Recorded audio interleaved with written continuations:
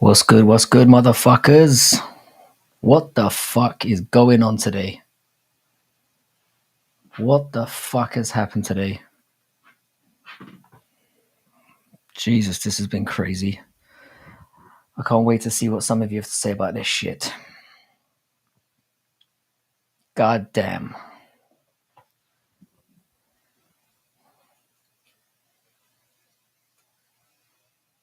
I cannot wait to get into this.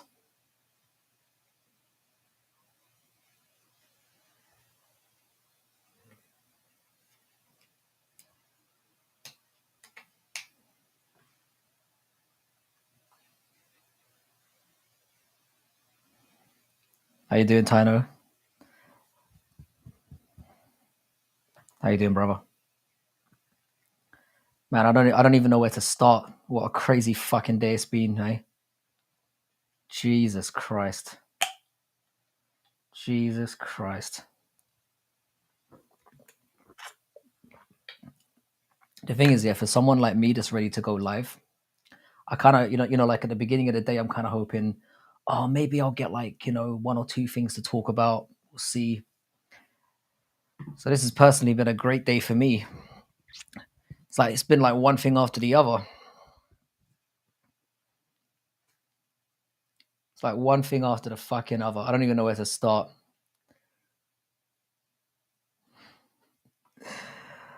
Man, I don't know. What do you guys want to start with today? I mean, I don't even know where to begin. I guess we should go with Khamzat and Khamzat being out and Aliskarov replacing him, which has all seemed to happen really, really quickly. Let me pull this up.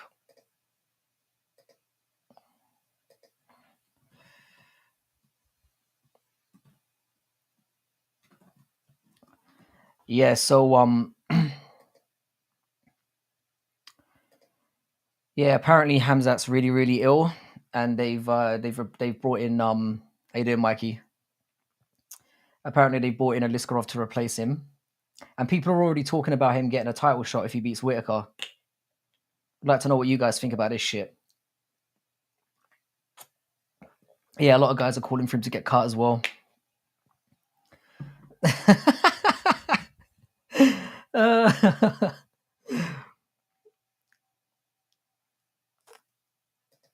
No, I love this. Bloody hell. Thanks, brother. I got it a couple of days ago and I was waiting for the right moment to pop it out. I'm waiting to see what the away shirts look like as well. I always try to get the complete set every season, but I very rarely wear them on live stream, because nobody knows what the fuck I'm wearing. I think we need Usman versus Khamzat too. Man, I don't know what Khamzat's gonna do after this now. He's fucked. He is finished. He is finished. Like this is like just another embarrassing thing to add on a very, very long list for this guy. This is great for Ikram Aliskarov. I mean, Ikram Aliskarov must be in fucking heaven right now. He's going to get what, a number 2 guy? If he wins, he's right in the title picture. I don't think he should get an immediate title shot if he beats Whitaker, but yeah, Ikram apparently is the replacement. Personally, I think Whitaker beats him. I mean, I've been saying for the longest time, I don't think Ikram's that good. And I think he's going to get found out against. I mean, this is a massive jump up for him, a massive jump up. But if you're him, of course you got to take it. You're fast tracking your career right now. Apparently it's not 100% official, but it's looking that way. It's looking that way. All right, even if it's not official, how do you like the fight? Well, we know that Khamzat's definitely out. We know that Aliskarov was due to fight, I think, around about, well, soon anyway. So it makes sense that he would be the guy to step in because, I mean, I think the card is only, 5 weeks away, something like that. I don't think Dana announced it. I think those are troll accounts. People who have been circulating that video where they have Dana talking some other bullshit and then just stick that video up and then have that as the headline. I don't think Dana's come out and said anything yet. Maybe I'm wrong. Maybe I'm wrong, but either way, yeah, this is an absolute shit show. And on top of that as well, I mean, obviously we got oh, is it official? Yeah. I assumed it was one of those those generic Dana videos they had from like a year ago of him ranting about something else, and then people are just getting people to clickbait in. How do you think Aliskerov does?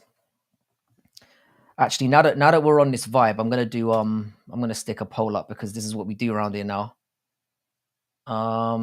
So if I go into the actual my channel, it's getting real professional up in here.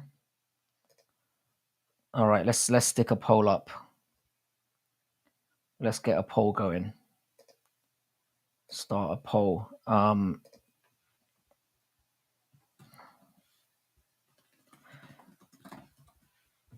And we're gonna do Whitaker, Aliskerov. Let's go.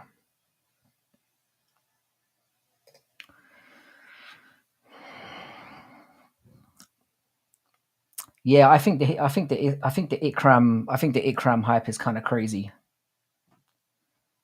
I think the Ikram hype is kind of crazy. I think he's going to get fraud checked massively.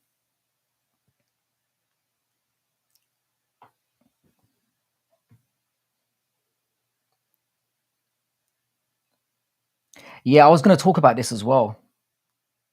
It looks like UFC 303 needs all the help it can get because apparently Hill was injured as well, and the ULBERG fights off himself. So it's all just happening today. That 303 card is fucking cooked.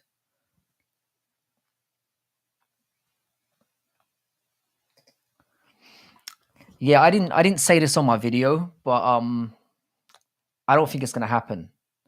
Like, I think it was a really great move, him calling it out and making, and the fact that he said it's in 2025 is a bit interesting to me, but I don't think he's gonna pull through on this. Like, that's a lot of money.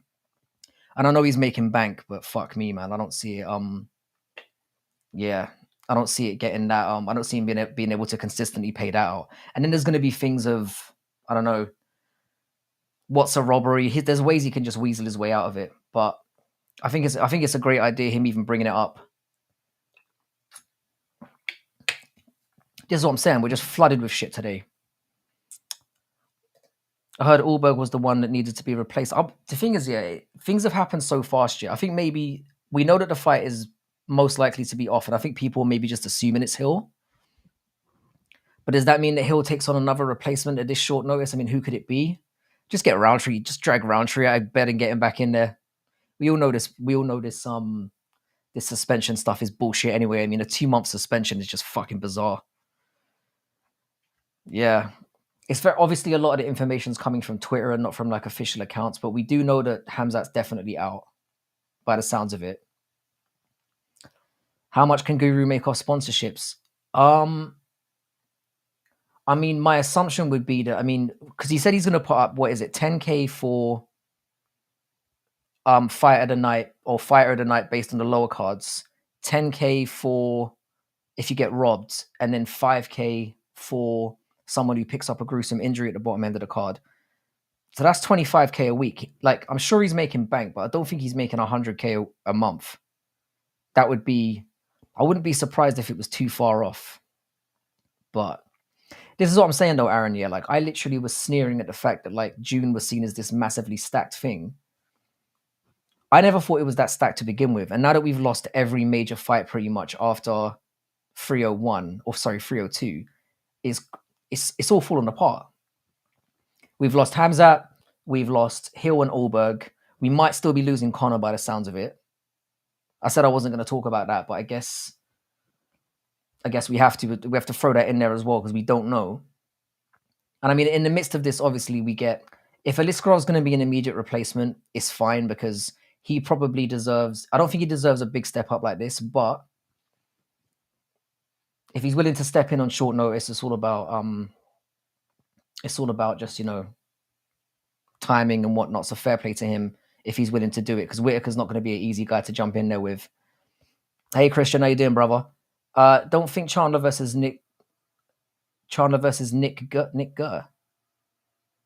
Nick Gurr. I don't know who that is. And I claim to know my shit around here. Either you're trolling me or like Guru doesn't even have sponsors yet though. If he picks a couple up to fund the bonuses, how much money could that be on top of what he's already making? I don't think the Guru needs I don't think Guru needs sponsorships. And I think considering the controversial shit he comes out with, I don't know if there's a lot of definitely trolling. Yeah, I don't know if well, at least I didn't act like I knew who I didn't know who somebody Gurr was, Nick Gurr was.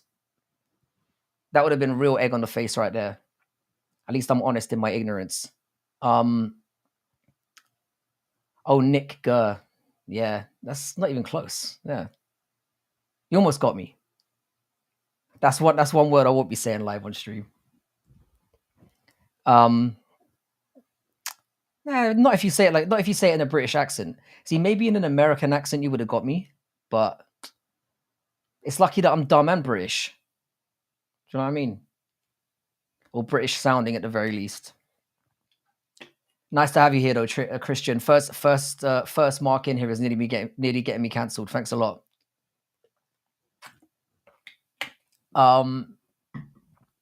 That's all good. It's all good. Yeah, I like the Aliskerov replacement. I think it will be good. But it's a shame. It's a shame because as much as I rag on Khamzhat like all the time, he's a draw. He's exciting to watch. You know, I'd love to see him. I'd love to see him finally do something because the middleweight kind of needs it as well. Things are a bit muddy at the moment, so it's a shame. But I'm not surprised. You know, I made a video like 8 months ago saying that Khamzat's never going to be champion. It's looking pretty good now. You know.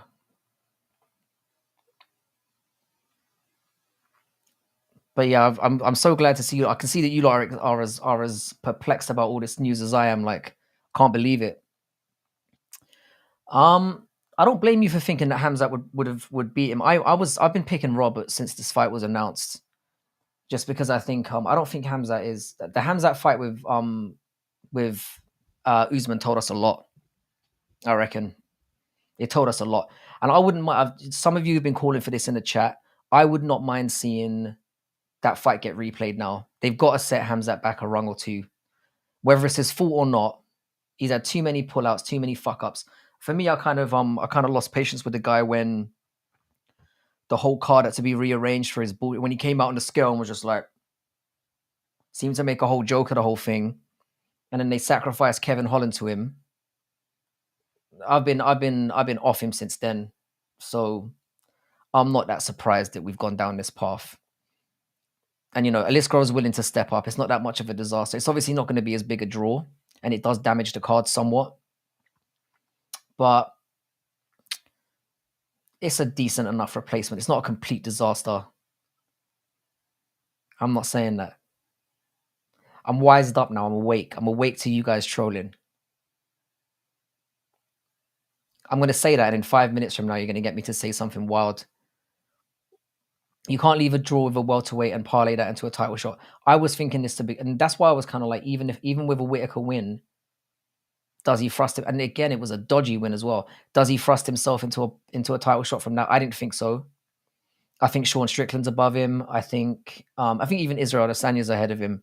And you know how much I hate that. Yeah, ULBERG and Hill is off the card as well. ULBERG and Hill is done. We don't know who exactly is pulled out. We're getting equal from. It could just be people trolling at this point. But it looks like Hill and ULBERG is off as well. Potentially Conor Chandler. Like I said, this has just been a disastrous month for the UFC. Like I felt all along that. I mean, the only glistening thing that we get from this is obviously that we have potentially having Ortega and Lopez added to 303. Which they needed that before, whether or not Conor pulls out or not, they needed that on the card because that card to me is garbage. It's awful. It's fucking awful. So that's the silver lining in all this, that at least we get that fight to look forward to. But other than that, this has just been a shit show it's been a shit show of a day, let alone a week. Yeah, Izzy and Sean are the most deserving middleweights, 100%. Like, I don't like Izzy. We know that. I've made that very, very, I've been very, very clear about that during my time here. But he was an active champion, and the Drickus fight at least makes sense in terms of their history and whatnot. And as long as you kind of slide, Sean into a title fight after that, I'm all for it. So let's have a look at the how's the poll checking out? This is the annoying thing. I can't even see my own poll. All right, there we go. 64% for Whitaker. I'm with that as well. I don't think Eliskarov is that good. But like I said, as a replacement fight, it's not that bad. It's not that bad. It's not a total disaster. Costa versus Chimaev for free. Do you know what? Yeah, I would take that. But the thing is, yeah, how likely is Chimaev going to be back? Because the word is, yeah, that he is severely ill. And like, I'm not even trolling on the guy because, like, I'm not saying I like him or don't like him. I'm kind of indifferent at this point. But the Costa fight, he's ranked him and Costa are ranked around the same place. I would 100% redo that fight or rebook that fight. 100%. But the question is, Paulo Costa's obviously looking to be active. I know he I know he got touched up by Sean a little bit, but I don't think he's carrying major injuries after that fight. But the question is, when is Khamzat going to be back after all this? Because he looked fucked. He looked absolutely fucked. So Izzy's last video description is saying he's fighting on 305. I'm thinking that they want Alex and Izzy on the card to potentially hype up a trilogy if they both win. That makes sense to me. So I think they're going to do Alex Pereira versus Yuri 2, and then they'll have Izzy but then it's kind of a weird one because, like, if Izzy wins the middleweight title back, it fucks up Sean Strickland, because it's like if they're going to then put him in with Alex at light heavyweight, the UFC are really intent on fucking Sean Strickland over big time, aren't they? They're not even trying to hide it at this point. They're not even trying to hide it. And that's what fucks me up about all this here. I don't mind Izzy getting a title shot in theory for what he's done for the company, but he did get a lot of preferential treatment. And secondly, like, it shouldn't be at the expense of Sean Strickland. It shouldn't. I don't care what people thought of Sean Strickland's Paulo Costa performance. I don't give a shit. Like, the bottom line is he lost a razor close decision to lose his title. He beat the fuck out of Izzy for 25 minutes. Barely got touched. Makes no sense to me. Izzy is 3-time middleweight champion. The thing is, though, yeah, Western, yeah.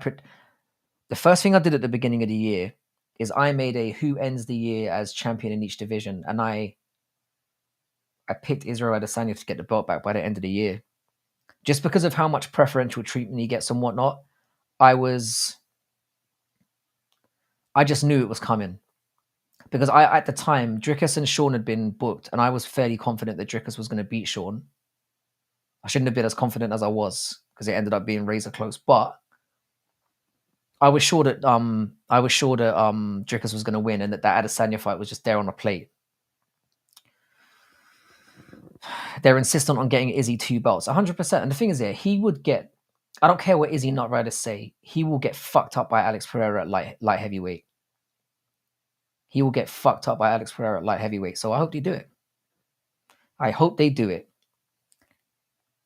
That's the thing. People say Dickus stole that belt, but that's what I'm saying. It only adds to the point that I was making, though, that Sean Strickland should 100% get a title shot. He should. It's bullshit that he doesn't. Yeah, that's the thing. He got knocked down. For me, yeah, it would have been better for Izzy if he just got sparked out at the end of the first round and he was laid out. It would have been better in that situation.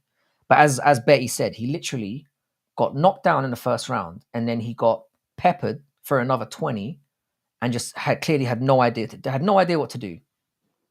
No idea what to do. So that for me is kind of worse. People get knocked out all the time. It happens in MMA. You get caught. But to get dominated and have no answers for 25 minutes, I think is worse, in my opinion. It should be DDP Strickland too. It should be. It should be. There should be no doubts about that. You could have made cases for. I mean, you couldn't really do Whitaker because you already lost to DDP, and that's what made this whole Khamzhat thing fucked. Because it's like if Khamzhat wins, he gets a title shot, but if Whitaker wins, he still doesn't. It's fucked. You and your base, man. The DDP fight was a robbery too. You know they're going to try and screw Shorty. Yeah, I mean, I've gone on record more than once saying that I thought DDP won that fight, but I'm also willing to admit, number one, I had a bet on Dricus that night, which probably didn't help the situation, didn't help my bias. And number two, if Sean got his hand raised, I would have had no complaints. It was just one of those fights. It's just one of those fights. And the fact that they're, like I said, you know, and like Aaron's just said, they're sucking Israel Adesanya off. He should have been the one. It should have been Whitaker versus Sean Strickland, and it should have been Israel versus Khamzat. That's what should have happened. That's the thing. I think whether you picked Machu is right. If you picked a DDP or Strickland to win that fight, you're not wrong. It was one of those fights. I don't think it was a robbery. It was one of those ones where it was just like it was razor close, and DDP just happened to get the nod there. And the fact that it was a split decision kind of says it all. I don't think anyone knew. I mean, even Sean Strickland fans, right? And I'm a Strickland fan myself. When you watched that fight conclude, were you thinking Sean Strickland's definitely won this fight? Because I was on a live stream at the time, and I was literally like, I don't know. Like, I was like, maybe DDP's edged it, but like, I don't know. The thing is that here's the thing for me. This is what it came down to, right? For me, Dricus, the body kicks that Dricus were landing were thunderous, yeah.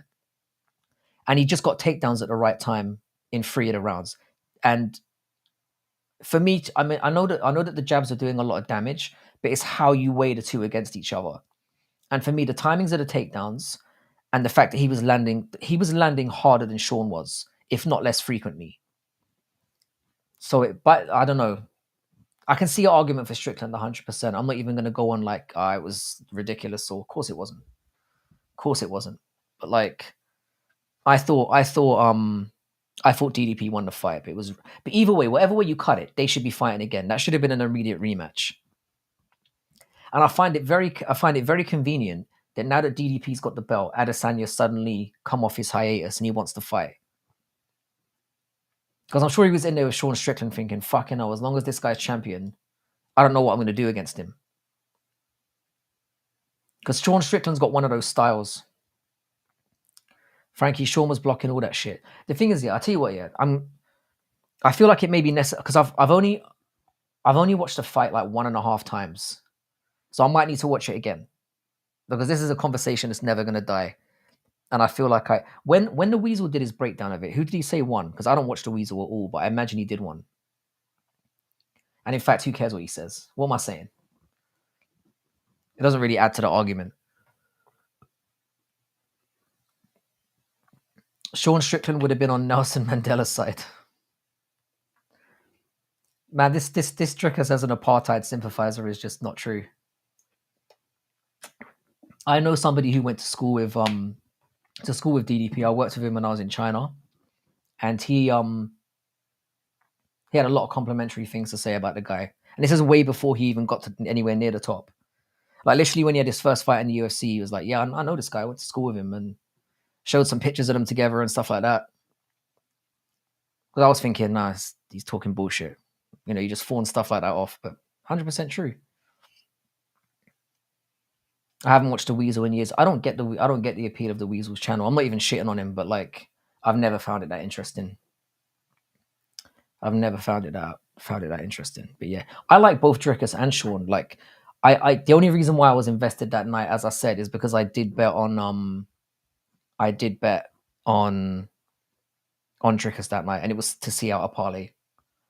So I was a little bit biased that night. The Weasels are great. To be fair, yeah, me saying that is kind of bullshit anyway, because I haven't watched any of his breakdowns in years. There must be something to it because the guy is massive. He's got more subscribers than fucking Guru, which is crazy to think about. He's got double the subscribers the Guru has. Obviously, he's nowhere near as influential, and subscribers aren't everything. But yeah, it's interesting. He does get most fight picks right, but he only fucking picks main cards, which is cake. How you doing, Jay? Who would have won in their prime? But nah. I'm wise to your moves now. Nice try, Jay.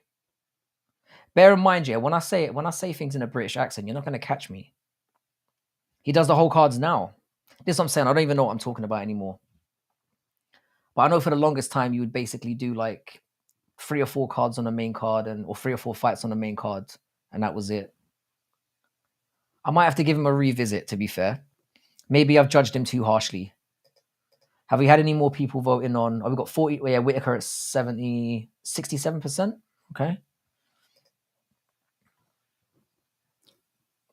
What's up, boy? Sean versus DDP should have been a rematch. I had Sean winning, but I haven't rewatched it yet. The thing is, I feel like I'm getting blazed because like everyone I talk to, everyone who's in this community is like, bro, you're an idiot. Sean Strickland won that fight. Maybe I do need to watch it again. Maybe I had my money goggles on, and I just I was so relieved that he won the fight, because I'll be honest, I was shitting my pants at the end of that. I was like, I do not know. So maybe you're right. Maybe it was just the fact that I had I was so blinded by by the money side of it that I was just seeing everything Drickus was doing and not what Sean was doing, which, as you all know, any of you who are degenerate gamblers, you know how that can go. The thing is, though, with Weasel's, the only thing I would say with Weasel's breakdowns, though, I mean, there's very little way around it. But the one thing I used to have trouble with his format is how he defines like a heavy strike, a medium strike, and a light strike. It's very much down to subjective opinion. Shout out to degenerate gamblers, 100%. Like, this is what we're talking. Like, it's not a robbery. It was a split decision that went. They both didn't deserve to lose that night. That's how it felt. And again, the fact that Sean Strickland always gets called a boring fucker, and he had a war like that with Drickus, just goes to show what bullshit the whole thing is. It's all bullshit. But no, maybe I do need to watch it again. But that's the difference. Like, Kai Kara France and Albazi, as Antoine's saying, was a clear robbery. This was a close fight that could have gone either way. And I will be real, yeah. I would say that probably 70-30 picking Strickland from what I've seen. But it wasn't like a case of you go on because you know when they have those collection of like all the media outlets that pick who won the fight, it was fairly split.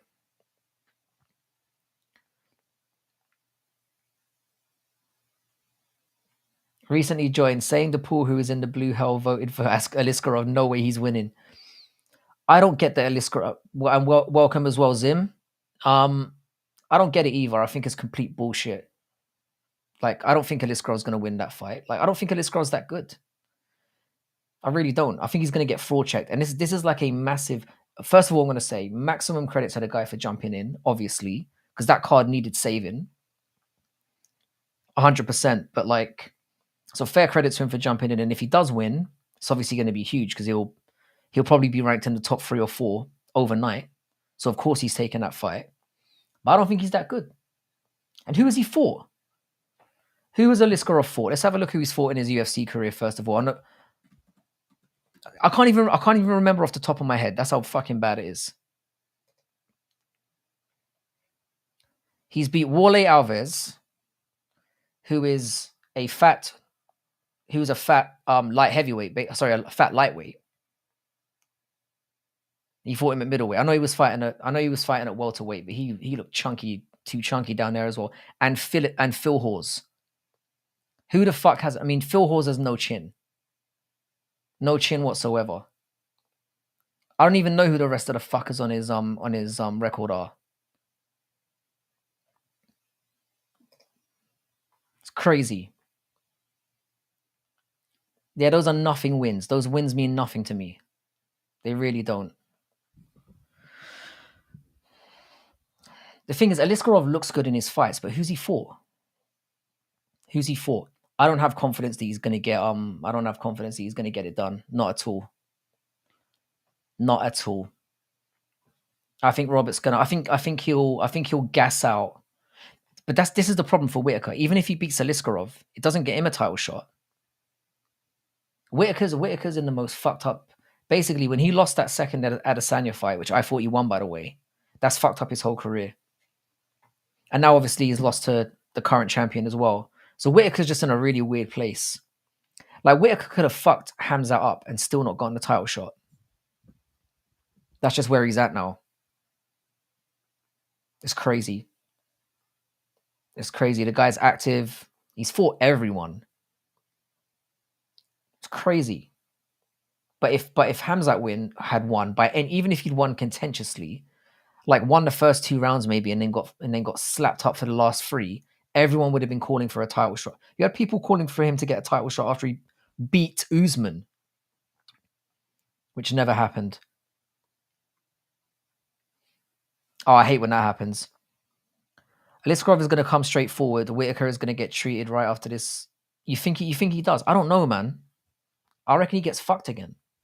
Whitaker's not going to get. I'd be very surprised if Whitaker got another title shot. He would have to spark Aliskerov out cold in the first round, and not get touched.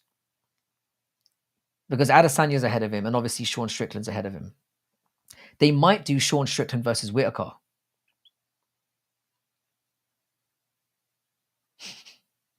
You think Rob beat Izzy, but Strickland didn't beat Drickers. They were completely different fights. They were completely different fights. A lot of people think that Whitaker won that fight 3-2. He got the takedowns. He was defending a lot of the shots. Adesanya was basically leg kicking him. He's basically leg kicking the entire fight. I reckon that's what they do. I reckon if Whitaker blasts out Aliskerov, which is what I'm expecting, I reckon they do. I reckon they make him fight. They make him and Sean fight each other, and then they go, "Oh yeah, you'll definitely get a title shot," and then it never happens. And then Adesanya in the meantime starches out DDP in like a minute and a half, and then goes up to go and fight Alex Pereira in a trilogy. It's all just like mapped out. The bullshit's just mapped out right in front of us. It's an absolute joke.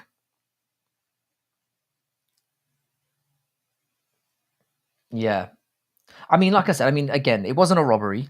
Israel winning the second fight wasn't a robbery, obviously. I just thought it was a pretty bad decision.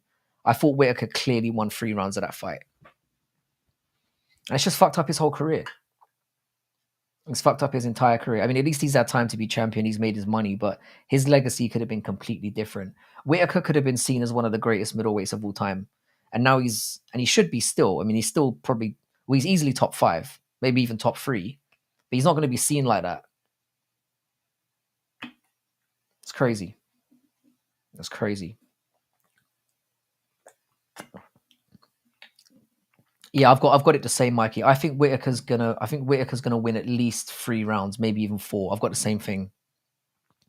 I think Aliskerov's gonna start well. I think he's gonna look very good in the first round. He might even wobble Rob a little bit, but then he's gonna gas out. I think he's gonna go out all guns blazing, and it kind of adds to it. I mean, the thing is, it's a bit different in Aliskerov's case here because he's been in a fight camp. I think he was due to fight somebody else, wasn't he?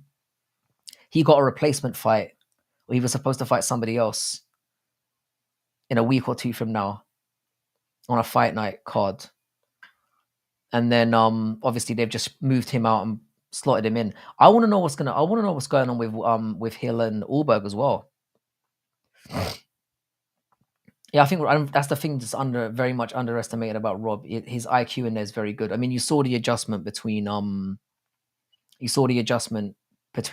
his first fight with Izzy and the second fight. In the first fight, he looked like a duck out of water. Like, he really did. And in the second fight, he obviously completely adjusted. So yeah. It's all gone fucking pear-shaped. Whatever way you want to look at it. But the Aliskerov one is not really the disaster. The disaster from 303 is them potentially losing Hill and Ulberg, because that card was already shit, and we still don't know what's going on with Connor. Going out in slime here, my MO. Going out on a limb here. See, going out in slime, I just rolled with it. Ikram gets a KO in 3.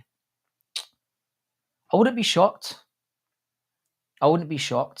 Because you know Whitaker's not as strong in the chin as he used to be.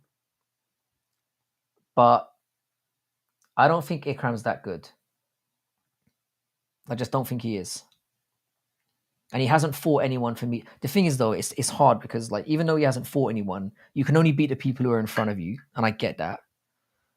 But until he fights somebody notable, I can't back him against somebody like Robert Whitaker, who's been in how many 5-rounders, has defended his belt how many times? Just can't do it. That was it. Tricoli this Saturday. So he's basically like, he's good to go. I doubt, yeah. Well, actually, now that I think about it, he must have been in the middle of a weight cut. And I mean, there's no harm in smashing up the card this weekend because it's trash anyway. You might as well take Aliskerov off that card anyway.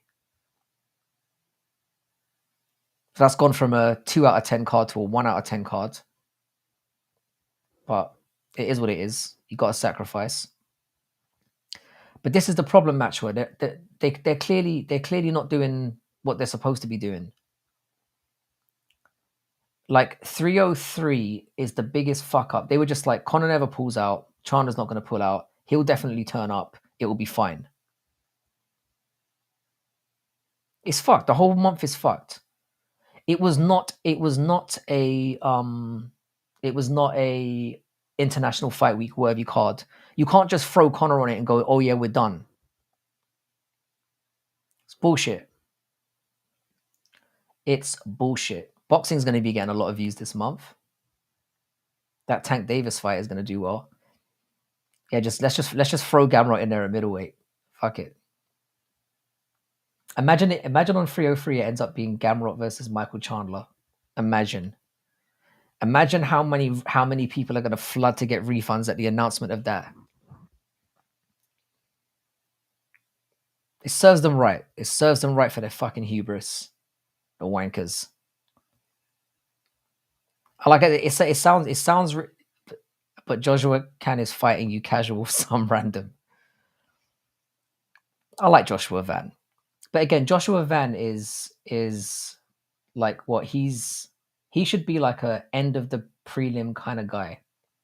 He's probably going to be co-main event now.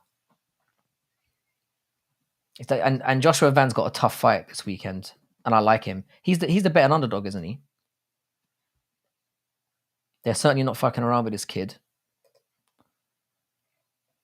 Yeah, he's the underdog. I like Ulanbekov as well, though. I like Ulanbekov. That's a tough fight, though. Brain hurts jumping in the river. Fair play, bro. I don't know how your liver's still functioning, brother. I'd pay more to see that. You'd pay more to see... Oh, yeah, I forget how much you love Gamrot. Yeah, he's fighting Ulanbekov, yeah, this weekend. It's a good fight. It's a good fight. I mean, this weekend is not... I mean, it's not good. Let's be honest, but... Yeah, they've already see what I'm saying? Yeah, they've already pulled Aliskerov off the card already. So it's official that he's definitely fighting. I mean, Douglas De Silva de Andrade versus Miles Johns will be a banger. It will be like a slugfest. Oh, we've got Timothy Coamba versus Lucas Almeida is currently occupying the co-main spot. I mean, all right. I do like Asu Almabayev as well. Asu Almabayev's a good fighter, so it could be worse. It could be worse. My month's ruined. No incentive to stay off.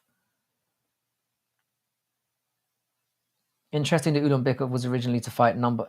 Yeah. I wonder what happened there. I wonder what happened there. Could it be that a certain someone has just turned up in the UFC and they've decided to make this fight to elevate Japanese MMA in the UFC? Could it be something to do with that?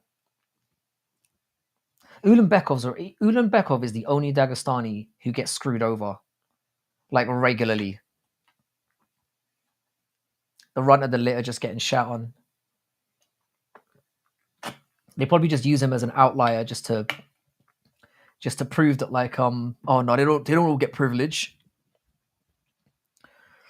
But no, it's been I called it, didn't I call it, Antoine? I called it, yeah. I said this month was a shit show, and I mean, I know I've had a little bit of luck along the way, being right in the end, but I was right in the end. This is fucked. But at least in the midst of all this, we got Ortega and Lopez at 303, so I'm pretty happy about that. It isn't officially announced yet, but by the sounds of things, it's looking like it's 24 hours away from being made official. I'll take that all day long. Snubbing Dagestanis is cool. I got nothing against them, really. I mean, you would look at my body of work on YouTube and think that I hate a lot of them, but I don't really.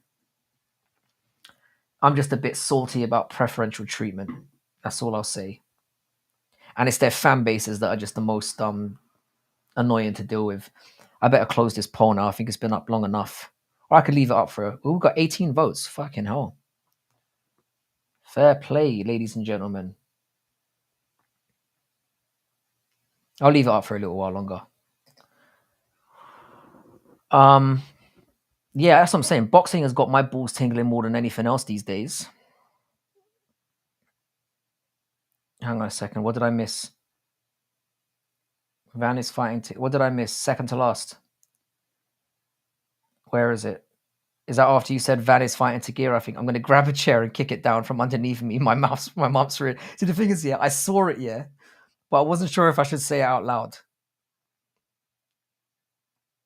But Mo's fucking hilarious, man. He's got that British humor down to a T. You're right. It's great. Snubbing Dagestanis is cool. Yeah, I read that one. Frank Martin might win. I'm watching boxing this weekend. I'm done with UFC for the month. I obviously think Tank's going to win. Tank's one of those guys that I actually think is like exceptional. I don't really want to talk about boxing too much because I'm not feeling it today. But I think Tank should beat Martin. Tank is one, like, whereas with Devin Haney, I always thought he was a fraud. And I wasn't surprised when he got chinned out by that crazy cokehead. But with Tank Davis, I actually think he's legit. I think he's good as long as he stays down in them lower weight classes. If he tries to go too high up, he's gonna get cracked.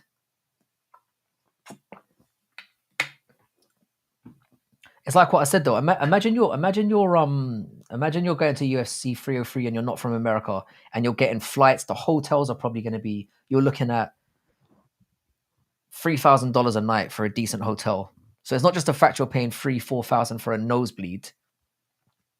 You're probably paying $3,000-4,000 for a hotel.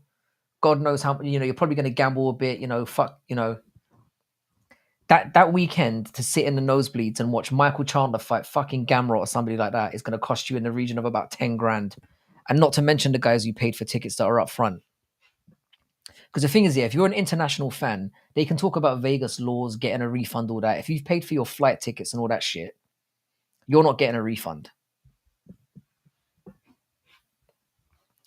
But Aaron, this is what we were saying the whole time here about the UFC 300 thing. They fucked up the whole build up to that, and then they overstacked it. It's like they literally tried to prove a point, and then they literally ruined cards for the next 2 months. And this is a little bit controversial, yeah, but I actually thought 301 was at least as entertaining as 300, in my opinion. It wasn't anywhere near as stacked, but it was a fun card to watch. Hell, I enjoyed UFC St. Louis almost as much. It's crazy. They've been fucking up royally this year. They really have. And I've got no sympathy. The thing is, though, I need to stop talking so cocky, because if that UK card comes around and if it carries on like this and some fights drop out from that, I'm going to get what I deserve for talking so much shit. and not having any sympathy. The prelims for UFC 301 were fun with all those prospects. 100%. Like, I love that card.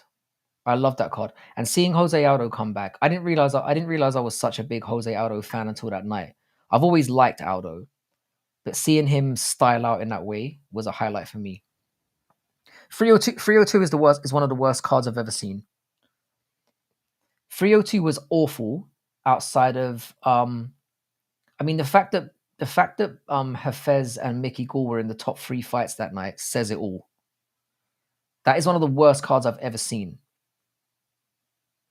Like, you could go back onto my channel and look at the live that we did.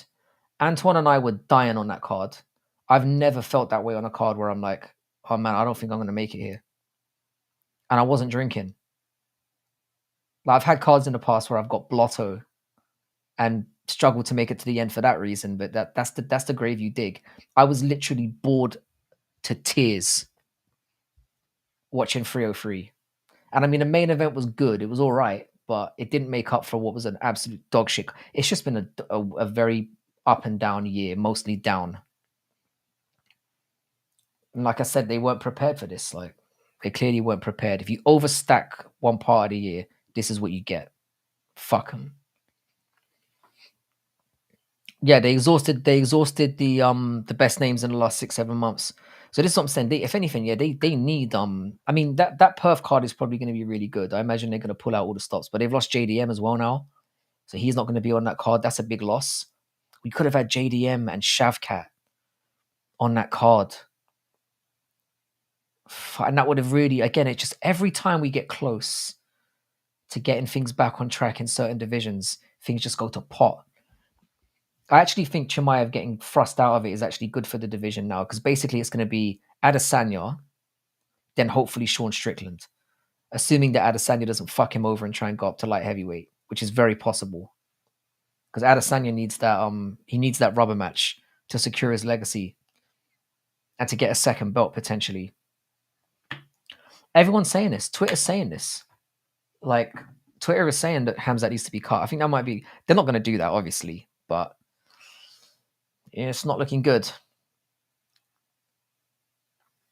Shavkat just waiting. I don't think Shavkat's waiting. I think Shavkat has already acknowledged that he thinks he needs one more fight.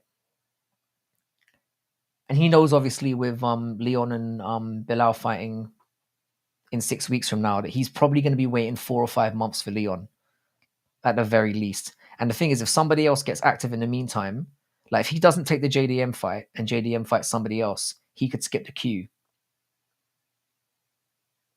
Fucking Islam Makhachev could jump over him as well. If Islam Makhachev comes out in the next few months and is like, yeah, he calls out Leon if he wins, they're definitely going to do him ahead of Shavkat, rightly or wrongly. It's all about opportunity. It's all about opportunity. Yeah, that was a sick name for a cat. Sickest name for a cat. That's the best MMA inspired name for a pet that I've ever heard.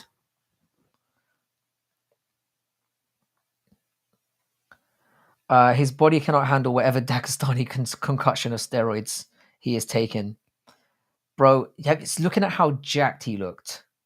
There's definitely maybe it was like an allergic reaction to some weird shit he was taking. I have no clue who Leon fights next outside of Shavkat unless they bless JDM. Well, the thing is, yeah, if MVP knocks Gary the fuck out, they could do that. They could do that. I mean, he'd probably be ranked 6th or 7th if he starches Gary out, and we've seen lower ranked guys than that get a chance. And MVP's a name. They could do that. But again, that needs to happen. They could even do Gary if he starches out MVP.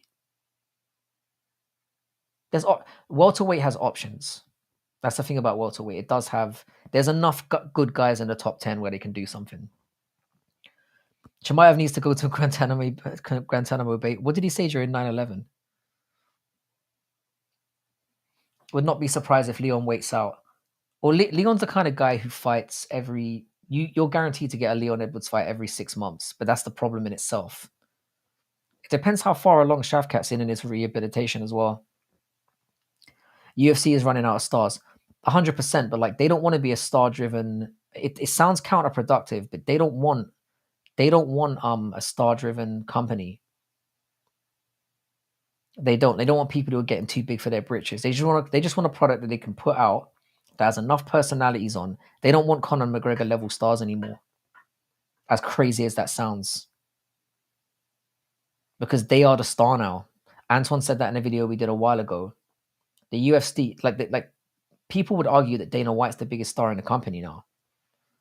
He's gone a bit crazy lately, but I've got a great video coming out about him tomorrow. I'm not too high on Ian Gary. I think he is the biggest plonker in existence. Like, and I've said this on live streams before. Like, he can say anything and just sound like a total cunt, but the guy can fight, and the guy's a student of the game, and he's only 25 years old. And as much of an absolute like tool I think he is, he's really good, and I think he's going to keep. I think he's going to keep going up. I don't love the fight with MVP for him, but I did pick him to win. Sadly, Gary Starch's MVP. I don't think Gary knocks him out. I think if Gary wins, he's going to win on points. I think MVP's got a better chance of knocking him out. Leon MVP would be a decently big fight. Two British guys. You could do it. You could pull another England card out of your ass at the end of the year. I'd go for that, especially if MVP fucks up Gary. Yeah. Are you sheets to the wind again? Leon versus MVP would be super fun, but that's just in the event that Shavkat tries to wait too long or doesn't take a fight. It all depends on how well like certain guys it all comes down to opportunity and what did you do in your last fight. Like if MVP knocks Gary out, he is going to be huge, and people will be calling for it.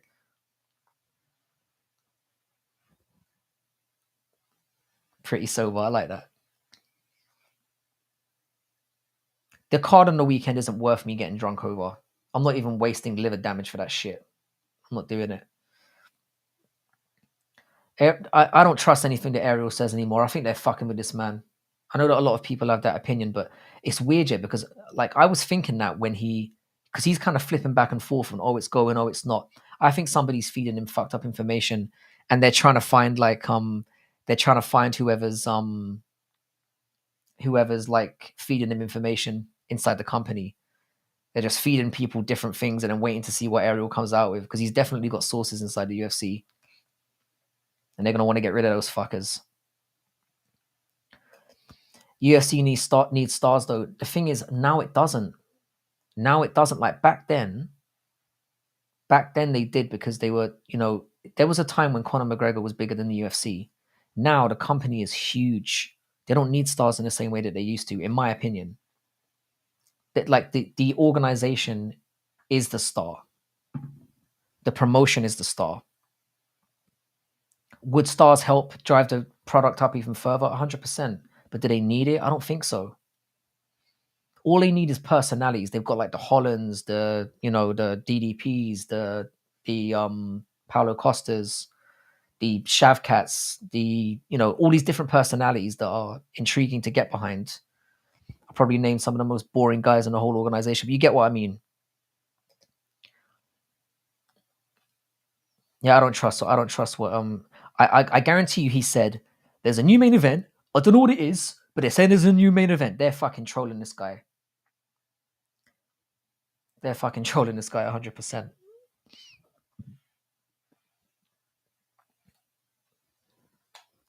But like I said, they need to beef that card up anyway. I don't really give a fuck about the Conor fight, if I'm being honest. But as I've said 1,000 times, that card is dead without it. That card is dead. MVP would be a good backup for any fight. I don't disagree with you. Any fight at welterweight. Chuck him in with anyone. He's always fun to watch. Ariel hasn't said who, just that there may be a new main event and co-main event for 303. They are leaving it very, very late.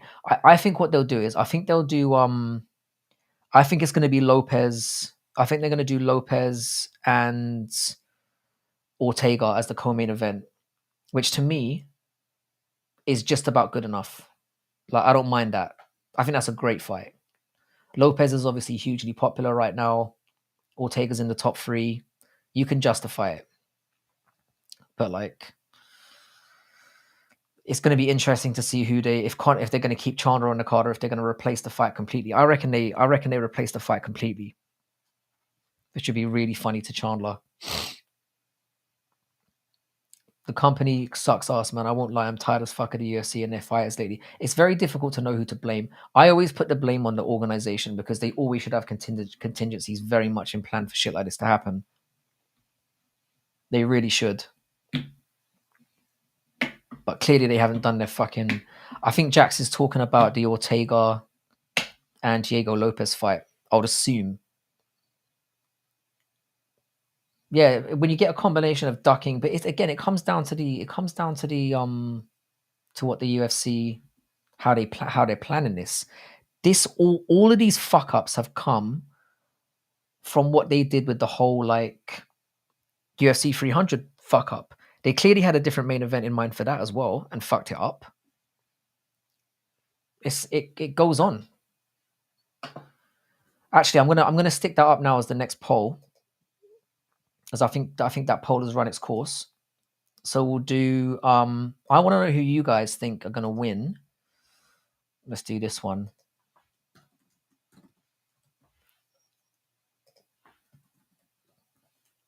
Is Lopez with an S, isn't it?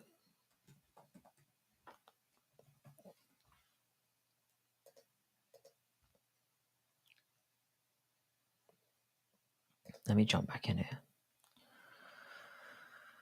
All right, sorry if I'm a little bit behind. I very much disagree. I think fans want popular fighters to back up and be excited for. Personalities aren't enough, in my opinion. But the thing is, how would you define a star these days? What do you define a star as? Like, what is a star? Like, I don't think we've got any. Well, I suppose you could say Israel Adesanya is a star. Charles Oliveira is a star. Khamzat Chimaev, I guess, to a certain extent. Would you say Sean Strickland's a star? I mean, anyone that brings attention, I suppose. Makashev's a star. With the UFC doesn't have any superstars anymore, though. And I think you could only put a few people into that anyway.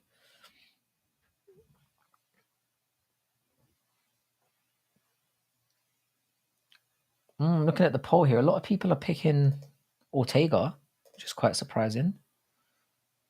Interesting. Maybe it's not that surprising. Let me see. Sorry, where we're at. I guess Aljo versus Evloev would be next if Ortega versus Lopez is raw. They're gonna do Aljo versus Evloev.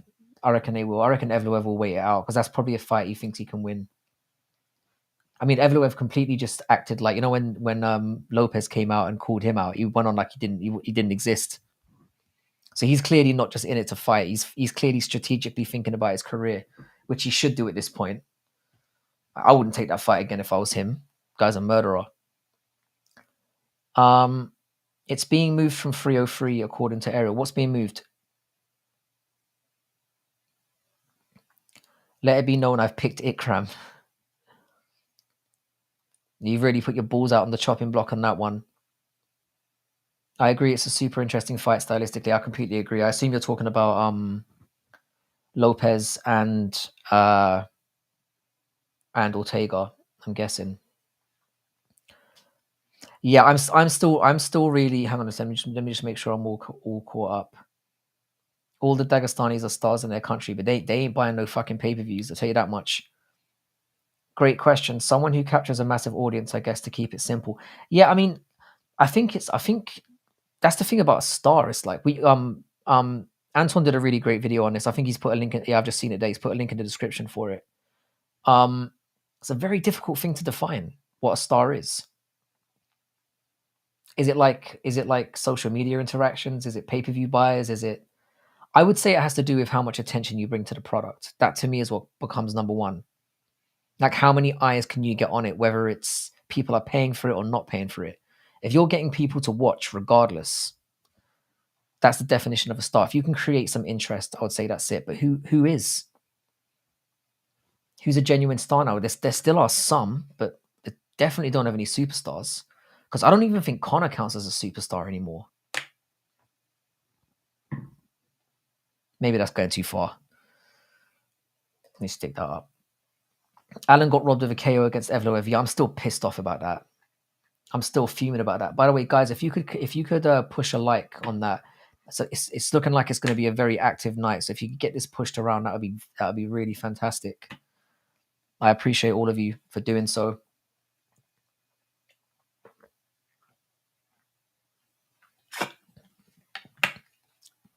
Yeah, I think me saying Connor's not a superstar is a touch too far. I went too far there myself. Ariel said Connor versus Chandler is getting moved from 303, but once again, Ariel might be getting trolled. Yeah, 100. The thing is, yeah, that's what I would suspect would happen. I think if the fight gets called off, I don't think they rebook for Chandler because Chandler's not going to want to fight. Chandler's not going to wait 2 years to fight this guy and then fight somebody else. He's going to wait around like the little fucking cuck he is. I think he'll wait around and then I can see that getting pushed back more likely. But they're going to have to come out with some bangers. I'll start random bans if that number doesn't run up. You would have made it. You would have made a great tyrant, sir. You would have made a fantastic tyrant.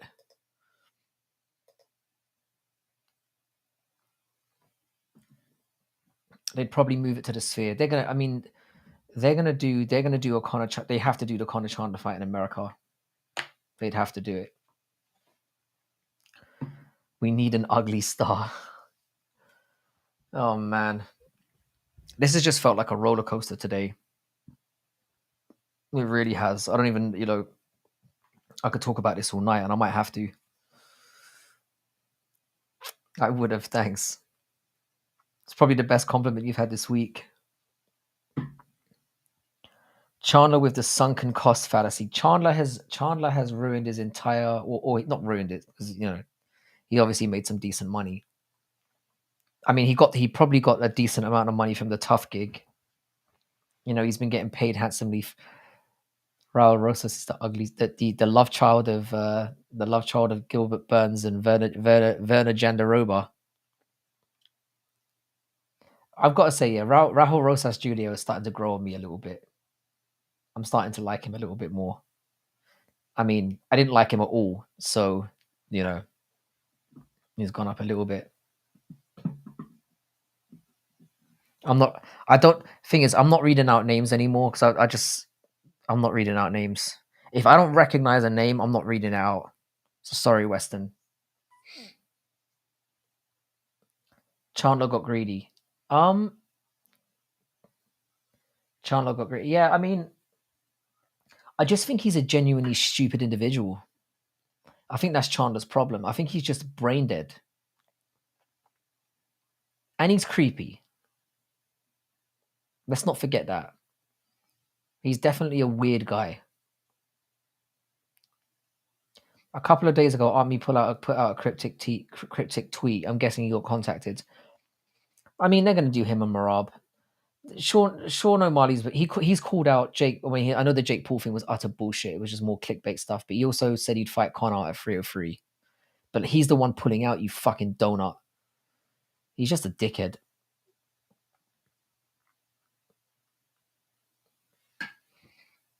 No, the name doesn't ring a bell. I'm not going to read it out.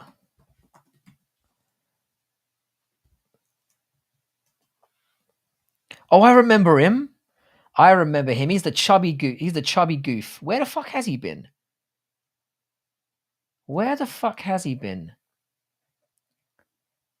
I mean, this guy's. Oh wait, hang on a second. His fight against Dontel Mays got overturned to a no contest. What was that about? Abdul Wahab failed drug test. There's your answer. How can you have titties that weird and be a drug cheat?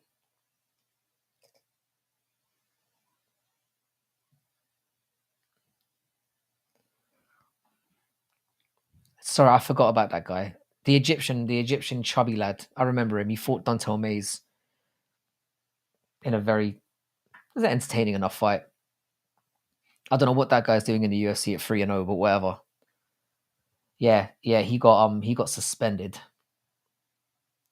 It's off. LA and Autoworks, welcome to the. I haven't seen you in a while, bro. How you doing?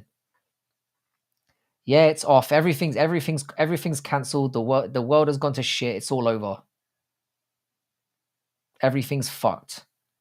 There's nothing to live for. Just try and get to the end of the month, and then we can all put the nooses back in the closet. I've always got one handy. Yeah, this month has gone to shit. We've lost ULBERG and Hill. We've lost Whitaker and Chimaev, and we're probably going to lose Connor and Chandler. And it seems like we're getting minute-to-minute updates. So I'm not on Twitter at the moment. So if anyone's sending out some crazy shit, feel free to keep me updated. But so far, that's the way things stand. Man, it's gone crazy. This week has gone fucking. Not even this week. This day has gone crazy. It's just all happening all at once. But we've got Ikram in. We did a poll about that earlier. Everyone thinks that Whitaker's going to fuck him up, apart from Weston, who's put his balls right on that chopping block.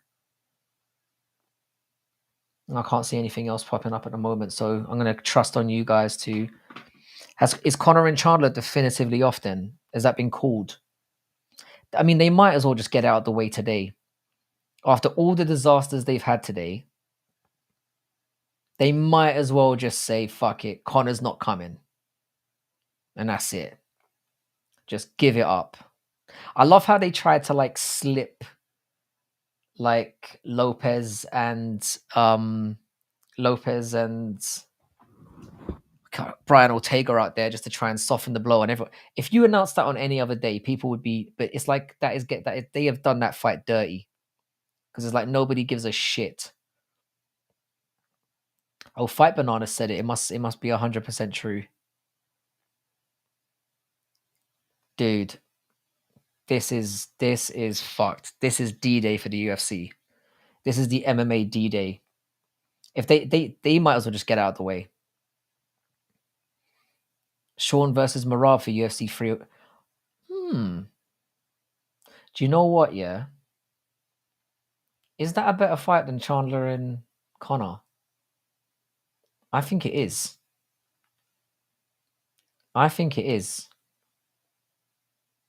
That would not be a bad salvo, to be honest.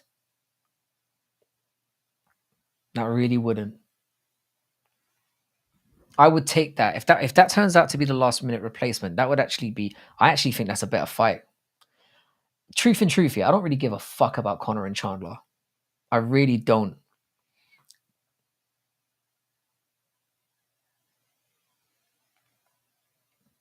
I'd take Sean and Marab as the replacement, 100%. Maffy, I'm never going to try and get you to say something sus, hand to heart, I promise, mate. See, that's usually how I get tricked. See, I'm gullible as fuck. This is the thing. You're the kind of guy, I get the opinion, yeah, that you're going to lull me into a false sense of security for months and months and months on end. We get 10 years down the line into our relationship, and then you somehow get me to say the N-word. That's what it's going to be. And then you're going to be like, gotcha. You're going to invest 10 years into catching me. I'm not a trickster. I don't know, man. I don't know.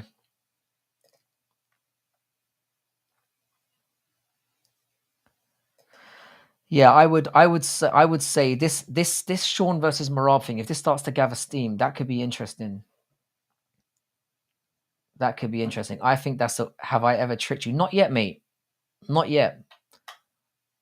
Not quite yet. But I'm not ruling it out. I mean, I've almost been caught slipping several times this week. And the thing is, I'm not the kind of guy who's gonna act like it's not possible, because it really, really is. I'm not that smart.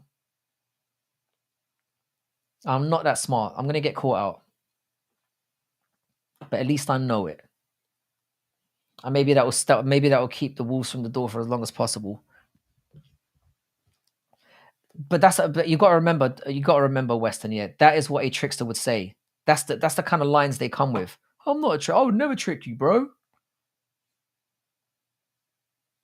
I tend to trust more people who have the knife in front than at the back. Do you know what I mean?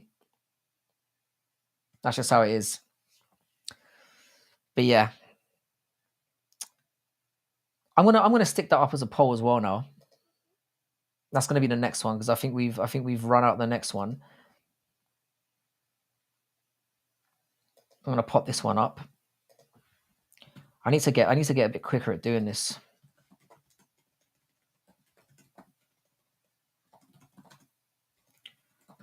See, when I'm under pressure, what is the better headliner?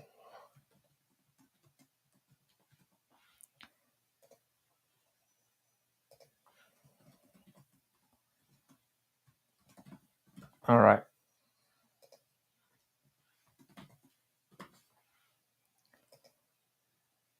There we go.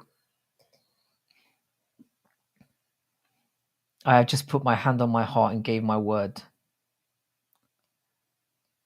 If you mod me, I can link musicals reaction to the UFC news. He hasn't taken it well.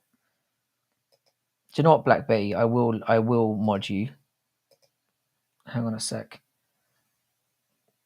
I will mod you.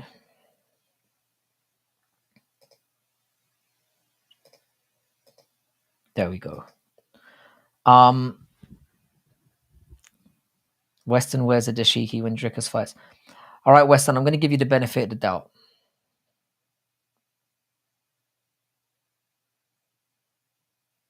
Yeah, I've already done it, Aaron, but you're welcome to do so. I'm not really too bothered about all that stuff. You're all solid individuals. I trust you. All right, what's the Oh, the Sean versus Marab one is getting the love at the moment. This is what I'm saying. Let's look in our heart of hearts, people. Yeah, do we really give a fuck about Chandler and Connor? Do we really? And isn't all of this just hilariously funny? And we don't really give a fuck. I never cared about this fight.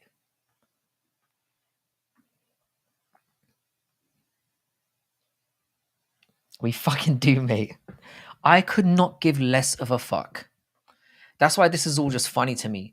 But if that's the problem, Moya, you see, we've been waiting for it for so long. Does it even matter anymore? Does it even matter? Like I wasn't even hyped about it when it was announced. Because I thought our Manolet's in the building. How we doing, Manolet? Good to see you, bro. Bruv, I don't give a shit. Like when that fight was first announced, I thought, Chandler, why? He's won like 2 and 5, and against Hooker and who was it again? Hooker and Tony. Fucking Tony. That doesn't even count. That doesn't even count. I would have taken Connor versus. I would have done Connor versus Poirier before I did Connor versus Chandler. They had Gaethje. They had Max Holloway. They could have dragged. If they dragged Nick Diaz back in there, I would have preferred that.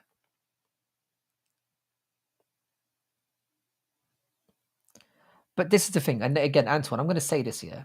I said that Connor would never fight again. I've said it multiple times in the last year and a half.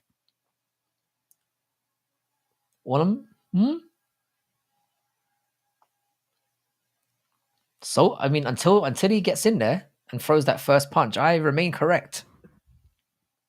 You know?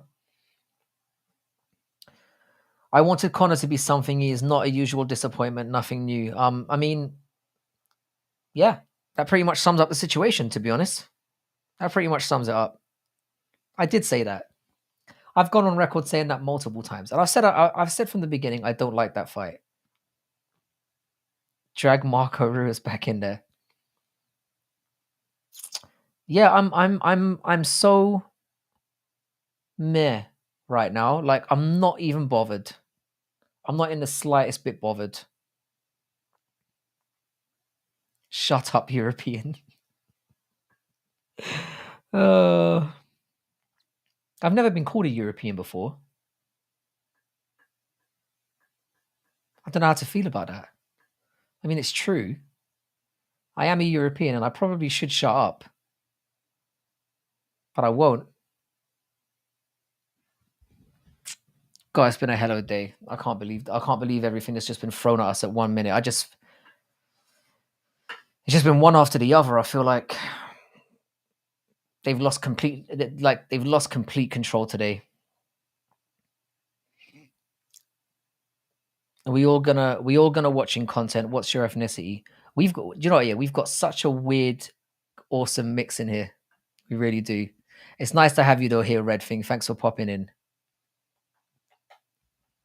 Well, he's not European. I'm going to assume that much. Although maybe he is.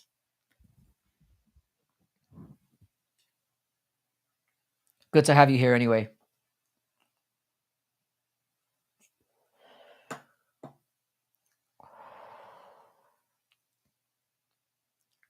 How do you feel about the fact that Chiesa will fight Bilal for the title?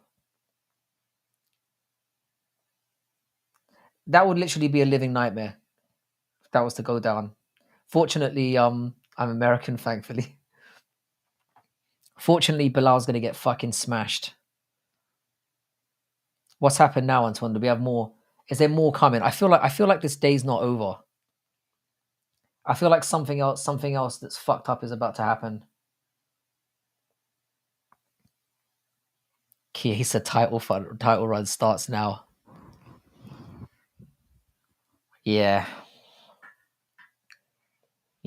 he's another one. I don't even want to get started on that guy.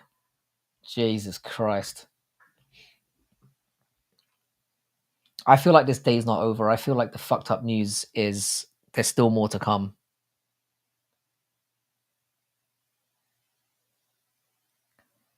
Chiesa gets bitches. It was the Chiesa foolishness. Yeah, I'm sure he's got a fan or two out there. Khamzat's dying. To be like, he looks like he did. You know when you got that? You know when you got that? When he looked like he had a bee sting, like he'd been stung by 1,000 bees, and his face just ballooned. Why is it when this guy gets sick, he always looks like he's had like a stroke, like his face is just like collapsed? The second tower is yet to be hit in the MMA world. I feel like we're not even done. I really feel that. I really feel like we're not done here. And again, I'm going to be real. I don't care about Khamzat either. This is all just really deeply entertaining to me. I'm just laughing my head off. Like I literally made the thumbnail. I made the thumbnail and the title for this video this morning, and it's literally been changed like 6 times throughout the course of the day. I've been buzzing all day. I've barely been able to put Twitter down. I know you're gutted, Mo. I know your heart's broken. I get it. And I get that people are upset. I really do. I really understand. But the thing is, I used to be the biggest Conor nut rider ever. Like, I mean, like, this guy rejuvenated my love for the sport. I used to love this guy. But you got to remember, I'm of Irish descent, and this guy is embarrassing my country on almost a daily basis. We don't turn on our own people. We generally don't.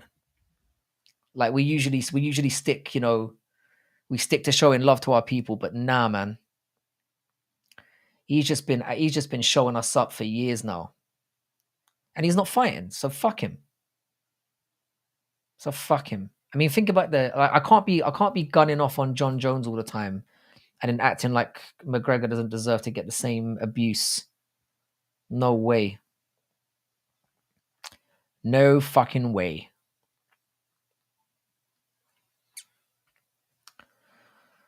And the thing is, I'm not sure that the Hill has the Hill and Ulberg fight been confirmed off, or is this just more bullshit? This is like my Cuban missile. This is like my Cuban missile crisis. How long you live for? Can get a raid soon. What? This is my Berlin Wall.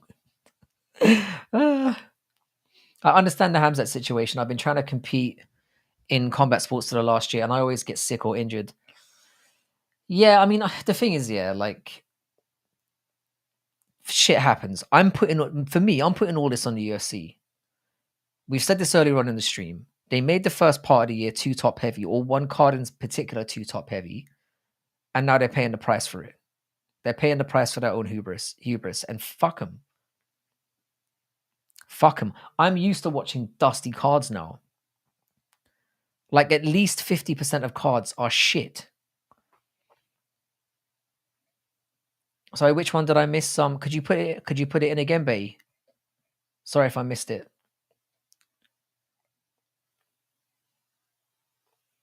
He just breezed over my comment. I'm assuming you're not talking about me.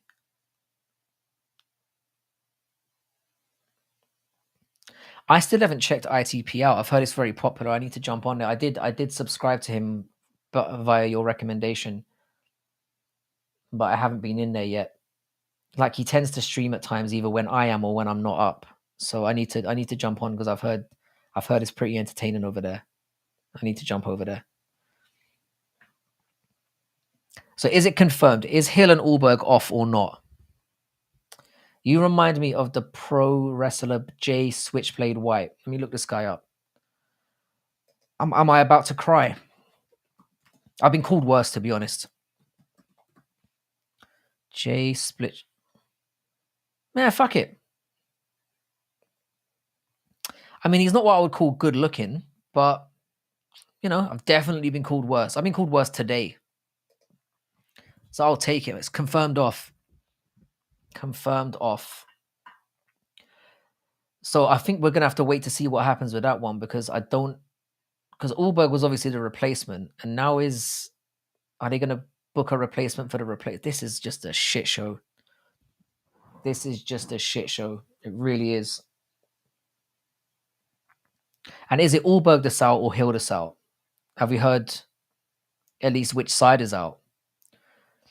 Because I've seen both sides of it. I've heard people saying Hill got injured, and now I'm hearing that ULBERG's injured. Which one is it? Quentin, pay attention. I'm not typing it a third time.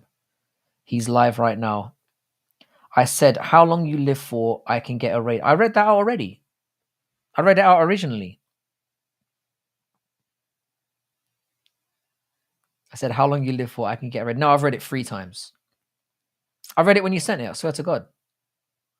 You're going to be very embarrassed when you look back on this later and you see that I actually did read it out. Or not embarrassed. Rumors say that Hill's injured. This is what I'm saying. I mean, we don't know. Hill is out once he heard ULBERG was booked. Yeah, and you didn't answer. I don't really know how to answer it. I'm not sure exactly what the question is. I said, how long you live for, I can get a raid. What does that mean? Can you say it in a different way?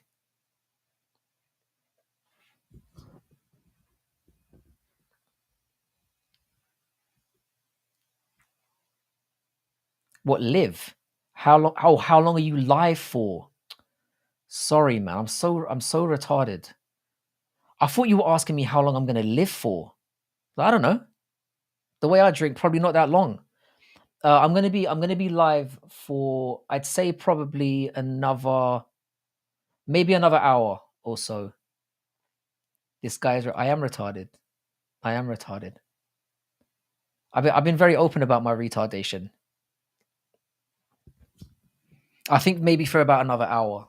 I think another hour is likely. We'll see how it goes. Like when I first started doing these, I'm like, yeah, I'll jump on for an hour, and then it always ends up turning into 3. And that's down to you guys.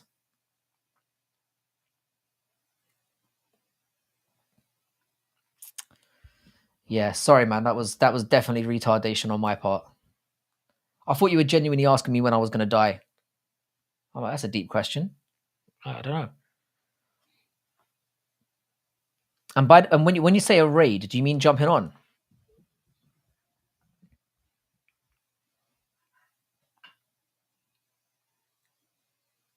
We're all gathered here based on our collective retardation.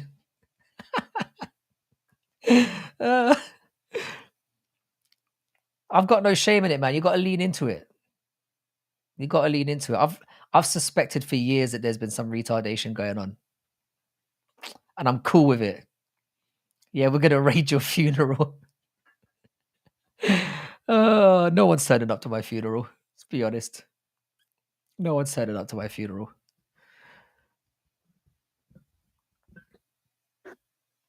ITP will send his remaining viewers over here. Yeah, you're welcome to, bro. You're welcome to raid. That's what you mean by raid. You want to raid the stream. I gotcha. That took a painfully long time for me to get it all together with. I'm gonna go get checked in the morning. If you die, let me get your NES connection. I don't actually have any NES games. You can have my SNES collection though. You can send over the contract. We'll get it written down. You can fight over it with my siblings. That's the, they won't turn up to the funeral, but they'll turn up to the you know, when the lawyer gets them all together. That would be the only thing. They'll be waiting for the invitation from the lawyer to hand out all of my shit, all of my useless shit. This is what I'm saying. Now I'm dying, and now people are like saying they're gonna come and piss all over my grave. I mean, I might have you know, I might be misquoting somebody there, or you know, Phil ITP is a nice guy. I've definitely got to get over there because I'm hearing nothing but good things about that channel. Yeah, and now people are calling dibs on all my stuff. This has been a fucking wild day. This has been a wild day. This might be the most memorable stream we've ever done. Sincerely. And I'm loving every second of it. I love chaos. I live for chaos. Dibs to your cabinet, please. It looks really, bruv. It's a standard. It's a standard like IKEA special. I got a lot of stuff I can leave there and not touch. Yeah, I didn't push the boat out too far on these. To be fair, it was all a bit of a rush because I had to have all this stuff shipped from China, and it was just a nightmare. So I just rammed it into the first thing I could find. Man, you lot are fucking unbelievable.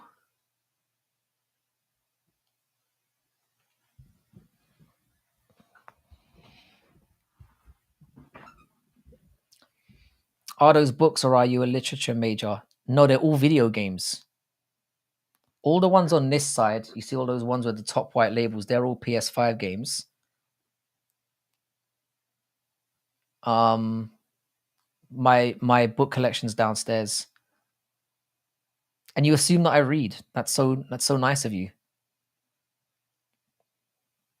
I do actually, and I was a literature major. Hunter Campbell probably isn't sleeping tonight. What did you teach as a professor? English literature. I've done all levels. So I did I started out as like a primary and then taught in secondary and taught in university as well. So I've done a whole range of shit. Since no one is going to watch MMA this month, what books do you recommend? I'm mostly a fiction reader, so it kind of depends what you're into. I can recommend a lot fiction-wise. I'm a big fiction guy. And it's perfect because you know you have that slot just before you go to sleep. That's usually when I read because I don't really have time for anything else. But let me know what you're into, and I could definitely recommend you some shit. Books is something we're definitely going to have to talk about at the Frankie and Jack's channel, which is a plug I'm going to give you right now. I'll drop the QR code in there.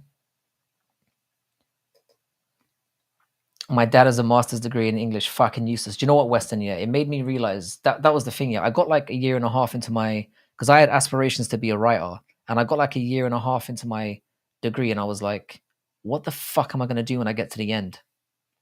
And I was genuinely panicking. Books are a great sedative, the best sedative. Blood Meridian, The Road, Butcher's Crossing are some that I recommend.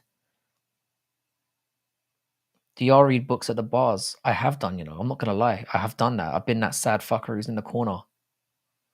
Book in one hand, dick in the other hand. Don't tell me none of you have never done that. But yeah, Weston, I got like a year and a half in, and I was proper panicking, and then it occurred to me, oh, I can just do what that guy's doing over there and get paid for it. And then I was much calmer after that. But no, it turned out to be the best decision I ever made. To be fair, I kind of missed that job in a lot of ways, not too much.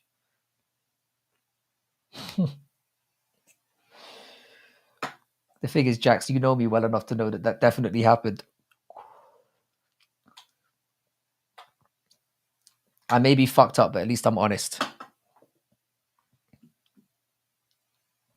What book do you take a shit to? Oh, I've never done that. I'm all like my shit time is purely reserved for Twitter because I think it's apt.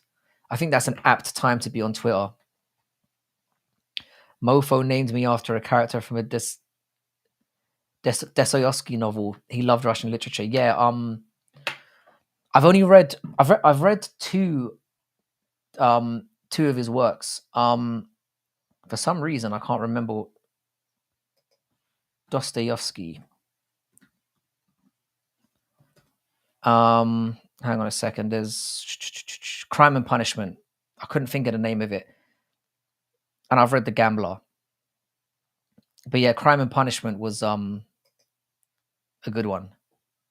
It's basically about this guy who he targets this woman to this wealthy woman to basically kill her and steal from her. And it's about him kind of planning it and going through all the motions for it. It's pretty good. Dark as fuck though. I was named after a baseball player. Walt Whitman's Leaves of Grass is good for the toilet. Yeah, my like I said, my toilet time is literally reserved for Twitter because it's like it just feels like the perfect symbiotic situation. People talking shit while I'm doing a shit.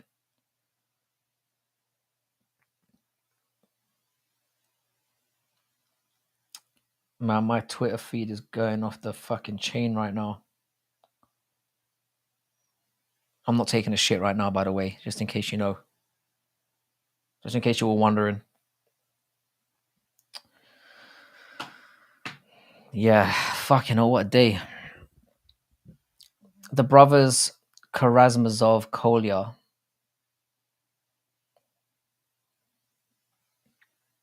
It's quite interesting that we've got readers in here as well.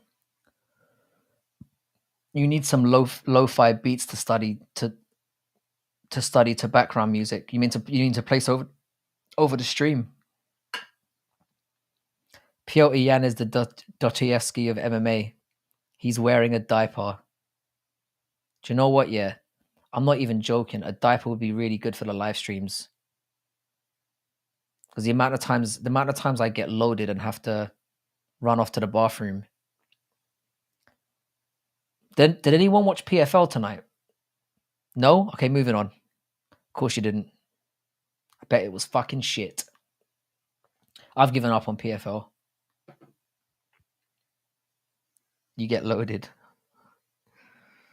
Not in the way that you're probably suggesting. Not anymore. Only on Friday night. You can tell whenever Guru pisses in a bottle. I said that in a live stream of mine as well. I'm like, I don't know how the fuck he manages to get through all these. And then I'm like, oh yeah, he probably is pissing live. How can you tell? You saw a clip of PFL. How's it going, Side A?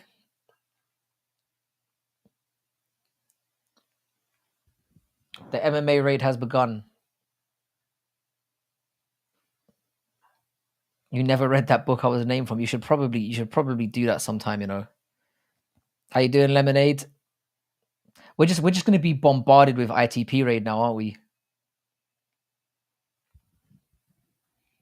Welcome to everyone who's in here new. Chris Gray, welcome in. Armsby. Is that a tune top? Yeah, I'm embarrassed to say that it is.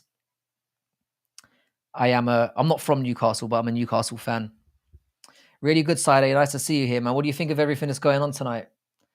Or probably for you today? It's been a hell of a day. Yeah, you guys can ask anything. I'm happy to recover any of the things we've spoken about. Like a Black Betty raid. Yeah.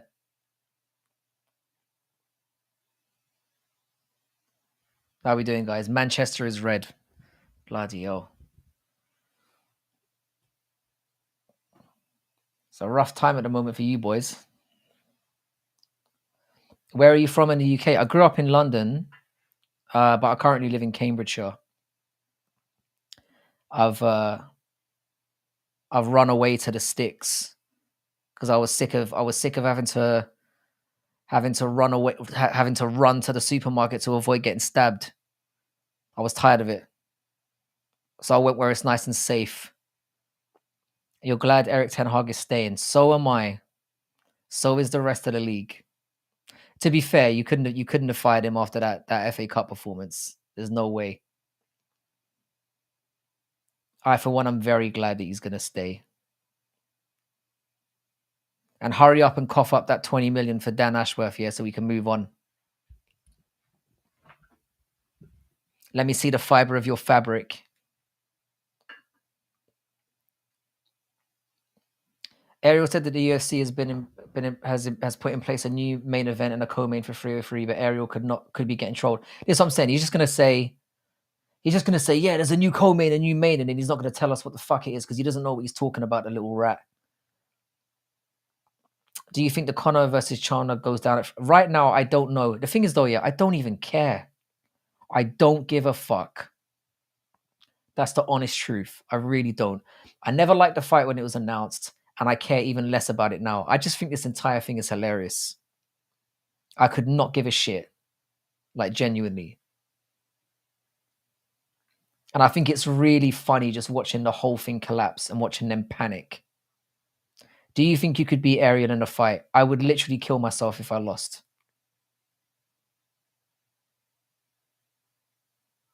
He's in that. You know when people ask that Fight Club question, who would you most like to fight? It would be Ariel Helwani. Yeah, I agree, Side. I could live without it as well. I just want to see. I just want it to be. I want the fight to be over. That's it. I just want it to be done and dusted. Hang on a second, Antoine. I'll email you the link. One sec. By the way, this is a standing invitation to people as well. We are going to be letting subscribers of the channel jump in on live streams as well. If you want to do a little bit of time on camera as well and get your point across, I would be very happy to welcome some people in. All right, there you go, Antoine. I've sent the link.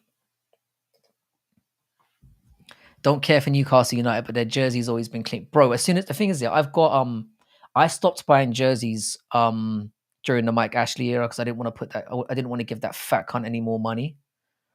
But as soon as we got taken over by the Saudi owners, every kit, even that fucking ugly green monstrosity, I've got that on as well.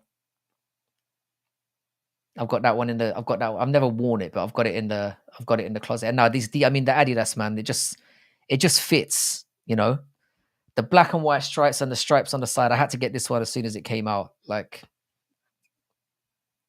I think we do have the best kit in the league. Because, you know, you're playing on grass. It's a stupid color choice. It's a stupid fucking color choice. Wearing a green kit when you play on grass is just objectively stupid. It's just not a wise choice.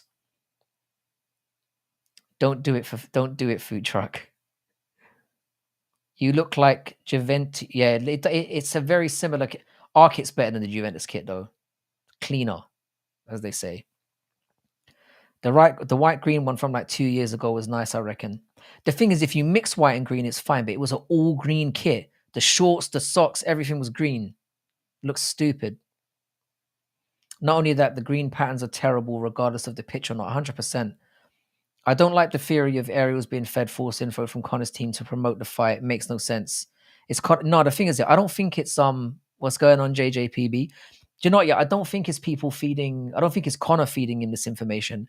I reckon the UFC could be like trying to find the rat in the nest. Do you know what I mean? I think it could be that they're trying to figure out like who's feeding him information. So they're just telling people random stuff and then seeing what Ariel comes out with so they can fire that cunt. Sorry, I had to sneeze, lads. Fair play. I think it could be that. I think it could be that. Because there's been somebody feeding Ariel information for years. For years. I'll tell you who's not winning the Euros. Fucking England. Yeah, if you guys could like and subscribe as well, that would be awesome. I've been sitting at just over 700 subs for a little while now, and it'd be nice to get some boosts going. It's not going to be England. I reckon probably France are going to fucking win it. Definitely. The thing is, yeah, I reckon they're like, I would love to believe that Dana's sitting there thinking, let's just fuck with Ariel Helwani, but I reckon he's shitting his pants so hard right now and running around the office screaming that he probably doesn't have time to fuck with Ariel. Appreciate Side, top man. But I definitely think Ariel's being fucked with by somebody. One thing for sure, it seems like she said situation and only that's the thing. We have to wait for things to be confirmed. It's obviously fun to speculate because that's what we do here. You know, part of the enjoyment of being part of a community like this is you get to talk mad shit. But like until things are official, we don't really know. I mean, we know that ULBERG and Hill is off. We know that Chimaev's out for sure. But the Connor thing is still very much open. But it gives us something to talk about and to talk shit about. So I'm all good. Thanks very much as well, Chris. Much appreciated, bro. Yeah, I don't even think Dana's. I imagine if anyone's freaking out right now, it's Hunter Campbell. It's Hunter Campbell. I was gonna drop the N-word till I heard you say also despite that rat or Ariel, you're a good lad. I've actually got a video on my channel ripping the piss out of Ariel. It's one of my favorite things to do. I hate that ratty little fuck. I really do. And I have taken time out of my day to make a video about what a massive cunt I think he is. I think we have a... How we doing, Jax? Chilling. What's up, man? Yeah, we're all good, bro. We are all good. The thing is, I did get tricked into saying the N-word, but not quite. Luckily, my homo British accent saved me from that particular landmine. And the fact that I can't read kind of helped as well. I was like, "It's no what?" Yeah. And then by the time I figured it You out, know it what's was funny? like, It's funny. Is like, you know, in my regular life, I say the N word all the time. It's no problem. But like, I was that must doing be a nice. video one time. It's normal. It's normal. But it's just, you know, normal. And so like I did a video. Man, when did I do the video? It was last year at some point, me and CJ. And I was talking about Mike Tyson. And so yeah, I said it and I was like, can I say it? It was the first time I ever thought about, can I say it? It was What do you weird. mean? Can you say it on video, bro? If Yeah, I was a black guy, I would be saying it. That you know me, I'd be saying it at the end of every sentence. I just would be. Stupid. It would be. I just would be. It's real, man. What do you make of this whole business today, man? It's been a wild one, yeah. Wait, let me put it this way, yeah. Which one are you the most disappointed about, and which one do you care the least about?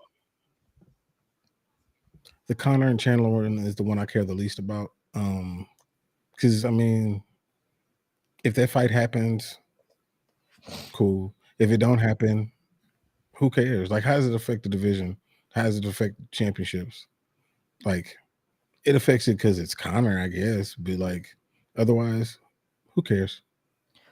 Who cares? Yeah, I don't care. Do you know what? Yeah, I am gonna make a poll for the cancelled fights. That's a good what. So keep cooking there, Jax. I'm gonna get a poll going because I'm curious to know about this. But so the Chimaev and Whitaker one is the one that kind of threw me off. I mean, I guess it's just because I didn't see it coming at all. I mean, nobody did. Well, maybe you did because of how Oh you yeah, feel I about did. Chimaev, but but it throws it off in the sense of like it sucks for Whitaker because now he's got to fight Alaskarov, and that doesn't do anything. Like, what does that do? He beats That him, was then nothing what? for him. Nothing. Nothing. You just spinning your wheels. And then for Khamzhat, that was a big thing for him. For Oberg, it sucks. I don't know who's the one Wait, that's throwing are that we fight sure that off. it's Hill that pulled out? I'm gonna assume it is. Don't know. Don't know. Don't know. This could all be a massive troll, and that all the fights are still on. Are we willing to accept this as a possibility? Nah, they can't be going this I far like, I with it. like the I like the pause It there. Where seems you're like, crazy. is it? I did No. think about it. I was like, I mean, clever, but nah, no way. No way they do it like Oh, hang this. on. I'm sorry. I've just fucked up the poll. I put Whitaker Chandler instead of Whitaker Chimaev. You get what I'm talking about, though. Yeah. So Mo said many of us got into the UFC because of Connor. That's interesting that you say that because there's a lot of different waves of people into the UFC. Like, you know, we go back, to WEC days, like before, long time ago. I used to go to Blockbuster and rent Pride DVDs. You know what I'm saying? Like, Bro, I used to it's work been a in minute. Blockbuster when I was a young man. That's crazy. I love That's that shit. crazy. So, like, I mean, yeah, Connor blew the sport up. I would say that into the mainstream, but you know, Connor doesn't. He doesn't make or break anything for me. Like I said in the chat, like if Connor retired, like I don't care. Like I appreciate what he did, but like his years of being a relevant fighter for championships, like a consistent fighter, those days are gone. Long gone. I mean, and rightfully so. He doesn't need to. He's rich. He doesn't need to. He got belts. He's rich. We know you can scrap, so it's a done deal. Yeah. No, I'm with you on that. Yeah, it's like I said, for anyone who turned up, I'm like, I gave up on Connor years ago. I don't give a shit about him anymore. And this is an Irishman speaking, so he's really gone too far as I'm concerned. Um, I think of the three fights for me, I'm probably the most disappointed about. Strangely enough, I'd have to say probably Whitaker and Chimaev, because the Hill and Allberg Yeah, one was like whatever. Like, I'm definitely more disappointed about Hill and Allberg than I am about fucking Connor and Chandler. yeah, that's last Like on the the pink list for guy me. said, Connor hasn't won since Obama was president, bro, and that's almost 10 years ago. Ah. By the way, He welcome hasn't to won in a everyone who's while. in That's here. for sure. We really appreciate you liking and subscribing, and if you can share it with anyone as well. I mean, I don't want to get greedy here. It's unbelievable how many of you are in here. And shout out to ITP and all the raiders from over there. Much love for that. Absolutely. What, Chris? He said, "How do you rate Katie Taylor being the Irish man?" Y'all wild. Y'all boys wild. Yeah. Like I said, the Chimaev being cut thing is something that's been going around as well. A lot of people want to. Who was it? Who was it that said earlier that he's got no takedown defense against bacteria? Yeah, that's the I don't coldest know, but comment I've heard today. that's genius. That's genius. I'm back. Where are we? We're basically in the same place, Mikey. We're talking about which fight we think is the most disappointing pullout right now. What do you guys think? It's not an STD. I'm pretty sure about that. Guy looks like He he's could have got one from Darren Till. You never know. maybe maybe during a little reach around. I don't know. They're really close. They are really close. Yeah. It's just I was saying this earlier. What's really weird about when Chimaev gets sick is just how his entire face either just balloons up or it just collapses on him.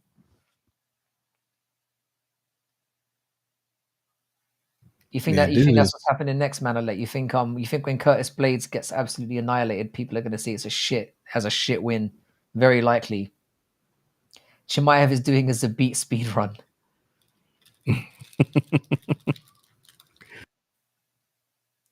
Yeah, to Man, be that fair, dude there. Connor's making the next kid while the previous kid still isn't out. Do you know what I'm saying? He's pumping the next one in before she's That's how science works, right?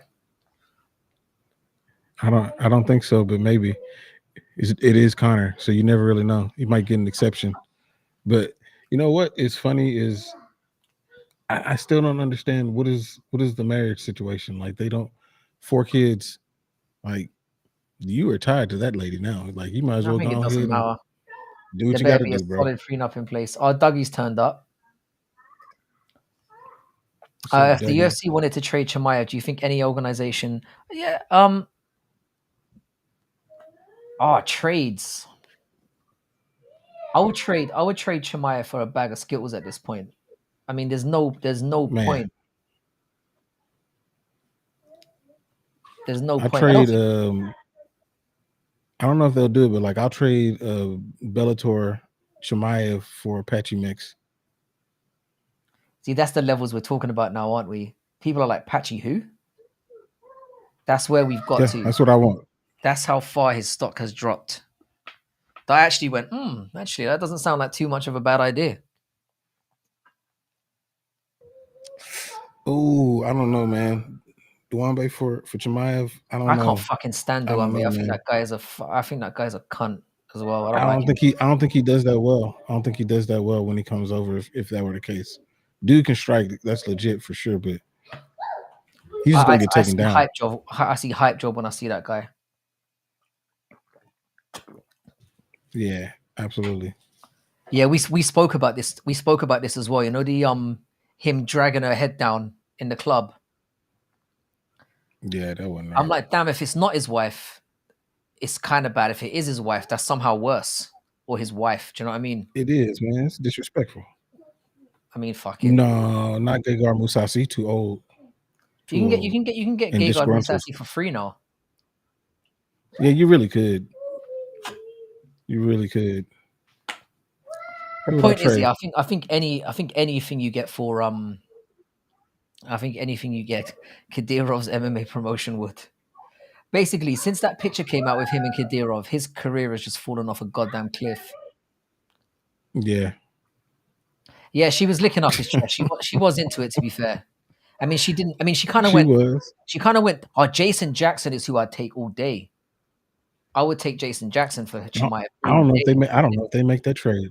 I don't even know if they do it. They would say no, 100%. Yeah, I wouldn't mind seeing Gegard back as well. He's still good enough. And the thing is, yeah, he's good, but well, no, what I like about Musasi is if he's not happy, he's gonna say it. He's not like yeah, a he boss is. dick rider. So if something's going on in an organization, he'll say it. You know, when Musasi says something, I believe him because that guy doesn't give a Yeah, shit. I'll take a Kadyrov, Musasi, Chris Weidman fight. We could do that. yeah, I guess why not? Why the fuck not? Nice to see you, Lemonade. Thanks for stopping by, brother. I really appreciate it.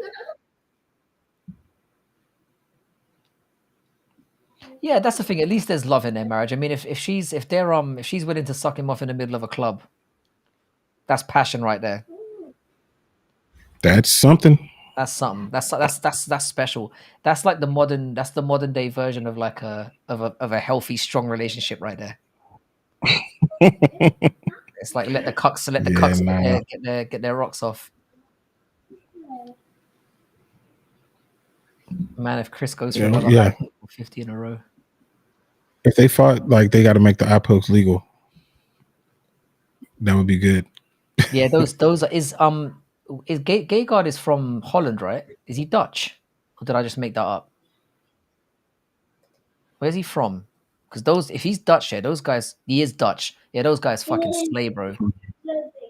Dutch guys are grade A dick slingers. Alistair Overeem. Alistair, you know Alistair Overeem goes in as well. That guy's got a permanent grin on his face. That's the thing with how much the UFC paid Chimaev. Another organization would have to swap top star. By the way, while we're at it, I'd like to appreciate all the people who have come over to subscribe and to throw likes up. If you could get over to Dougie's Corner as well, he's on a mission to get to 1,000 subs. Absolutely. And also subscribe to Yeah. Making the Walk while we're here as well. I should have shouted you out as soon as you came in, bro. Sorry about that. That's all good. Yeah, It's all Dougie, if you want to throw up Dougie, if you want to throw up a link, that would be great. Where's Dougie? Actually, I'll let you do it yourself. Hang on. There you go, Dougie. You can throw up links now. Yeah, get over to Dougie as well. You're very close to 1,000 subs. Great channel as well. If you're not there already, reacts daily to MMA news and has some great videos and stuff. Always good banter in the chat as well. So yeah, go over to Dougie's Corner. And shout out again to ITP, man. Fucking hell, what a legend! And thanks to Black Betty for setting that in motion. You guys are amazing. Yeah, Black Betty's that dude. Dude, when all this stuff, like I recorded the video that I was going to throw on the channel. I recorded probably like 3 o'clock my time. So I'm in Dallas, y'all. So 3 o'clock my time. And so I was like, okay, let me go get the little one and I'm gonna come back and edit. While I'm gone, that's when everything starts hitting. I'm like, dude. Bro, I can't tell you yet. I can't tell you how many videos we've done together on a Monday and have ended up in the trash on Tuesday. Like you finish an edit and you're like, yeah, this is gonna be for fuck's sake. And then it's just gone. I should just shamelessly throw them out there anyway, but I'll just get abused for it, so there's no point.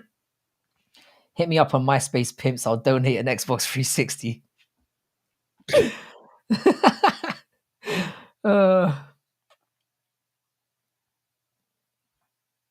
Yeah, all love. Like I said, we're not just got a community of great subscribers here, but like I said, there's a nice community of just content creators now that are all banding together. It's really sick. And today was a nice thing to bring everyone together because in disaster, we all make fun of it. It gives us a lot to talk about. So, that's awesome, man.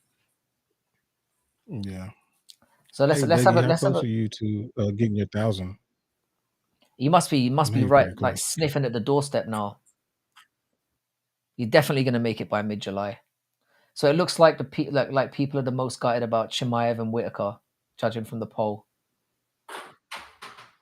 which is cool. That's kind of where I'm at with it as well. Yeah. That's kind of where I'm at with it. I don't give a fuck about the other two.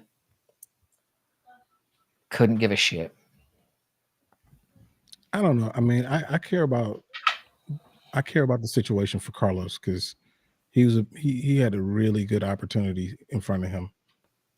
And but it kind of says to me, if he doesn't get that fight, if it gets cancelled, he's probably going to get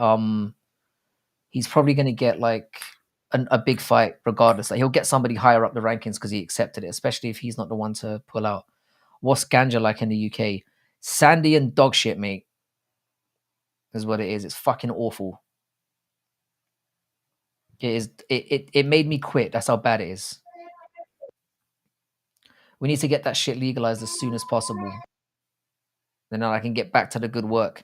I can start getting blazed on stream. That'd be interesting. I can substitute the proper prime out for that. Yeah. Does anyone even care about Michael Chandler? I don't. I don't. This is the thing. I'm happy that Connor's back here, but I didn't want him fighting Chandler. I don't get it. Like I never got it then. I don't get it now. When they were on, I mean, we all saw what a shit show Tough was as well. They had no chemistry. Chandler's just corny, and he's lost 2 in 5 fights. Why is he even getting this opportunity? Well, we all know why, because it's a match that Connor can win. That's the only reason. Mm-hmm. Damn, it's tough. It's legal here in Canada, but it's a lame country. Sounds like it got a hell of a lot better. I didn't realize it was legalized in Canada. Yeah, it's legal up there. It's not legal in Texas. Legal in Texas. Not legal in Texas though. Hasn't really stopped. Not much is legal in Texas except for guns. No, not really. But you know, it's decriminalized. So Chris, you don't want a British woman, mate. You do not want a British woman. Get yourself over to Asia. Get yourself a nice Asian lady. Yo, Don't get a British woman. They are hard work. so I know that nobody cares about Michael Chandler. We just kind of clarified that. But you do if you're, let's say Connor is got a serious injury and he's out for another 6 months. What do you do if you're Michael Chandler? Oh, I know the answer to. I know what the answer should be, but I know what the answer is. Brazilian's good as well, Mikey. Brazilian's good. Do y'all even got social securities there in Irishland? If so, what's your security number? Oh my god. Chandler versus Gamrot. They might as well do that. I almost fell for that. I was getting ready to go. Oh, here you go. Just type it in. I've been tricked. I've been tricked too many times today. Get a Christian British girl, different kettle of fish. British girls are more Christian girls are more freaky, from what I've heard. He said if I was Mike, I would. What do you say? I would sue Connor and the UFC for the coke addiction. Damn, even for I tell you what, the Manchester accent is so filthy. It's kind of a kink. The way they sound, you feel dirty in the situation. I'll put it that way. I'm getting a little bit too personal here. I'm definitely talking from experience in that one. When they say certain sexual words in that accent, it's just it drives home in a different way. So I'll put it that way. I'm with Mikey on this, man. I think I said this, man. I said he's never gonna fight again. Hold up. Mo fucks with manky accents. I don't find it cute. I find it dirty, which is way more suitable for my particular tastes. They sound like right scruffs when they get into it. Me and Katie take these to bump uglies. Oh man. Yeah, I think if this fight gets cancelled at 3, I mean the thing is, what I'm expecting to happen is they're gonna rebook it. They'll rebook it for later. They're gonna rebook it. They're not gonna remake another fight. They won't put Chandler in there with somebody else. Thoughts on John Jones having a particular taste in men from Los Angeles? I'll be honest, man. This one didn't shock me. This one did not shock me. I assumed as well that he was probably into like small white Twinkie kind types. Do you know what I'm saying? I get the feeling if I had to guess, that would be his type. And I'm assuming. What did they say his type was? What is his type? I don't follow. It's like little white twinks in it. I think that's pretty much accurate. Okay. I'm not surprised by this at all. There was always something a bit dodgy about him. Let's be honest. When you look back at the, when he was talking to Daniel Cormier in that interview, mm-hmm. The one where they had the hot mic, I was like, he sounds a little bit fruity, but I obviously didn't think he was gay. I was just like, he sounds, he's got certain mannerisms and stuff that are like, there were some signs there. Yeah, he got some sweet mannerisms. That movie you recommended, His House, is intense. I'm going to throw this up while we're here as well, actually. So we do have another channel where we have non-MMA related content that's just started up this week. We talk about things from movies to we did a live stream last week last Wednesday where we ranked the best stand-up comedians of all time. We got a lot of heat on that one. There were a lot of angry people in the chat.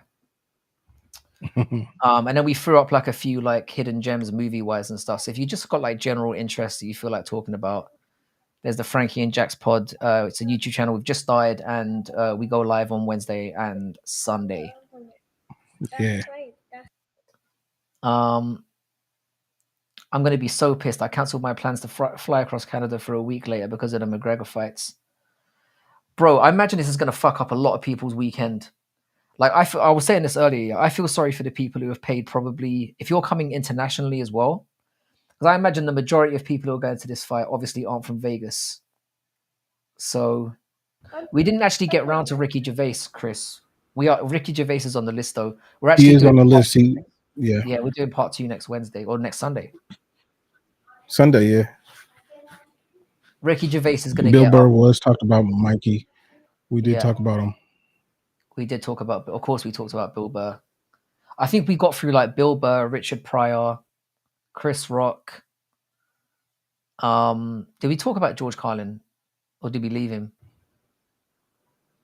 We didn't talk about him. We didn't talk about him. Might be later on. He's still there.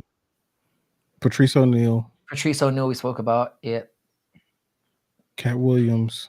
Yeah. We got through a few. Mm-hmm. Nice one. Mitch Hedberg is a good one, Mikey.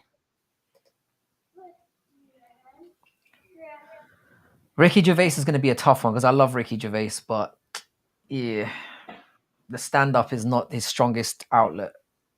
I'll leave that as a little spoiler. Nah. He's definitely better at other things. Like obviously his TV career has been sensational, but absolutely we do have Norm Macdonald on the list as well. We haven't got to him yet. Mm-hmm. I do like Norm, but his jokes can be a little bit long-winded sometimes. They do have a long setup. There's a long payoff, yeah. But sometimes it's worth it. Sometimes it's worth it. Watch Mitch.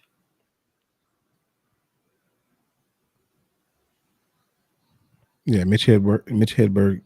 Oh, right. He was hilarious. He was hilarious.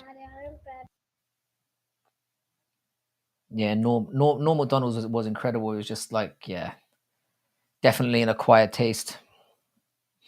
That's the point, though. Yeah, it is the point. You kind of like you have to wait a long time for the payoff. For when it comes, it's good. Did you do Jim Jeffries? Not yet. The thing is, yeah, we made a list here of like 25. We made a list of like 25 guys, and we were literally like, man, we're not even going to skim the surface here. There's so much we've got to do. Mm-hmm. So like, what we were hoping for as well is, and it was good in the sense that like when in the chat, a lot of people did throw in some suggestions. So the list is just going to keep growing, and it's just a series that we can keep doing, you know.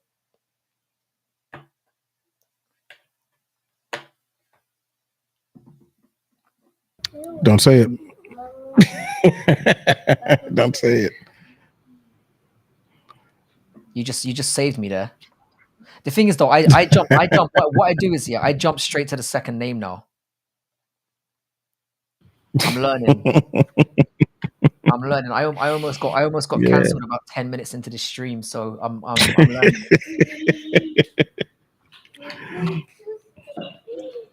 I literally have people jumping in here trying to get me to say fucked up stuff, and then like they just duck out. And I'm retarded. I'll tell you what, I'm retarded enough to fall for it. Someone's gonna get me sooner or later. Jamie Foxx was somebody. To be honest, we didn't even put him on the list, but we've got to. I thought about him when we were talking, and I'm gonna put him on the list. We'll talk about it. We'll put it on the list. Y'all gotta go to Frankie and Jax for that one. Yeah. We've kind of veered off course a little bit here, but that's the way these streams tend to go. He's got a few specials that go 100%, man. 100%.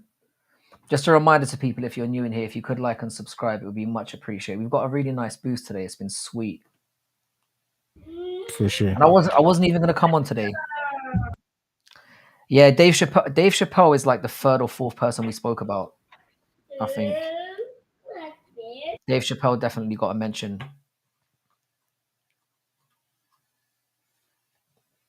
Yeah, the NFL is going to make it. Yeah, for sure. We're literally going to talk about everything. Like everything under the Frankie and Jax one is basically for everything non-MMA related. I'm still not sure. I'm still concerned. Wait, what did he say? Basically, he said how long. It was worded like how long you gonna live for, And he was saying, how long are you going to go live for? But me and my retarded fucking, just the way that I am, the tism that I've got going on, I was like, is this guy fucking threatening me? Like, is he asking me when I'm going to die? And then he was like, can we raid? And I was thinking, is he coming over? Does he know where I live? Like, God damn. And, Betty's like a 6'2" monster. So I was feeling a bit nervous. But apparently I'm just, I've got some kind of learning difficulty. And he was just asking me, and he asked me 3 times, how long are you going to be live? And can I do a raid on you? And I was like, cool. It took me literally about 30 minutes to piece all that together. The detective that I am. Yeah, when I read it, I was like, what? I'm confused. But then Yeah, I was Mikey, like, you're oh, welcome on live as well, live. bro. Okay, I see what he's saying.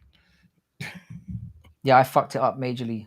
Fucked up. And by the way, this is a shout out to people as well. Like, we've said this earlier on. We are going to be doing streams where we're going to invite like subscribers to jump on as well if they feel like being on camera. It's something that we've been speaking about for a little while as well. So the best thing to do with that is if you hit me up on Twitter, I'm on the same handle, which is at @BadMMAMath. Just hit me up there, and if you feel like you might want to get on camera at some point and share some of your opinions, the platform's here to do it. We're more than happy to bring people on. The Wendy's 4 for 4. That saves a lot of people's lives, man. I need to get back over stateside at some point this year. Yeah, man. Gonna have to be Texas by the We'll do sounds some of it. live shows. One We'll destination. do some live shows. Yeah, I might try and do a couple of UFC events towards the end of the year. Did you see my message? Bro, new replacement for the ULBERG fight. It's gonna get moved down the card and Hill's out. The replacement, very close. Almost got Very you. close.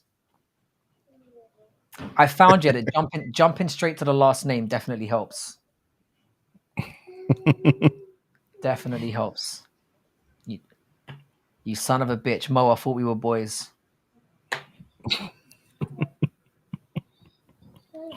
Dildo.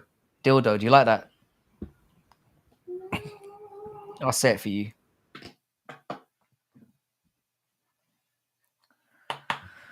Man. Yeah, boy, I cannot get over today's event. This must be the most exciting day in terms of it shows what kind of people we are that we're getting off so much and how badly these guys are fucking up. Like I was genuinely like my boner was getting bigger and bigger throughout the day. The more news was coming through, so it's got to a solid 2 inches. Do you know what I mean? Fucking. We might even get to 2.5 if this keeps going. If we get one more piece of news tonight, I might be fully there, boys.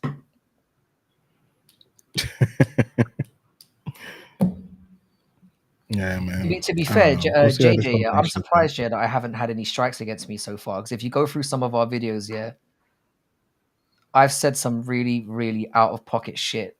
That if this channel was actually of a reasonable size, I'd be fucked. I'd be gone. So I need to tone it down majorly. Yeah, well, nah. That's what makes it entertaining. I know a fool too. Are you jealous? You jealous, Weston?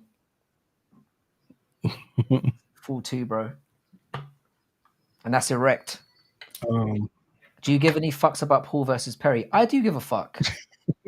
I give more of a fuck about Paul and Perry than I do the most of the cancellations we've had today. To be honest, yeah, I care about that more. But I mean, I'm only going to care about it if like Perry wins. I mean, if Paul wins, I'm going to be devastated. Yeah, man. I want Perry to make things right in the world, man. That's really what it is. Mexican food truck. You see what it said? Question to the well-spoken black guy. I love that. Like it's an anomaly. Like, oh my god, it's a black guy. He speaks so well. Oh my god, that's funny. That's a sick Texas, backhanded compliment right there. Yeah.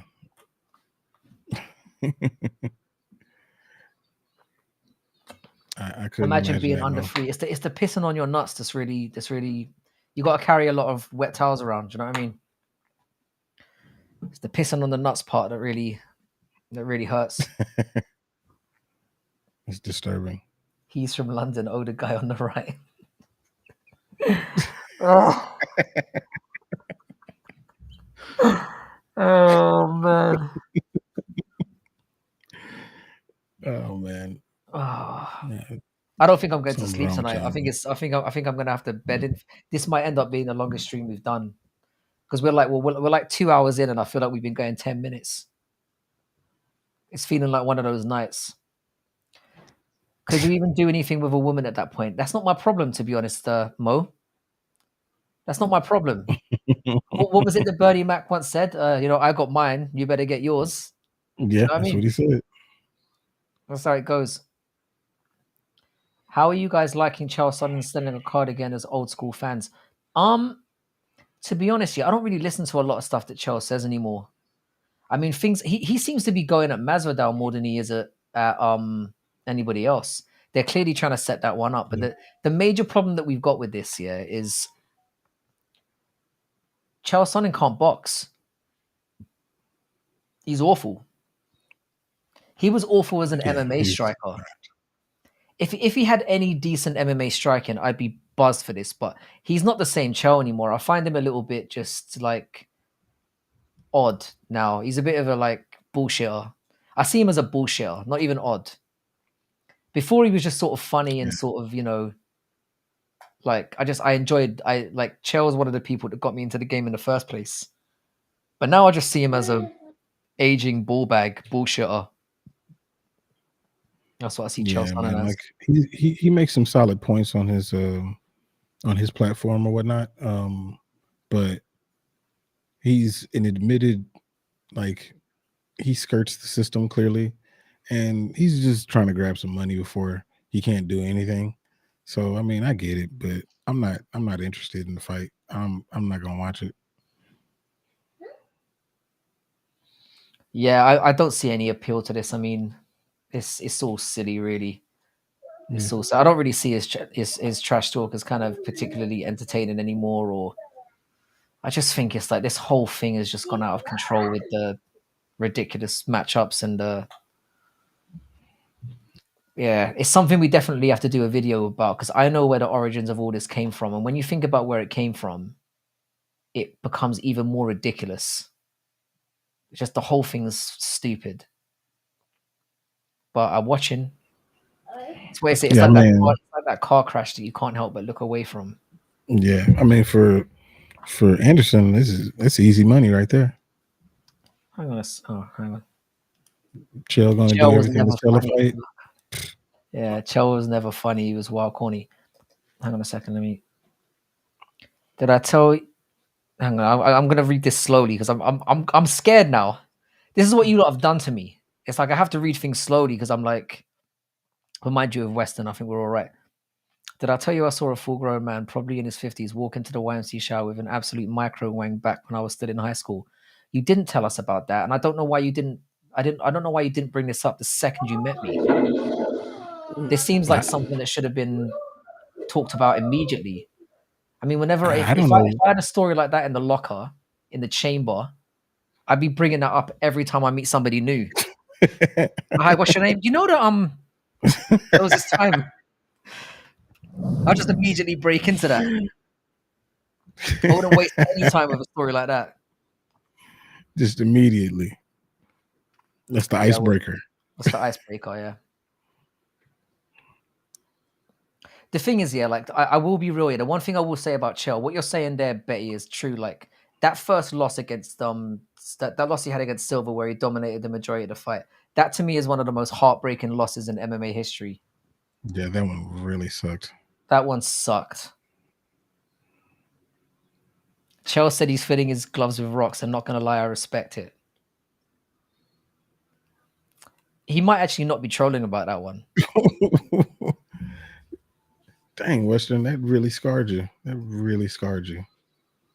But this is what I'm saying, Chris, as well. Yeah, like the fact that he is so open about it is what this is what we live in an age now. We live in the Trump era where basically you just have to say exactly how you feel and what you feel, no matter how based it is, and you're going to be popular. It's when you lie that you come unstuck. Just be real about who you are and what you are, and you'll be fine. Yeah, thanks. I forgot Liz Carmouche was. Yeah, thanks for the update. I guess Chell was the funniest. At a point, Chell was Connor before Connor. I would argue that Chell was actually better at it. Thoughts on your thoughts? Chell Silver one in my heart was broken.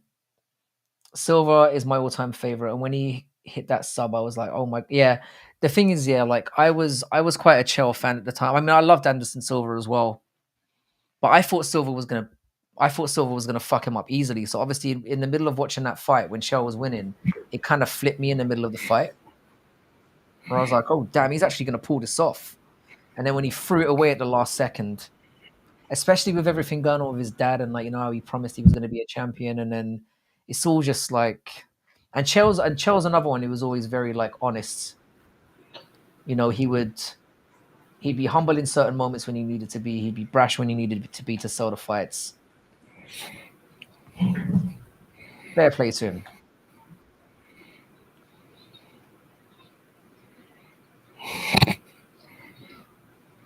Tell chat the story of Purple Aki. Purple Aki. Purple Aki? Thing you got to watch out for Betty. Betty, we've already established that Betty's a well-known troll in here. It was the size of my pinky fingertip. He had a full ball bag too. That's the thing, Western. Yeah, usually when someone's got like a hamster dick going on, they've usually got overly large balls to make up for it. Do you know what I mean? So it's like you know, it's funny how that works. I mean, what would you rather have? The ability to come for like 10 minutes and have a really tiny digit, or the other way around? I think I've already given you my answer to that question. Sounds like a lose-lose. I don't know what you're talking about, me. I'm in this game for myself. I already told you, bro. I don't give a shit. Like I said, that's her problem. Man. Yeah, T.O. genuinely has had T.O. is a brain donor. Like he was entertaining to watch just because of how seriously he took himself and just how dumb he is. I could He's watch not a smart man. Yeah, I could watch T.O. Highlights all day long. I just could. Dude, have you seen it was the press conference that he had when he was Chris Cyborg's manager? Oh, dude, it was like so embarrassing, but yet so funny. What do you mean? While we're speaking of people who've got bigger dicks than me, yeah, let's talk about Chris Cyborg. Yeah, perfect timing. Perfect timing to bring her up. What was this about a manager? When Tito used to be Chris Cyborg's manager. Imagine imagine the conversation between those two. Dude, he was speaking on her behalf at a press conference, and it was a disaster, but in the best way. In the most that's what I loved about Tito. It was just entertaining. Yeah, good call, Dougie. That for me was there's certain moments in MMA which are just gut wrenches, and that one stood out to me when he's nearly in tears and he's like, you know, tell him I tried. Yeah, that was heartbreaking. That might go down as one of the most heartbreaking MMA moments of all time. It really does. Would rather not have a micro schwang. I don't think you can call it a schwang if it's that small. You got to, you know, schwang doesn't apply in that instance. This is how you know we've entered like bad MMA math territory when we're talking about dick sizes. Like we're into it now, boys. PFL. Leah Dobson is the truth, bro. Liz Carmouche almost got choked to death just now. Very interesting fight. She's fighting an Asian fighter, right? What's her name? Man.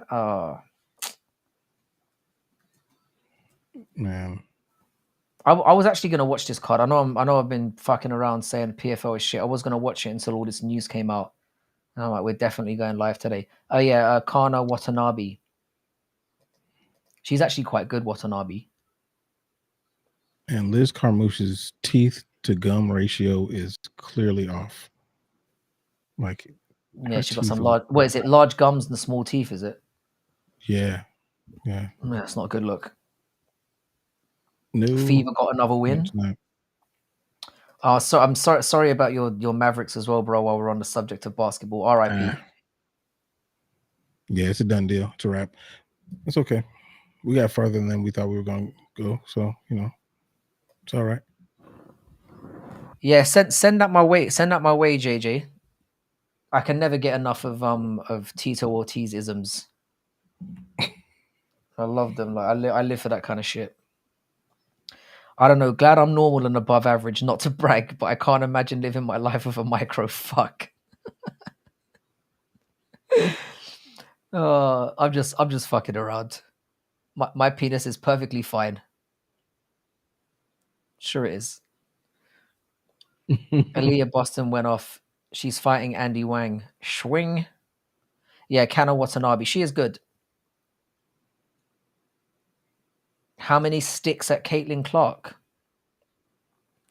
This is how you know these boys are hardcore. Not only are they watching PFL, they're watching women's MMA PFL.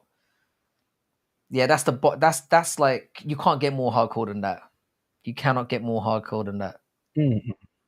Nah, man. No, I don't. Caitlin's not an attractive lady to me. No, she's But not. to The each thing is, their yeah, own. I'm not into She can like ball up. how tall is she? She's not crazy tall. She's like, what's she like? Let me see. How tall is Caitlin Clark? Must be like 6 foot, right? Taller. Must be. Yeah, she's 6 foot. She's 6 foot. Oh, Liz Carmouche by armbar. I mean, of course. Yeah, she's 6 foot. 6 foot on the nose, yeah. Yeah. Yeah, we would not look good walking down the street. I'd look like a son. I'm not into tall broads at all. It's not my type. Yeah, 6 foot. That's a big bitch right there. Yeah, that PFL they just this whole PFL Bellator merge has just been a total waste of time.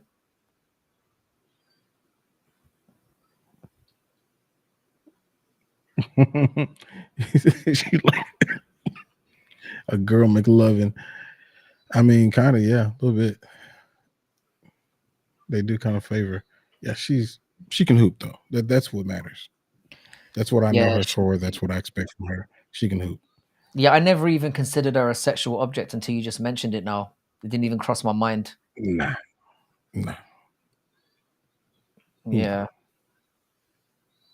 Like how tall are you boys willing to go? Like is 6 foot like the limit for you, or does it go to I mean, I tell you what, I would if it was like a freakishly tall girl, like 7 foot, I'd give it a go just to know. Do you know what I mean? Just to know what just for the experience. I'd either go like overly freakishly tall or like not at all. Right hook Tito, your other right Tito. Nah.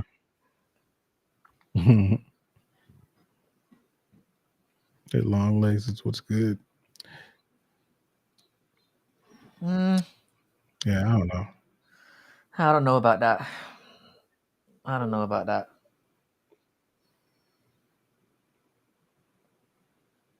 Bit too tall for me because I'm like 5'11", 6 foot, and I don't care really.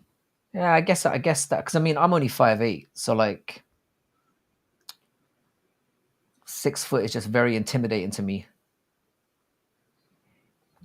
I only been with one chick that's taller, and it was different. I was about to say different how, and now that it's come into my head, I feel like I have to say it. Different how, sir. We can get into this. No topic is off limits in this channel. Yeah, To is a dumbass ASD, but again, To is Yeah, a he's guilty dumb. pleasure of mine. I love To. Like he's like, you know, he's obviously funny by accident, but sometimes those are the funniest when someone Yeah, doesn't mean to be. yeah. It's interesting because he doesn't know that people are laughing at him. He can't.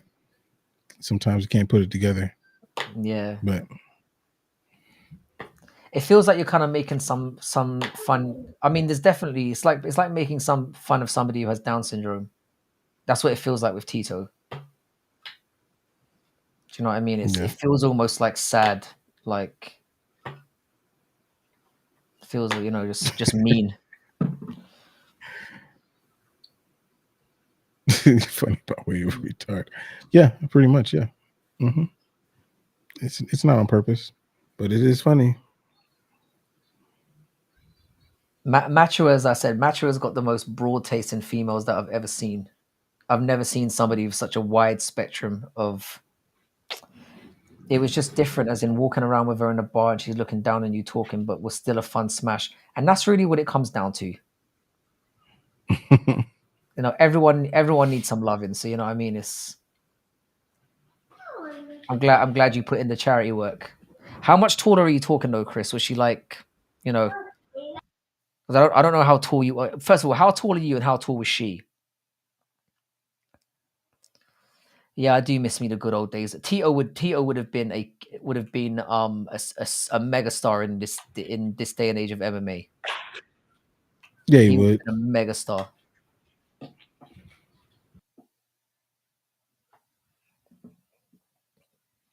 And a taller girl doesn't really matter as long as you guys vibe. Yeah, you see, you're sounding you're sounding a little bit too mature for me now. I'm a very shallow individual when it comes to that kind of thing.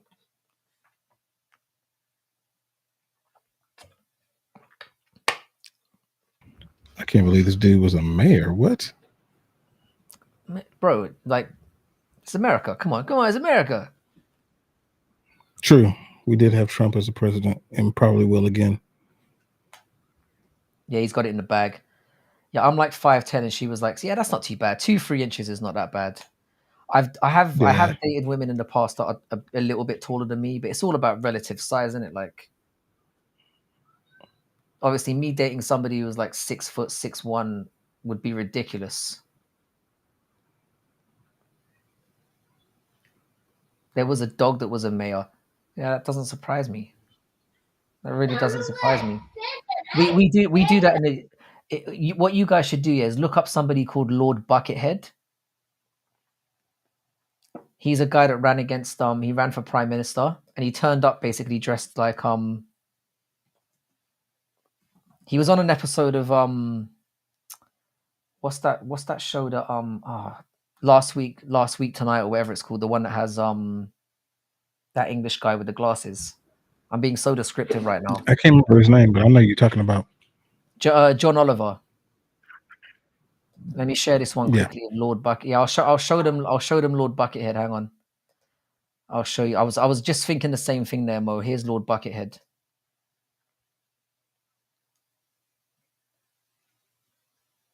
This motherfucker gave one of the funniest interviews um I've ever seen.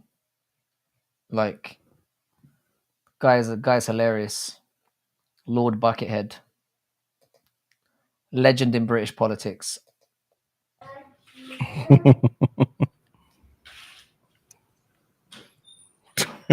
Did I miss something? That you know how chicks like tall guys? I don't fuck with short chicks. You got to be 5'7" to ride this ride. Bro, that's the thing Dang. though. It's relative, isn't it? I mean, to be honest, yeah, I'm like 5. I operated in the past. Obviously, I don't now. Between like 5'4" and like 4. I'll go as low as 4'11". Real talk. Yeah. But that's not Nothing that wrong with crazy that. for me because I'm not that tall. Like, if I was 6'2" or whatever, and I was running around with, like, you know, when Shaq was with that was with his wife. I mean, I know it must be hard for With him to Shawnee. kind of, but he was with somebody who was like 5'4" or something, right, or 5'3". Mm-hmm. So that was wild. Like,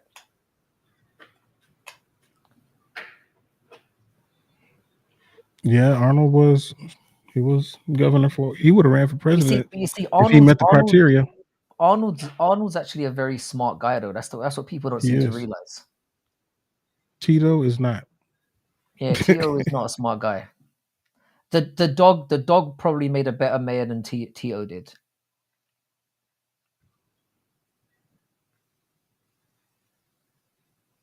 I think Trump is an he had multiple ASD, babies with her. but he had the economy going right. Yeah, the thing is, like I said, I don't really get too much involved with American politics. I just laugh from a distance, and then I realize that we've got plonkers in charge of our country as well. So you're fucked wherever you are. Yeah. Yeah, Lord Buckethead was hilarious.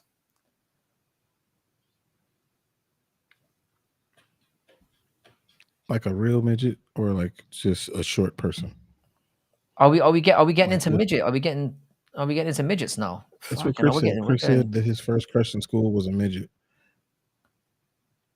my first crush in school was a midget. Yeah, I mean, I don't know if I'm just I don't curious know. if it was a real midget or was it like just a short girl?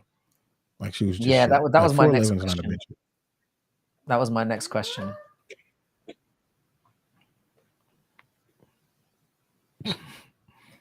Aaron said it's better to not take American politics too seriously. The problem is, if you don't take it seriously, they make decisions on your behalf. Yeah, That's the problem. Antoine's a big proponent for taking politics seriously. We had I said a similar thing, didn't I? Where I was like, I don't give a fuck. It was a short girl with scoliosis. Does that count? NBA player Oh my Brandon Ingram gosh. dated a midget. There's photos. Someone needs to find this immediately. Are we sure it was a midget though? Because how tall is Brandon Ingram? 6'9"? I'm just gonna go Taking it straight to the seriously. bone here. You gonna look No, for that's not. Brandon Ingram? Wait, hang on. No, oh wait, no. There are definitely photos here. She doesn't look that short. I mean,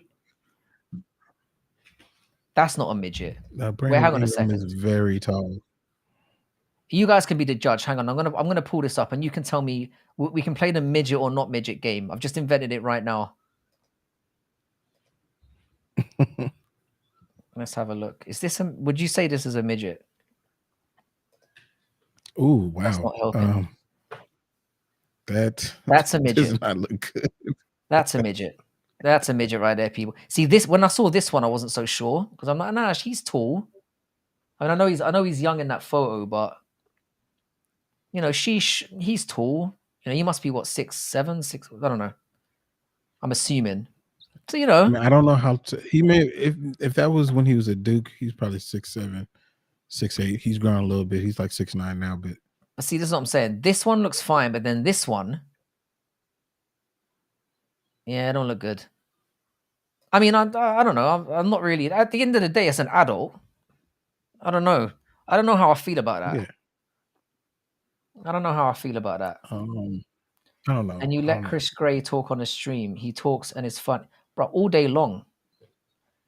All day long. Like I said, people are welcome to. I'm more than happy to welcome people to come on to jump on camera here. 100%. Yeah. As long as obviously you keep it within, you know, as long as you don't say anything too far out of pocket. Do you know what I mean? You're welcome to talk about whatever you want to talk about, but as long as you don't start putting out keywords out there that can get us kicked off YouTube. Dougie, this is just a regular thing in here. I'm going to be honest.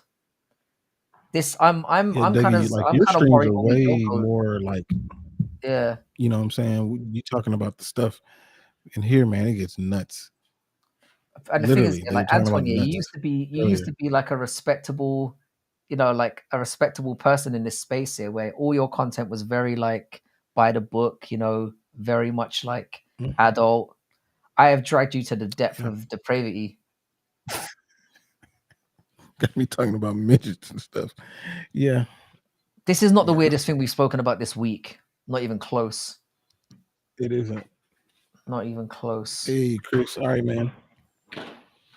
Yeah, I'm gonna jump too. I got to get this little one to bed before he. Yeah, I'm probably going to give it about another the 20 rest of my minutes life. and then I'm going to roll myself because it's like 3:00 in the morning here nearly.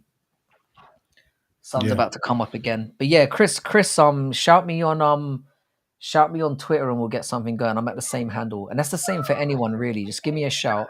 If you want to jump on camera, the platform is here. I don't give a fuck. I do not give a fuck. Anyone who wants to jump on camera, you're more than welcome. I need That's some funny. characters All on right, here for sure. for But real. bro, thanks for stopping by, man. I appreciate it. Yeah, no problem, man. I appreciate it. And yeah, if you're new here as well, remember to get over to Making the Walk MMA and to get over to Dougie, who I think is about to go live now as well. So if you want to sample what he's about, you're more than welcome to get over there as well. Good night, JJ. Thanks a lot for stopping by, man. You were entertaining as hell as well. I really appreciate it. Hopefully you had a good time as well. I was not expecting this tonight. It's all kind of come out of nowhere. Sorry, I've been playing N54 VR. Do you know what? Yeah. Yeah. It's just been a crazy one. I don't even know what to say. I'm gobsmacked by the amount of people who've turned up. Yeah, for sure, Chris, man. Anytime. Anytime. And really, really glad to have you here as well, JJ. Like I said, any of you want to jump on, you're always more than welcome. Always more than welcome. It's always nice to get new personalities up in here, you know. Yeah, it's been fun. Dougie, are you about to go live? I might jump into your chat soon as well. I'm probably gonna hang about for another 10 minutes or so, and then I'll probably jump over to yours. So yeah, get over to Dougie's corner. Always great value over there as well. Top streamer, great guy, and he's ball achingly close to 1,000 subscribers. So if you guys could help him get there as well, that'd be fucking fantastic. Yeah, maybe do a raid over. Are you on the building site right now? Bloody hell.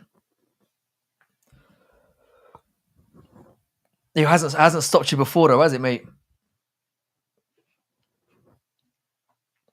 Yeah, that's what I'm saying. These ones there, they always start out as like I'm expecting like, oh, you know, I'll hang around for a little bit and then it just turns into smash and pass on midgets and then we're have you ever watched Coronation Street before? I'm sorry to say that I have. I haven't watched those kind of things in years. But, you know, back in the day when I was broke as fuck, you get what you watch what you can. So I was on the Coronation Street, the EastEnders. I didn't watch Hollyoaks, so I wasn't that desperate. But like, yeah, I'd occasionally watch Coronation Street and fucking EastEnders. I probably haven't watched either of them in about 15 years, but I did. I did. Thanks for throwing that up, Aaron. I appreciate it. It's been fucking wild tonight. Clients on site. Oh, yeah. Western's sick at applying the pressure. You've almost taken over my stream a bunch of times. You've got like this magical power to just get people to do what you want. That could be very useful. Are you back home, Western, or are you still by the river? I'm replying to quotes on my phone. I'm trying to keep myself away from Twitter because it just seems to be going bananas right now.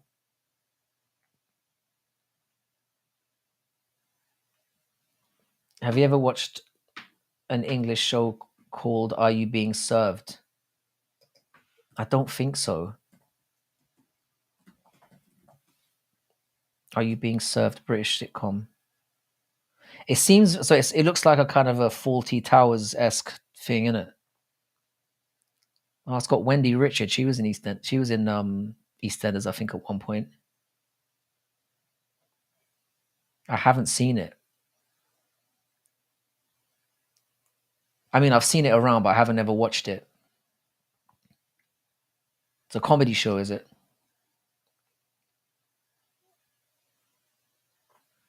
I still watch Coronation Street. I have since like 8 with my grandma, although it's kind of arse now. but still decent sometimes. The thing is, yeah, it's kind of like I said, like when I've watched the odd clips of it, because I go to visit my mom sometimes and she still watches it. It's on in the background. It's way more enjoyable than I don't know why I watched it. There was just nothing else to watch. You had like you remember what it was like back in the day. I'm assuming you're of age. Like you had 4 channels back in the day. You watched what was on, and that was it. There was no choice. There was no YouTube or anything like that. You had terrestrial TV and old videotapes, and that was it. Videotape trading. It's like dumb humor. It's pretty funny. I'll definitely give it a try, Mikey. I'm down for that. I like kind of dry humor, I'm kind of immature in my humor as well, so I'll be down for that. Mikey, you would definitely be a good addition as well to the Frankie and Jax thing, because we spoke about like movie bangers, like Diamonds in the Rough that people hadn't heard of, and that was quite a good one. And obviously talking about stand-ups was great as well. It was nice to talk about something a little bit different, because we've basically been talking non-stop MMA in here for the last year and a half, and we know how pissed Western gets when we try to go off topic. So it's like, yeah, we better make a new channel. You know what I mean? But yeah, we're kind of, like I said, I'm willing to talk about anything on here. I literally don't give a shit. I'm never planning on going. You want me to link a couple of live streams if you're getting off? Yeah, I think I'll head off in about. I think I'll make it an even 3 hours, and then I'll bounce, because I've got to head out. I've got to head to London early in the morning, so I've got some things. You can, like I said, you're obviously you're modded for a reason, so you can drop any live streams in here that you want, and the same goes for anyone who's here long term. I'm all about boosting other people's channels and stuff as well. It's all about the community, innit? Just getting some good people together who like talking mad bollocks, and hopefully the smash and pass on the midgets was a testament to that. If you think that's an irregular thing in here, you'd be very surprised.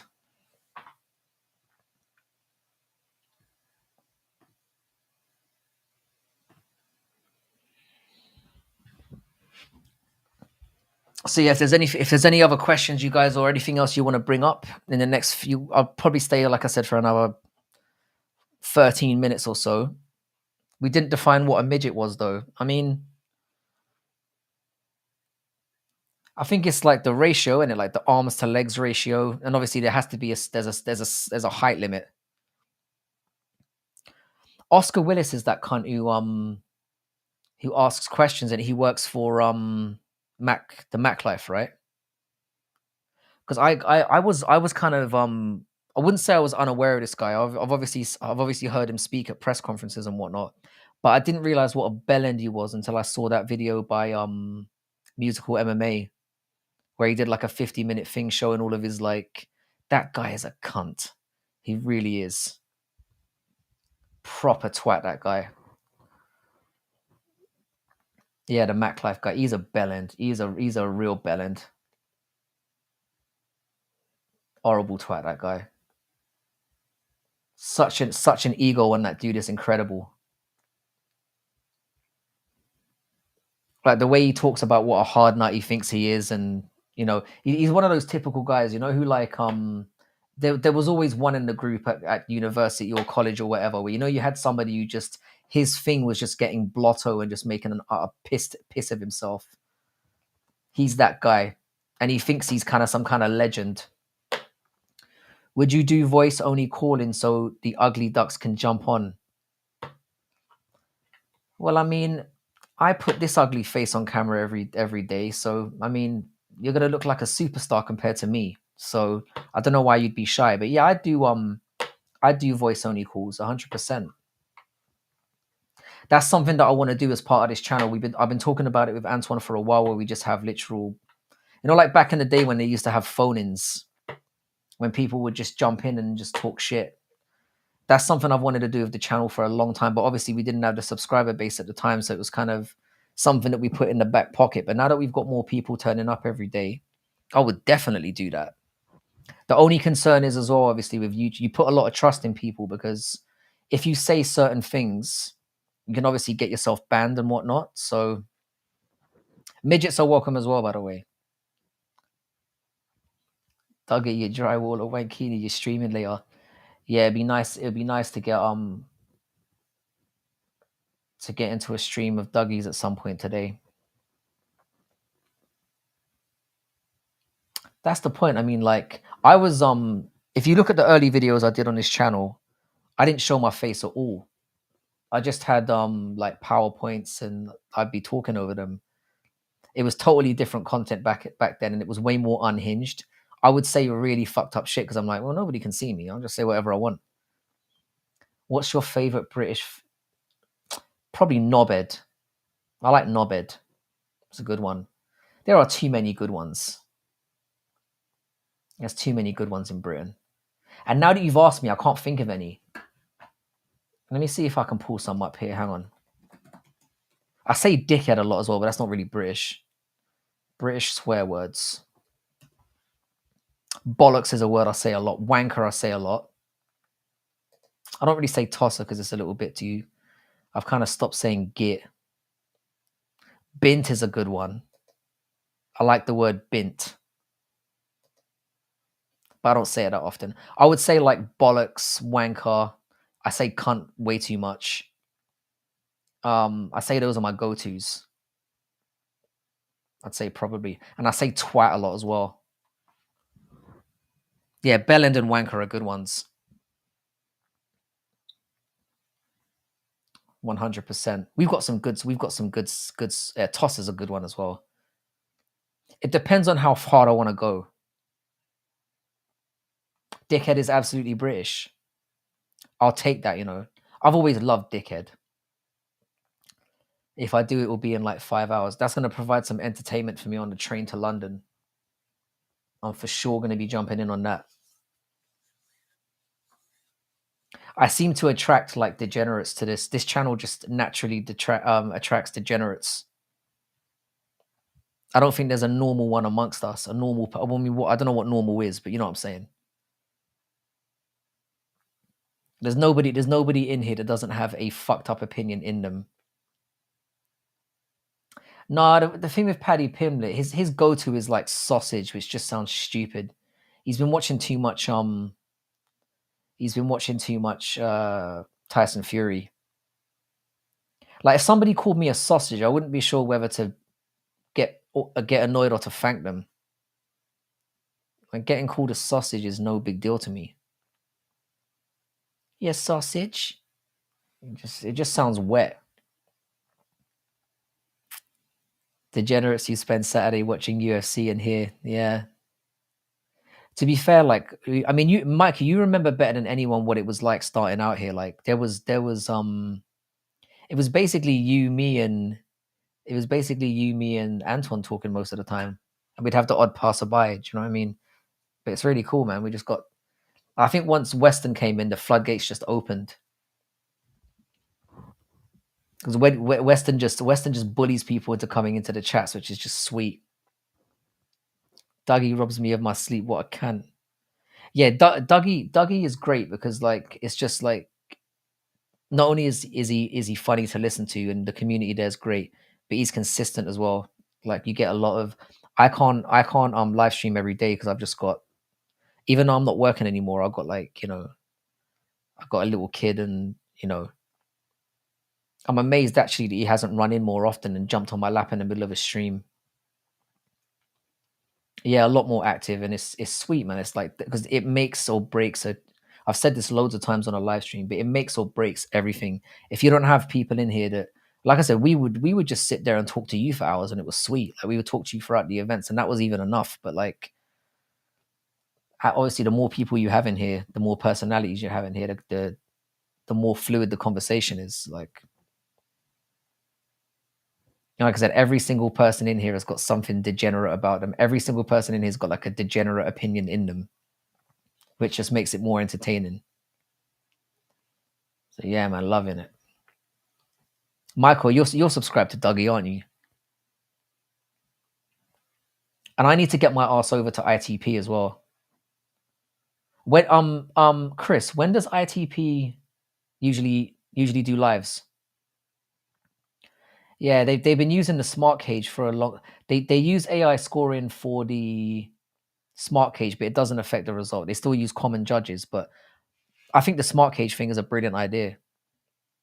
I think they should use it in the UFC, but they, you know them, they don't want to look like they're copying, so they never will.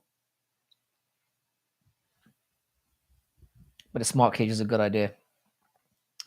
Yeah, I'd be interested to know when ITP does live streams because I need to get over there and give the guy a thanks as well for the boost that we got today because that was really nice of him to do that. And obviously great of Black Betty to set that up as well. ITP goes live right after Ronan MMA. I kind of like Ronan as well, but I don't really watch him too much these days because he can get yeah,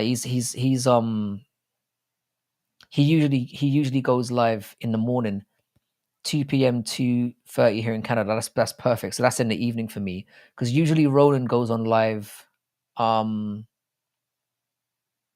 in the morning my time and I'm barely functioning by then. Can we get ring men for the female fighters? And I hope that never happens. To be fair, I barely noticed the ring girls, and I'm a proper pervert, so it's a surprise. I don't even know any of their names. Like,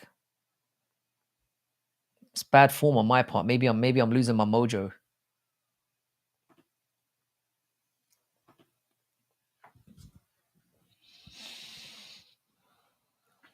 But I mean, the fighters are basically ring girls. I mean, they're going in there in their pants. I mean, how far do you want it to go? You get like jacked dudes going in there, basically wearing their pants. They are the ring girls.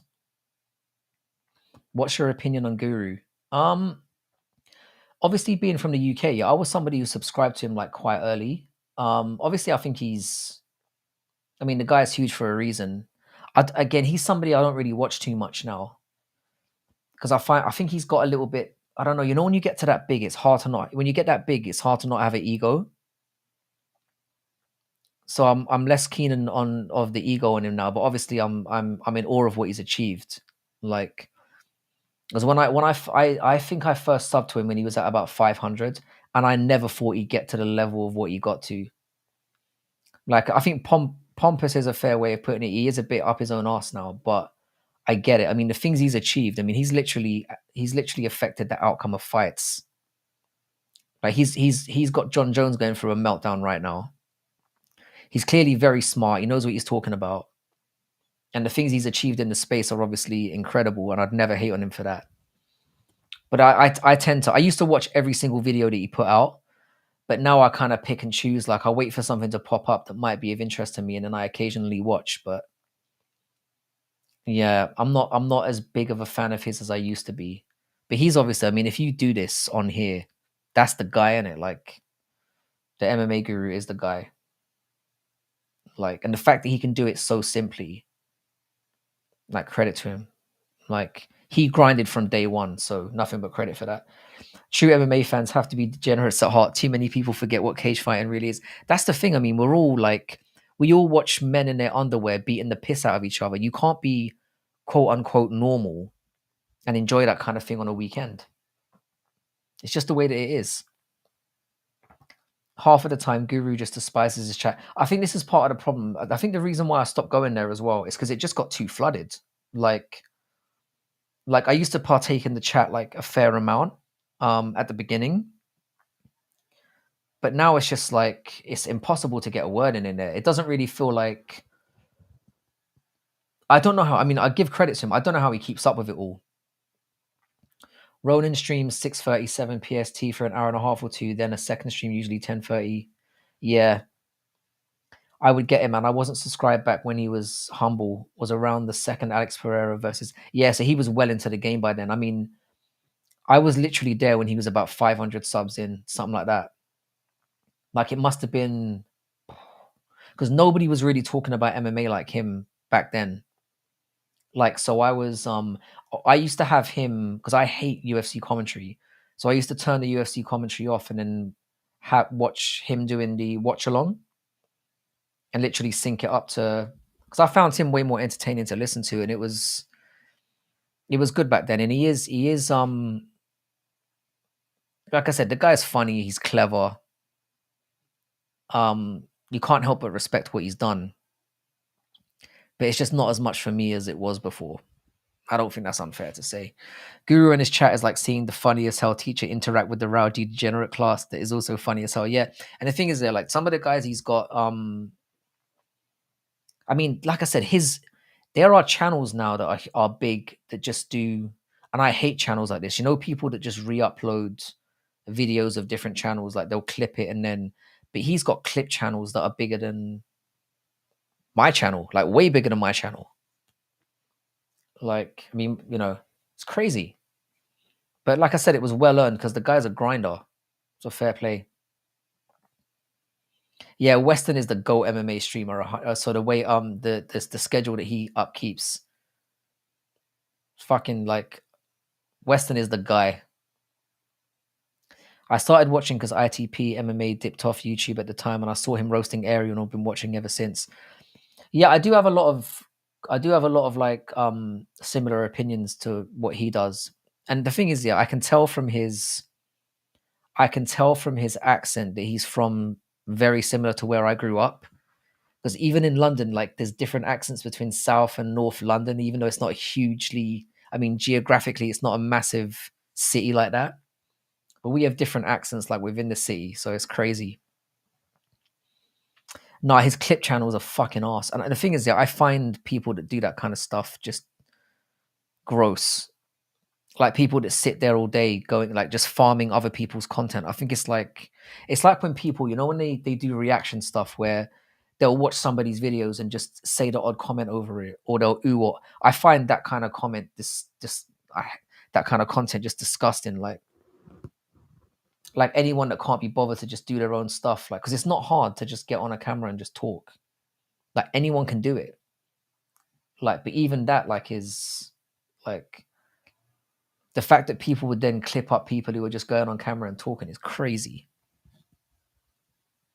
It's crazy. I've never understood the need for it at all. But I suppose it helps him as well to push his content out more. Because the more people that are farming his shit, it's kind of like a symbiotic relationship, I guess. I get you on that. I'm also happy they get to encapsulate certain imitations the guru does. Yeah, some of his stuff, some of his imitations, some of his like what do they call it? Impressions, or they're funny. Like he does a great Michael Bisping, for example. That's kind of how he got to that's kind of how he accelerated because he never used to do impressions back in the day. And when he started doing it, his channel just started to grow like exponentially. It's crazy. He got so many pay pigs that give him multiple hundreds of dollars a stream. It's sus, but good on him. The thing is, yeah, he makes his entire money from donations because I think it's something wild. Like, you know, if you make a video on YouTube, and some people might not be aware of this, you need like if you get 1,000,000 views on a video, you get like $700 off that. $700 for a 1,000,000 view video. So imagine what like the lower end of YouTubers like. You don't make money on YouTube through the actual platform. The real money's in like getting what do you call it, donations through live chat, which I'm never gonna do because I don't think people should pay to have to talk on here. Do you know what I mean? It's crazy. Like I got offered to I've said this a few times in the stream. I got offered to monetize like back in January and I still haven't done it. I'm just like I think it's fucked up charging people to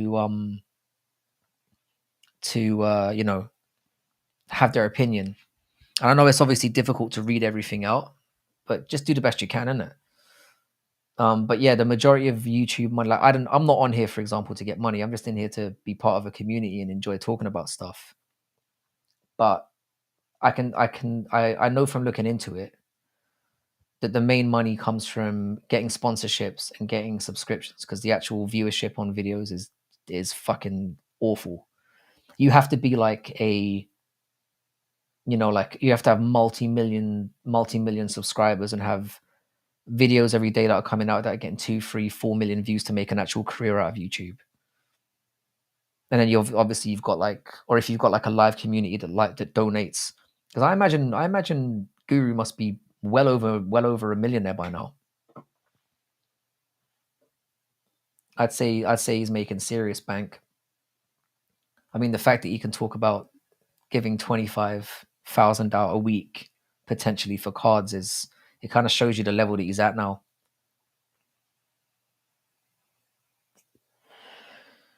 He had the thing is, yeah, he had the highest win percentage rate, I think, the year after last. Because I remember watching a video where he said about that. I mean, I had a win percentage last year of 70%, but nobody was watching. And I used to keep track of everything I was. So every week I would add to it. At the end of the card, I'd say, Michael will remember this because he was watching the videos back then, where I do an entire card breakdown. I don't do card breakdowns anymore. I stopped doing them a few months ago. And I don't think he's going to do it either. But I used to do like a whole card breakdown from beginning to end. And then at the end of the card, I would do a reaction. And then I would adjust my percentage based on the win-loss record from the cards. And for the entirety of last year, I only had 2 cards where I had losing records on them. Or it might have even been 1. But I never had a full card where I got every single one right either. Like I had a few like 10 ones, 12 ones. I had a few like that. But no, it was a good year in terms of predictions. But MMA is fucking crazy, man. It's a hard thing to predict. And last year was like the year of the underdog. Yeah, 68% is fucking, I mean, I know from doing it, 68% is fucking very high. Like when I set out for the year, I was like, if I can get 50, that would be quite good. So like, yeah, it's tough. It's, you know, and especially with last year, there was so many. Last year felt like the year of the underdog. They were literally like, yeah, there were so many underdog wins last year. Got to start eating mayonnaise by the jar while talking about getting yoked like he does. Yeah, he's a fucking massive dude as well. He is massive. This year has been fucked for picks. So many upsets and robberies. Yeah, it's felt like that since the beginning of 2023. It really has felt like that. Like I managed to, so like coming into 2023, I was like minus a grand and a half down on like my entire betting career. And I'm like, after last week's card, I'm like plus, I think it's 1,500 now. Which if you think like I've been gambling for like 15 years or something like that, to only be like a grand and a half up shows how what a fucking crazy game it is. You don't make money. For me, I don't gamble to make money really. I do it just to make the cards more exciting. And actually, I haven't made any parlays for Saturday's card yet. I'm not even sure what I'm going to do for it. I might not even bet on that card. I don't think I will. I might have to though to make it somewhat watchable.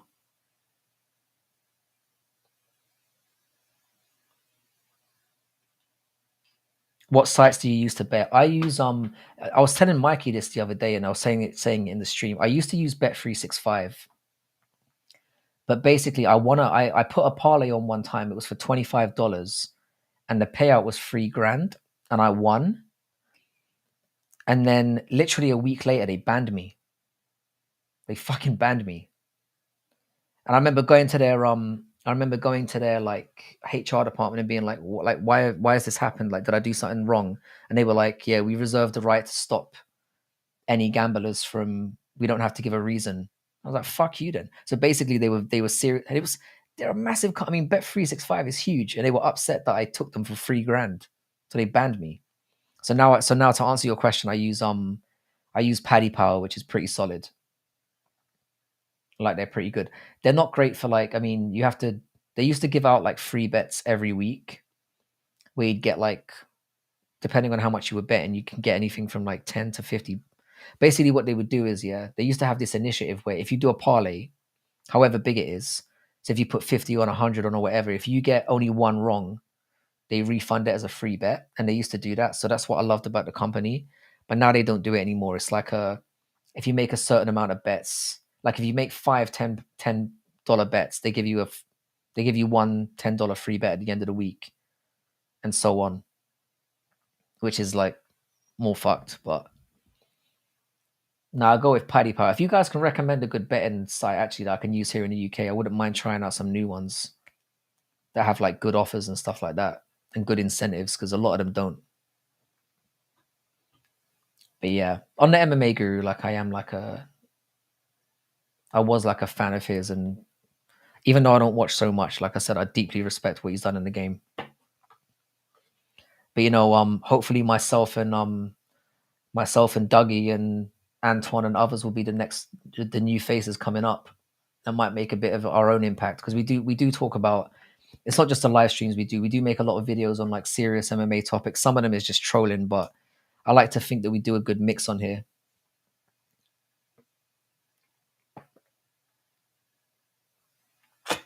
Oh, Dakota Decheva. Decheva's is she the British girl who thinks she could beat she said she could beat Valentina and Weili and everyone? I bet she gets slapped today. Who's she fighting? Probably a fucking can. I mean, all females are cans, but you know what I'm saying. Dakota Decheva.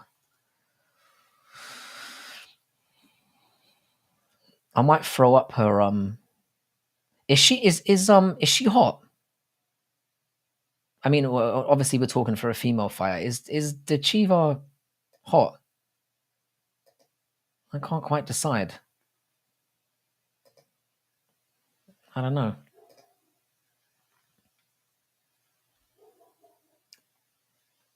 That chick looks like Paddy the Baddy. We will be standing next Levy on ESPN. Yeah, PFL is just oh man. I've made a few videos about PFL. This is the thing. I said this in the last live stream. Like, MMA females are capped at a 7. There is no female fighter in existence that is hotter than a 7. The majority of them are like 2s and 3s. Like, the only reason why people thought Paige Van Zandt was ever hot is because most females in MMA are fucking, they're barnyard animals. A lot of them. Like, and I always thought Paige Van Zandt was a dog. I've never thought she was hot. See, Mikey's gonna go off on me now. All right, Mikey, who's above a 7? Really? And maybe I can get people to agree with me on this one. With the PFL already struggling to pay fighters, do you see it being around? No, I don't. I don't see it being. The thing is, the PFL is a weird one, because they are Saudi backed, right? So the thing is, if they weren't Saudi backed, they would have been dead and buried already. Mackenzie Dern has a horse face. I've said this multiple times. I'm not willing to entertain the Mackenzie Dern thing, and she doesn't have a great body either. Now, don't get me wrong, Chris. Yeah, I'm not saying that I wouldn't smash them, because that's a different question. I've smashed a few sub 5s in my life. I'm not gonna lie. I'm not saying I wouldn't smash. I'm just saying that they are objectively not hot. Just being real. Valentina, I would not. I said that again. I said this. It's funny you bring up Valentina again, because I reckon she'd be the one smashing you. She seems like that kind of type. I'd be scared of her. I'd be scared of her in bed 100%. Dern got body. She looks supple, and I love the word supple. That's your go-to word, isn't it? Supple. I love it. No, Dern is not hot, and she's got a horse face. I've said this before, and I'll say it again. The only Tabitha Ritchie would obviously get it, and the fact that she's dating an Irish dude gives me hope. Nah, Dougie, I disagree. She's not hot. She's not hot. I don't mind being called gay. Maybe, let's face it, there's evidence out there to suggest that I could be. But, like, Paige Van Zandt is not hot. Tabitha Ritchie's hotter than Mackenzie. I think, like, Tracy Cortez is kind of hot, but she's got kind of like a fuck off face. She's got a face that looks like she's about to say fuck off.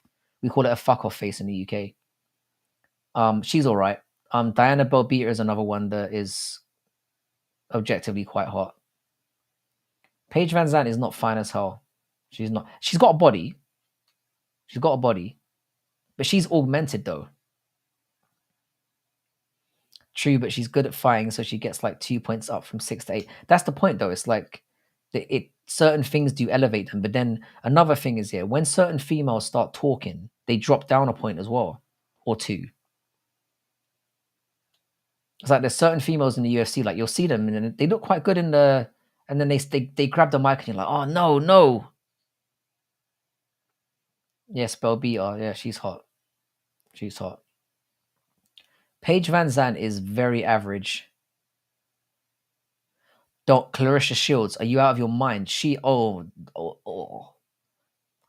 I would rather stick my dick in a beehive. Genuinely. Clarissa Shields is gross. Gina Carano was quite hot. She was quite hot. I'll give you that. The thing is that even Macy Barber, bro, you've lost me, bro. You have lost me. She is gross as well. That is a free. Gina Serrano's hot. Like less of the Macy Barber talk. How does a girl being good at fighting make her more desirable? Everyone's got their types. That could be someone's thing. I'm not going to shit on anyone's kinks.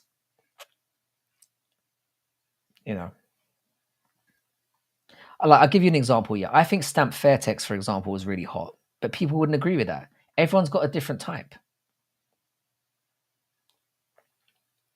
Karate Hottie, she's hot.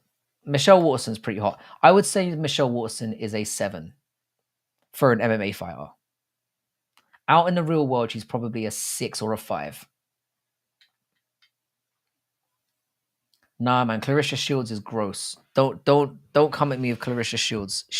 First of all, her personality is dog shit, which drags her down a few levels. But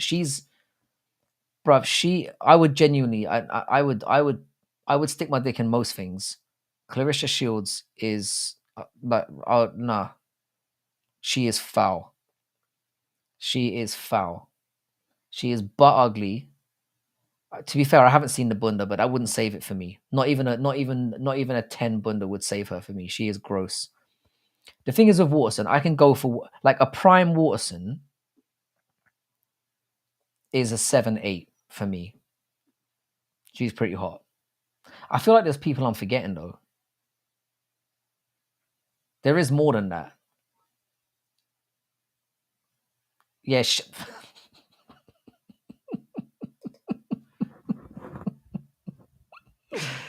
Bruv, the personality is somehow worse than the way she looks. Like legit. She is disgusting. She's disgusting. She's got the worst personality ever. Like hell, can you imagine living with her? Oh my god. Fuck that. Luana Pinheiro. I think you're. Hang on a second. Let me just refresh my memory on Luana because I think we may be finally be in agreement. Luana Pinheiro. Let me see. Yeah. She's all right. She's pretty nice. Now we're cooking. Again, hot for an MMA fighter though. Like she's not hot. Like she's nice. Actually, no, she's pretty nice. She on road, she would still pass. But again, she's elevated for an MMA fighter. She's extremely hot. For a regular girl on the street, she's pretty nice.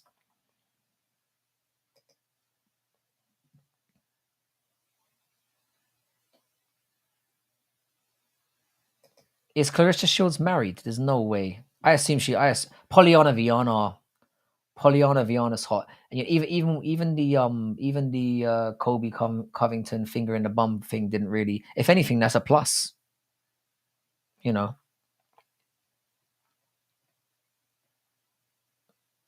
use my British insults on me, bro.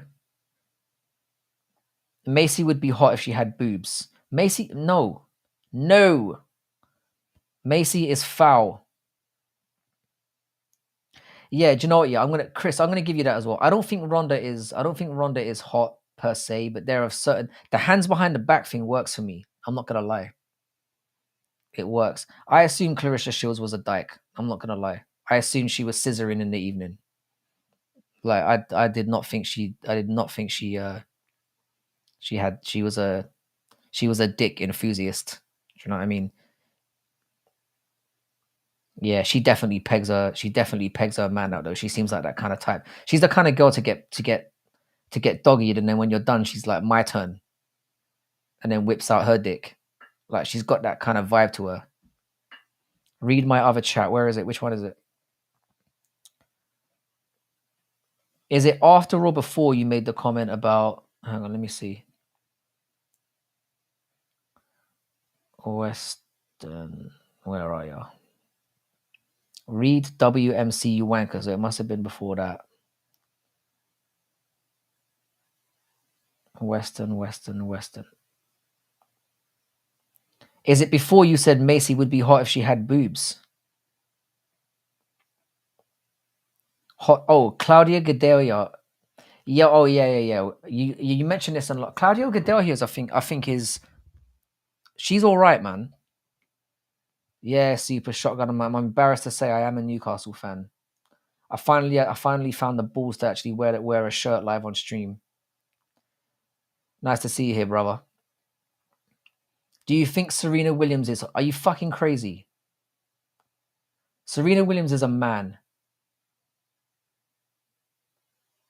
She's gross.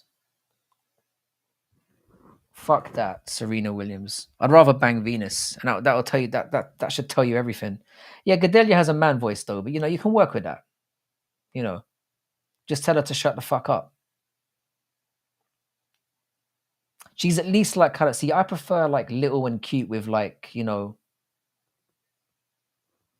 somewhat big, you know what I'm talking about. Like the bunda's there, the top half's there, but it's small frame. Bro, there's a video out there of Macy in her swimsuit. Mikey's already sent me this picture. I think Macy Barber is distinctly below average. Yeah, Clarissa Shields is genuinely foul. She's a 1, and I'm not even joking. Serena does have the dump truck. She does have that. I'll give that to Serena, but she is fucking ugly. And I don't know about you boys, yeah, but like that's a priority for me. You gotta have a nice face. I'm like face first, ass second. Then I'd probably go like tits third, legs. No, legs are kind of up there as well. I don't know, but I need yeah, of course. They definitely gave Decheva a fucking can. They're building her. She probably starts right. I don't even know who the girl was that she was fighting.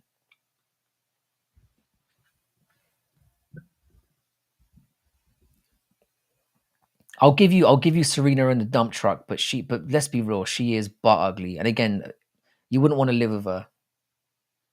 Legs first. I used to be a leg guy. She got a ball sack too. 100%. 100% she's rocking a few clangers down there.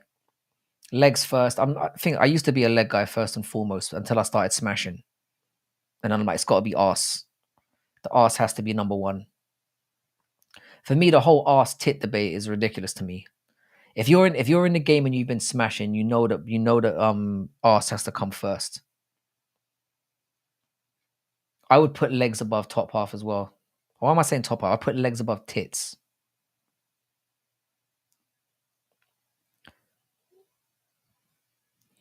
Yeah, Clarissa Shields. This is the thing about Clarissa Shields. She talks shit about how she can beat men up, and then when a man actually beats her up, she gets all fucking emotional about it.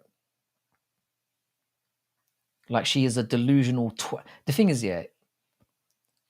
Not only is she butters and has no discernible physically nice features about her whatsoever, but she's just a delusional moron as well. And I don't think she's that great a boxer. I'm just going to say that as well. She's all right. Yeah, ass is always number one. It's got to be. If you're a veteran of the game, you know what I'm saying. I'm going to take down this poll. I've just realized it has no business being there. Oh, we got 50-50 for Chimaev, Whitaker, and... Oh, sorry, not 50. 50% for Chimaev and Whitaker. 20 votes. My God. I've made it to the top, boys. We're there. I need knees on my shoulders. That's a priority. Yeah, I can see that. Ugly inside and out is the exact way I would put that. She is literally a monster of a. I don't even consider her human. The bestiality comment was bang on the nose. The thing is, yeah, I don't care about like literally. I've done the whole spectrum. I've been with black girls. I've been with Asian girls. I've been with not too many white girls actually. Only really at the beginning. I've been with a whole. I've been with Brazilians. Like I've done the whole spectrum. I don't care about skin tone yet. I care about features. Face for me is number one. I'm gonna be honest. And also, I said this in my last live stream as well, because oddly enough, this topic came up as well. I find people that have foot fetishes really, really weird. Like I'm not really a foot person, but I cannot abide ugly feet as well. I'm just gonna put that out there. I don't do anything with feet or anything like that, but like if I see some ugly feet, I'm out. I'm bouncing. The only black girls that are pretty have European features. Yeah. It depends on your type, and I mean, like, if there are like, for example, I don't find how old are you, mate? I'm fucking old. I'm fucking old. I'm older than you probably think. Take it easy, Mikey. Great to have you. Great to have you here, brother. You came back, Mo. You've missed a very deep conversation about women. Pretty much. That's what we're going on about.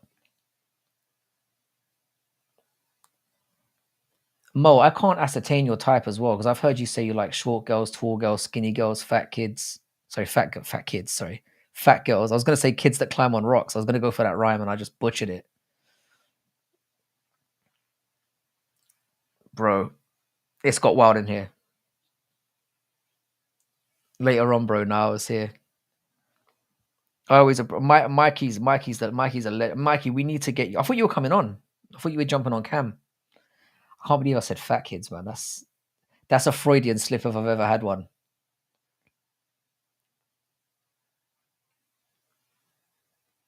I mainly bang black girls and thick white girls. I don't like white girls, you know. I know that might sound ironic, you know, being as I am white.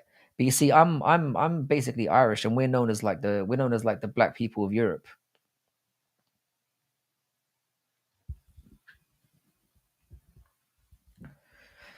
The arse is the number one. See, Dougie understands.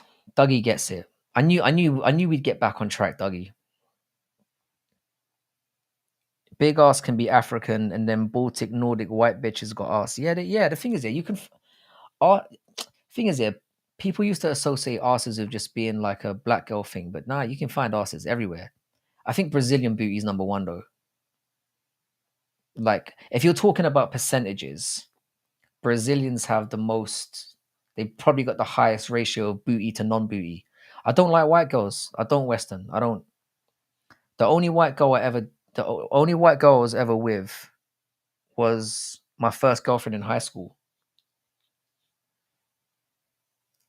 I don't fuck with white girls. It's not so much because of how they look here. It's the attitude. It's the entitlement. See, I'm not a simp. Do you know what I mean? I'm not. I've never been the kind of guy to you know, let the female be in charge or whatever. Like, or I'm not into entitled women at all. Kelly Divine. By the way, you lot are fucking up my search history, you know. Kelly Divine. Oh, right, she's a porn star. Yep, you've just fucked up my entire YouTube search. And nah, she's dog faced as well. You don't really think this person's hot, do you? Are you crazy? It's another. Stop sending me barnyard animals. And you match where you're losing the trust, bro.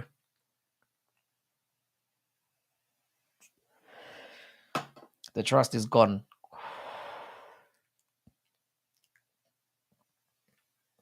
Bro, I'm not even joking. Yeah, let me find the first picture of her that came up. I'm not even joking. This is the woman you have just capped. Your trust is. I love you, man, but your trust is down to zero now. This is the first thing that popped up. I mean, I don't even need to say anything really, do I, boys? I don't need to say anything. And in the tagline, it says Butch. That says it all. That says it all. Yeah, everyone has their opinions. Everyone has their opinions. Like, I mean, personally, if I was gonna choose one, if you guys only had one type of woman, you could, like they said to you, right? You can only have one woman from one specific area. What would you go for? Like, you're not allowed to date anything else or to be with anything else. What would you go for? For me, it's Asian girls all day long. You never told me how many sticks. I don't know what that means. You never told me how many sticks K.E. Taylor. K.E. Taylor. How many sticks? What does that mean? Is that like a Canadian thing? So Black Betty's a white, like he likes his white women. Do they call them apples in your parts as well? We used to call white women apples when I was growing up. We had a big conversation about it. I would go for East African girls. Yeah. East African girls are kind of more slender as well, but they still got the bundas. Black American. You see the diversity we've got in here. We're never going to agree. This is why this conversation was doomed from the beginning. Like, look at the diversity we've got in here. Afro Brasileiro. How many sticks would you throw at Katie Taylor? 0. Katie Taylor is another barnyard animal, and she's from my country. To be fair, yeah, like if I'm being real here, yeah, Irish girls are way nicer than British girls though. I way prefer Irish girls are just better stock. Eritreans. I've got a lot of Eritrean friends actually, and some of the Eritrean women are generally quite nice. What race am I? I'm Irish, but I came to England when I was like 1 or 2 years old, which is why I sound like I've got a stick up my ass.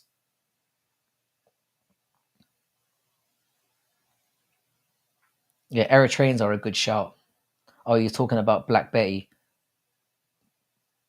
Black Betty is not. He's a white dude. Black Betty might be the chaddest motherfucker in here. 6'2" apparently, and a unit. So be careful what you say to Black Betty.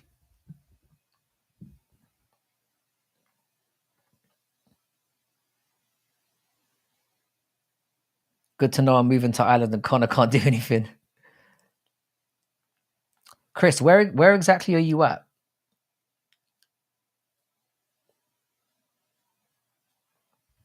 Yeah, where are you at, Chris?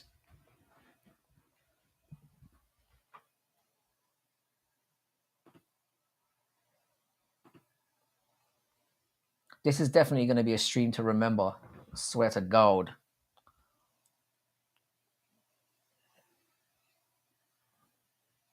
I consider it an unsuccessful stream if we don't start talking about fucking bundas and titties at some point. I consider it a failure on my part. 100%. So I feel like I've succeeded in my mission this evening. I feel like I've done a worthwhile job tonight.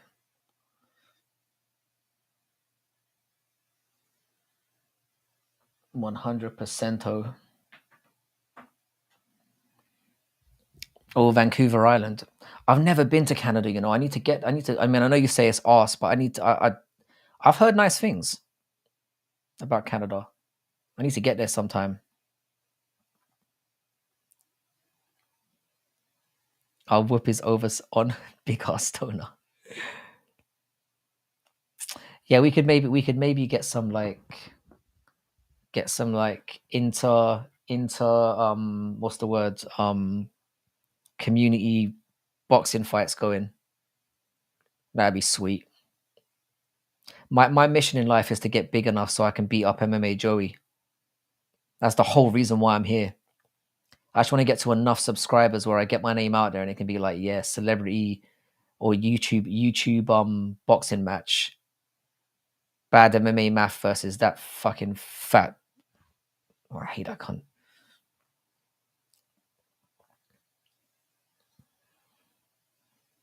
Yeah, Weston's definitely got some clangers on him.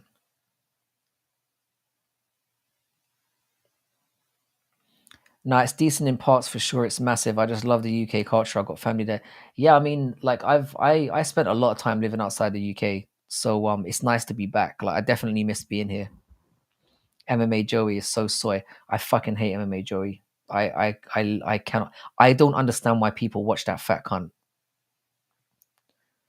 Like the way he talks, his opinions are always. He thinks he's funny now as well, which just makes the whole thing worse. Like mind you, I don't watch too much of him really, other than the stuff that I'm forced to kind of, absorb as part of somebody who's on here. But I hate that guy. I genuinely hate that guy, and you can tell him I said so. I'm down for the beef. Absolute twat, that guy. He just comes across to me as like a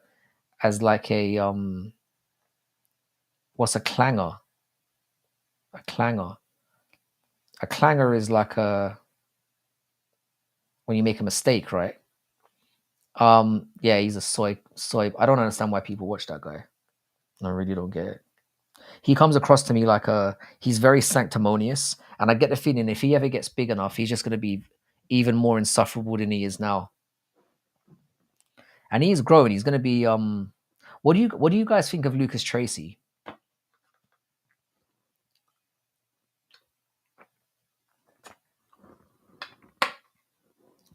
Quite interested to know what you guys think of Lucas Tracy.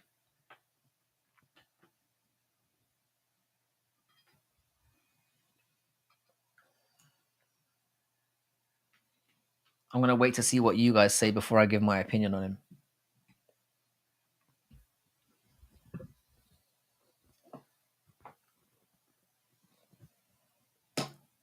Man, my plans for tomorrow are fucked.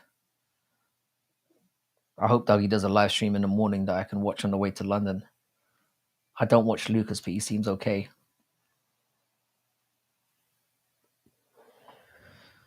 Lucas knows nothing about MMA and disrespects the former champions before he started watching. I think you guys have nailed it on the head. I think his MMA takes up bullshit, but I watch him from time to time and I kind of enjoy him somewhat. Like of all the people on here, he seems to be quite he's quite entertaining.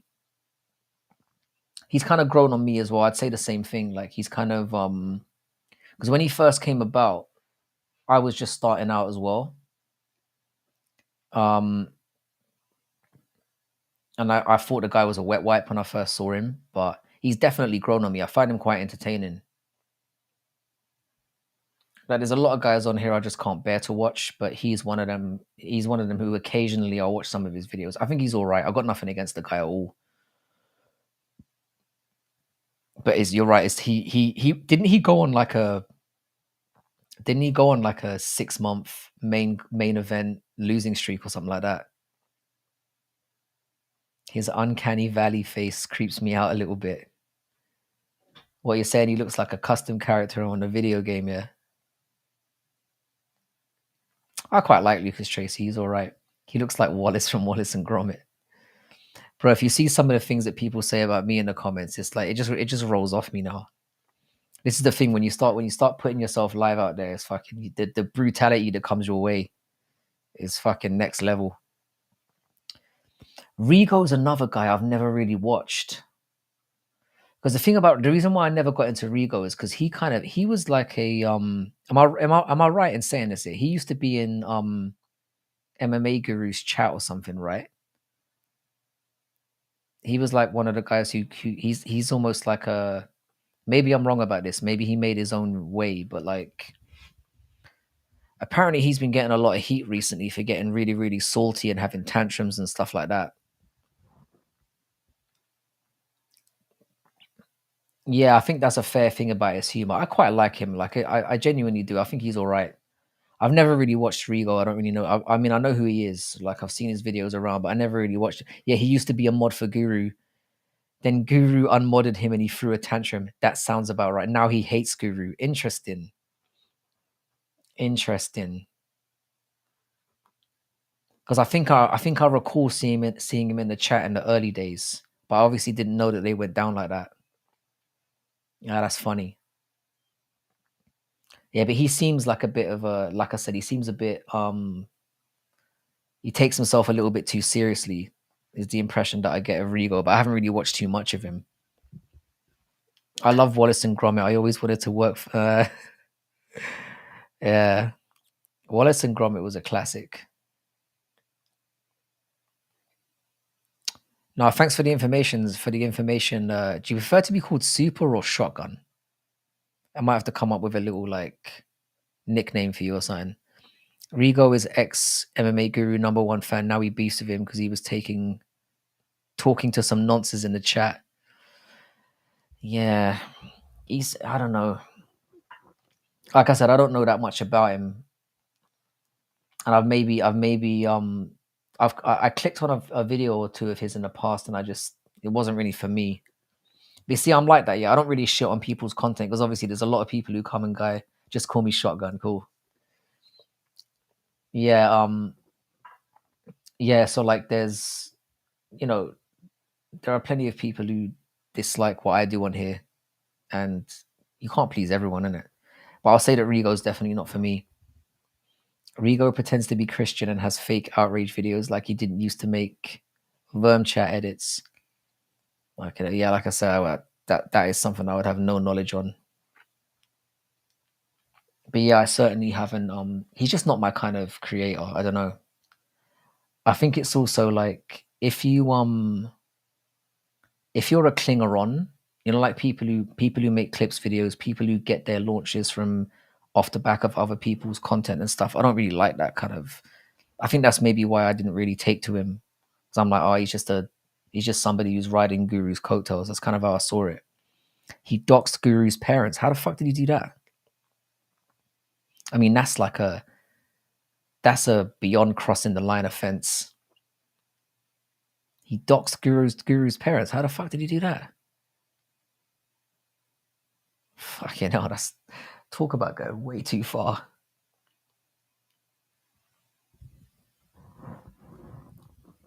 Guru's done a very good job of kind of keeping himself somewhat anonymous in terms of where he is. Obviously, I don't think anyone knows his real name, right?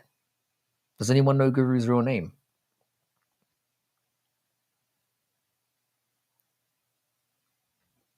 He's done a very good job protecting his identity. But he seems like somebody who's not really out and about. Like, I don't imagine there's much chance of even if you live in London or wherever, the chances of bumping into him are probably slim to none. He doesn't seem like somebody who's out and about too much. Lucien. Can you remove the ugly inside and out thing from under my name? What's the inside? Oh, sorry. Yeah, let me hide that. I'll take that away. I completely forgot that was there. Lucius Guru. That got leaked, but he prefers to keep his name private for obvious reasons. Yeah, of course. Especially because he's got some genuine fucking psychos in his community. Like, genuinely.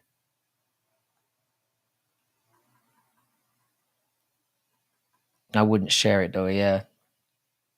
The thing is, like, people know like my first name on here, but I wouldn't go beyond that. And I'm kind of very vague about where I live as well. Because people are nutters. People are nutters. You never know what could happen. I don't want someone turning up on my door and I have to pull out a shotty. Rigo made a whole stream about it, saying in it a bunch of videos of full name. Really? Oh, that's what I'm saying. That's just beyond cunty behavior. This is the thing here. We live in a day and age here where people will do anything for clout. I even hate the word clout. Like, I despise it. Like, genuinely, when I made this channel, it was exactly for what we're doing right now.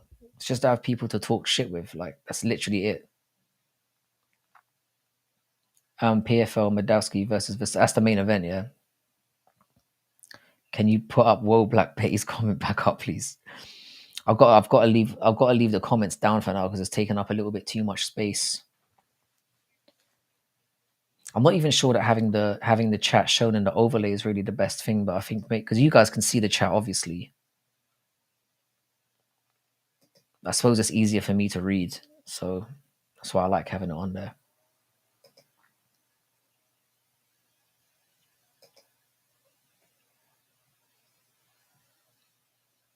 I'll just pop that up in there. No, this has been hella fun today.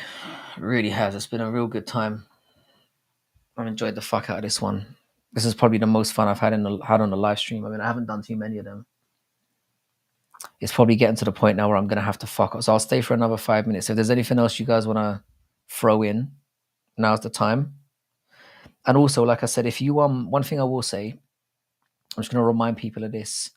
If you're somebody who does feel like you want to get on camera at some point and share your opinions on camera, DM me on Twitter.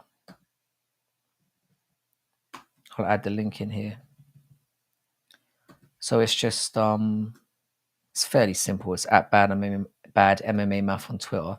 I'm very, very active on there. So if you ever want to jump on camera, shoot me a DM and we'll get something going. I think my son's just woken up.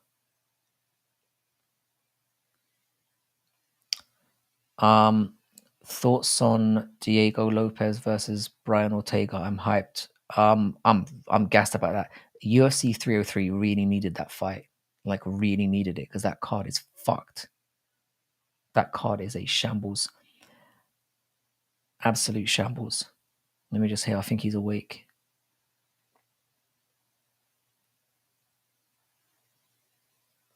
Maybe I'm hearing things. Should there be an absolute division in MMA? By absolute, do you mean any weight class, anything goes? It's time to go. It's time to interview the GOAT MMA mod. Chandler is off. Alex versus Yeri 2 is on. Welcome in, Doa. It's good to see you, brother. You're saying Alex versus Yeri 2 is at UFC 303? No bloody way. That's gonna piss so many people off, you know. I honestly think Sean O'Malley and Marab would have been better. Yeah, all weight class. Yeah, they could do it. I mean, they will never do it in the UFC. Because when somebody inevitably gets their neck broken, the liability would be a big problem. Alex versus Yeri. To be fair, Alex versus Yeri 2 is a better fight, but because we've already seen it, people are going to be fucking fuming. Yeah, I bet I've asked Weston once or twice to jump on video. I don't think he's on it. I would love to have it. I reckon he's a fucking character. So many people are upset. Of course they're upset. It's a fight they've already seen. And no, it's fucked. That's fucked. Yeah, but that's the thing though, yeah. People were saying, yeah, that obviously Vegas has those refund clauses for the main event, but if you've paid for hotels already and flight tickets already, you're not going to refund it because you're only going to get some of your money back. You're not going to get the flight ticket money back or the hotel money back. You're just not. People like reruns. I don't know. Where do you see Newcastle in the standings in the Prem next season? I would say I think we'll do better than we did last season, obviously. I would say we've got a realistic chance of getting fourth, just because I would say fourth off the top of my head, just because I think we're gonna without Europe and all that pressure, and I think we'll be healthier this year. We'll make a few good signings in the summer. I reckon fourth is good. I reckon the teams that we're going to be competing with are going to be, like I said, in Champions League now, you've got 10 games in the early stage. I don't think I think that's going to benefit us. I reckon. Yeah, but this is it, man. It's the booking of stuff. Like people are saying, yeah, you can just refund the tickets. Nah, it's way more complicated than that because most of the people who are going to this fight are flying in to watch it. Whether you're flying in from America or whether you're flying in from even further, that is fucked. If you're losing Connor, which now is looking like it's official, like Alex versus Yuri is not a bad fight, but it's not going to make up for the fact that that's been put off the card. But they've also, I mean, they've added Diego Lopez and Brian Ortega to the card as well, which is good. But for some people, and this is what I'm saying, the majority of people who are paying are probably people who are kind of casual fans and they just want to go and see Connor. They're not going to care that Diego Lopez and Ortega is on the card and that Yuri and Alex are on the card. They're not going to give a shit. Anthony Smith versus Carlos Ulberg. Are you joking? Oh, Anthony Smith is so fucking stupid. He's definitely getting chinned. I knew I should stay on, I knew there was going to be more bombshells. I knew it. I fucking knew it. But the question is, though, is the card better now? Is the card better now? Aaron just read my mind. Is the card actually better now secretly? I mean, people are going to be pissed. But I reckon they've just boosted the entire card. It's crazy. Like, I've been saying this for the entire stream. I don't give a fuck about Conor McGregor either. And I care about Michael Chandler even less. I don't want the card. I'm pissed. Keep it.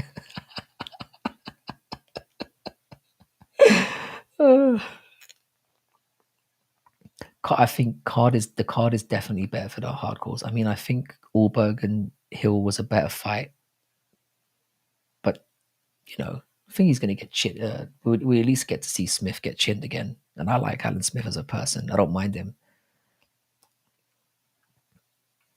I think you're right. Right, shotgun. I think that's the problem. I think people are fucking raging right now. I guarantee you, 90% of the people who, probably even 100% of the people who have bought that card is to go and see Connor. That's the thing. And there were no cheap tickets on that card. There were none. Like even the fucking nosebleeds were $3,000. Somebody paid 50 grand for front row tickets recently, $50,000 to watch Yuri fight. Alex again. Like Diego Lopez and Ortega's not gonna save. Not gonna. No, that's crazy. Rob and Liscarov's free. That's true. They'll probably push the Conor and Chandler fight back a month or two. But they've shit the bed hard on this one. It's like what people are saying though. I genuinely think and Chris is right. Anthony Smith is going to get flatlined. I think this has made the card better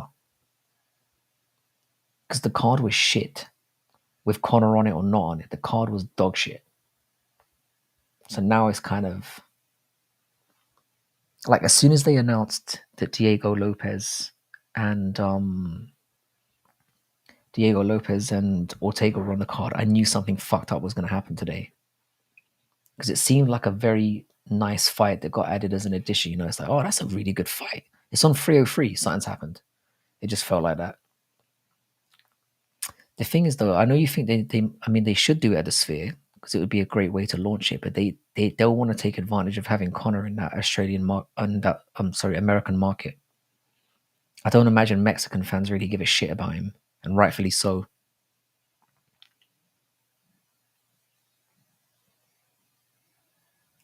I think they'll have a few headliners for the Sphere because obviously they're very big MMA fans, but it's mostly, I'd say it will mostly have Mexicans on the card for sure.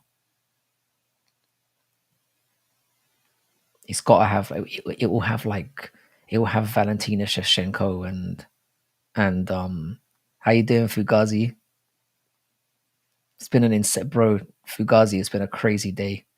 We have had a wild, the topics that have come up on here have been wild. You've missed a hell of a live chat today. Conspiracy theory, they did this to sell Conor level tickets twice. But this is the thing, it's like, yeah, maybe. Bro, it's fucked. If you bought tickets for that event, you are fuming. Yeah, Fugazi, it's been hard to keep up with all day. It's literally just been one after the other. Like when we start, like I said, when we started the day out with, we're getting Ortega and Lopez. I'm like, something fucked is about to happen.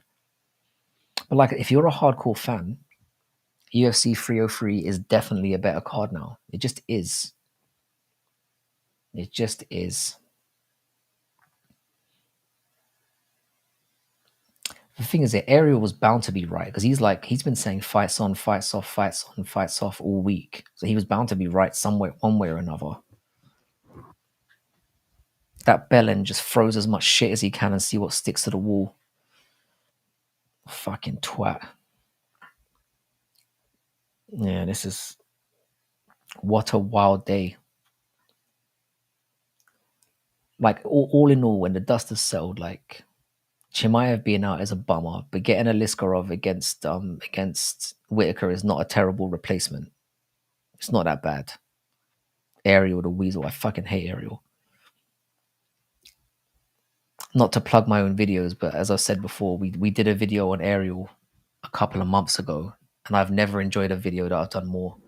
We did a video about slap fighting that I really enjoyed, where we just ripped slap fighting apart. But I fucking hate Ariel Helwani. Never really trusted Connor to follow through. He had me tricked for a quick moment. The thing is that he's not the kind of guy to pull out, but the UFC have been fucking him around for 2 years. Maybe this is just a fuck you to them. I reckon he doesn't fight again. They'll rebook the Chandler fight. And who knows, we might get that, but who really wants it? What if Ariel said he was a fan of yours? I'd have to rethink my entire life. I hate Ariel Helwani. He's just a sanctimonious little prick, isn't he?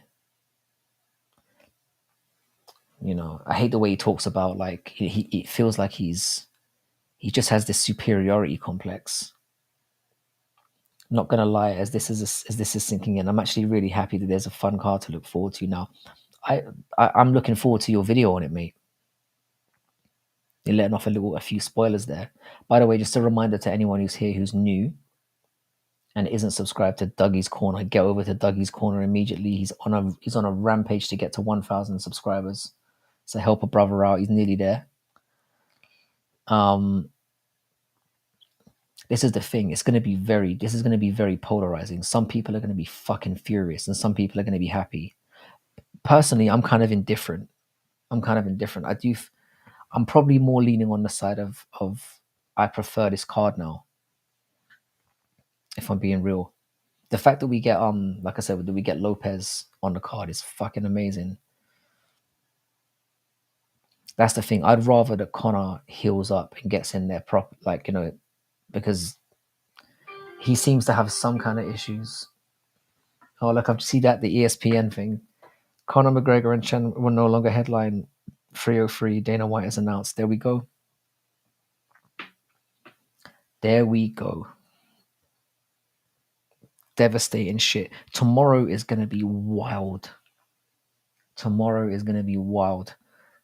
I might have to jump on live tomorrow as well. Jesus Christ, man.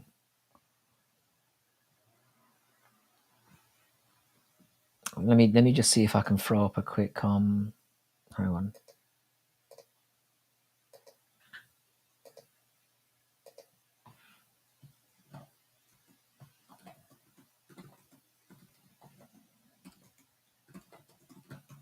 Let's see.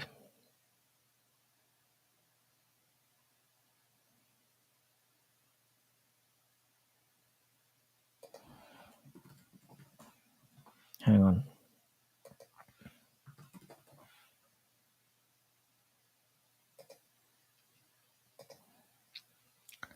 Damn, I'm going to cry myself to sleep. He'll probably never fight in the UFC again. I'm not that surprised. I'm really not. This has been coming. I knew when they stacked that card like utter shit that they'd fucked something up. Like, genuinely. I knew this was coming. This does not surprise me at all. This is all their chickens coming through to home to roost for fucking around with UFC 303.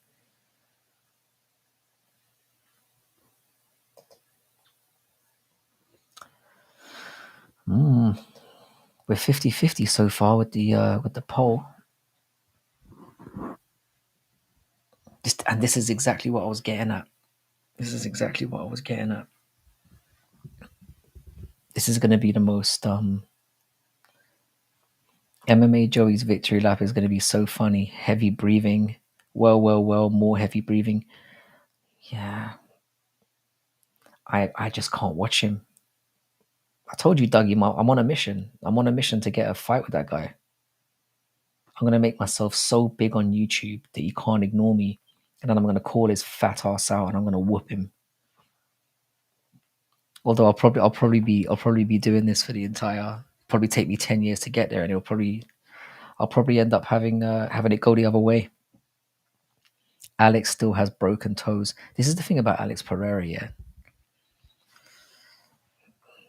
I don't understand, yeah, why this guy is not pound for pound number one. With all the activity he's had and all the people he's beaten and doing it the way he's done it, he should be pound for pound number one. And I've got a video about that coming out tomorrow, funnily enough. Whitaker versus Alaskarov is its own event now on UFC on ABC. I'm shook for Alex. The thing is, yeah, I love Yuri Prohaska. I like both guys, so it feels like a win-win for me. I don't mind seeing that fight again. I think Yuri is too dumb to win though against someone like Alex, because against Alex you can't make a single mistake. Jamal Hill fucked up his knee. Skepta or Stormzy, they're both arse. The first thing I thought was probably Skepta, so I'd probably go Skepta. I don't really listen to that bullshit though. I'm old as fuck.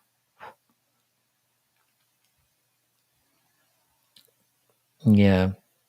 That's the thing. Jamal Hill I'm not surprised this has happened. Jamal Hill came back way too early. Yeah, Pereira was in Australia like 2 days ago. So yeah, I saw that. He seems to be doing the rounds. I don't even know who Little Sims is. I think Smith versus ULBERG is interesting, and that ULBERG's gonna fucking break his face. That's a guaranteed. That's gonna vote ULBERG further up the rankings as well. Thing is, I like Anthony Smith, but he's getting battered in that fight. How the hell is he gonna beat Carlos ULBERG? Aaron, that would be perfect. Ankalaev's got to take a fight soon. He can't keep waiting around forever.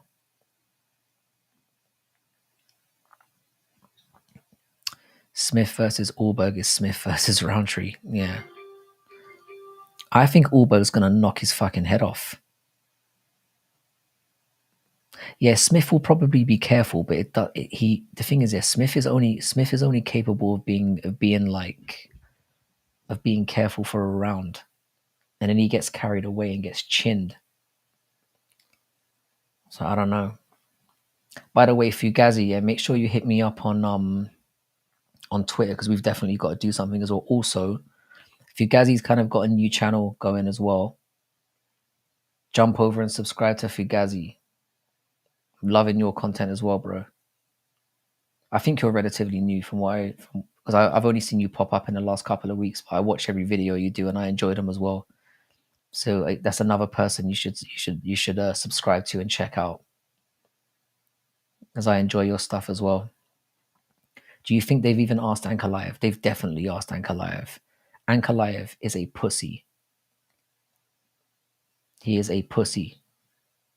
Only been doing it. Keep doing it. Yeah, I'm telling you, it's worth it. It's worth it. I almost gave up a bunch of times.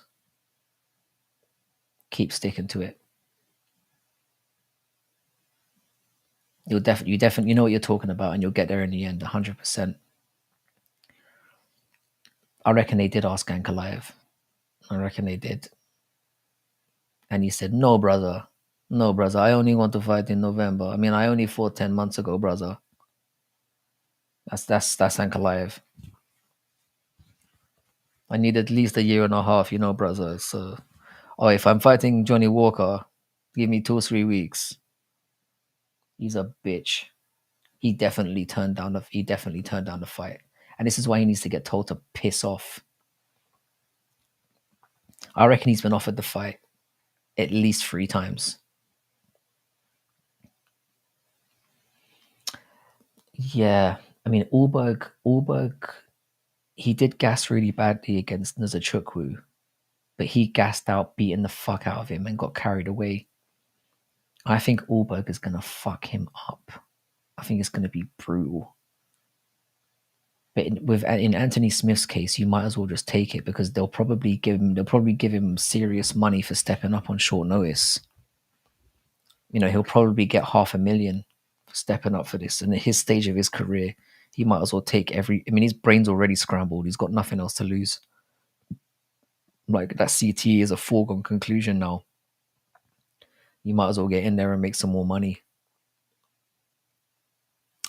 Shotgun. This is exactly what I've been saying about Ankalaev. This is exactly what I hate about the prick. Like, literally, he feels like he should be saying when and where he gets the title shot. Like, he's entitled to it.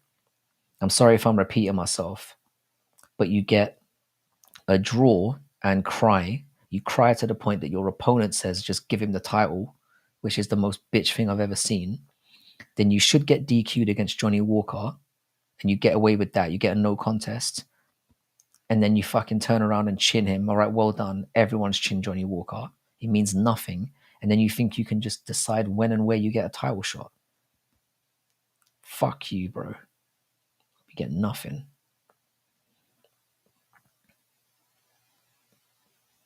You only cut one. Ankalaev or Chimaev, who do you pick?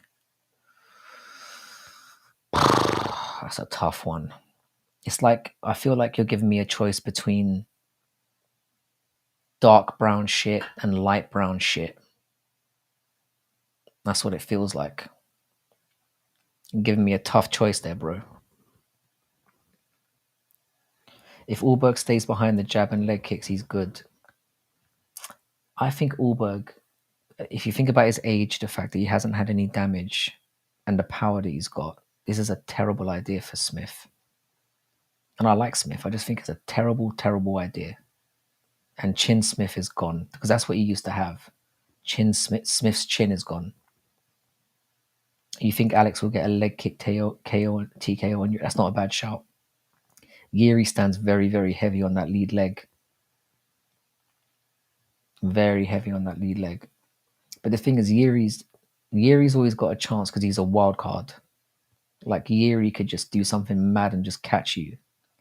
So that's the danger that you have with Yuri. And if Alex is still injured, this could be very stupid on his part. But this is what Chads are made of. They get in there when they take the opportunities. Imagine the money they're going to have to give these guys for stepping in at short notice. Alex is probably like, I'll do it for 5 million. What time have you got to go to London tomorrow? 10 a.m. I've got a train at 10 a.m. I should probably head off. Guys, it's been an absolute pleasure. If you haven't subscribed already, please do so. Give Fugazi MMA a sub. Of course, sub to Dougie as well if you haven't already. I assume most of you have. Sorry that my voice is getting a bit quiet, but I'm worried that I might be in the process of waking my son up, and it wouldn't be good. Yeah, much love to all of you. This has been a real fun one, and I've really enjoyed it.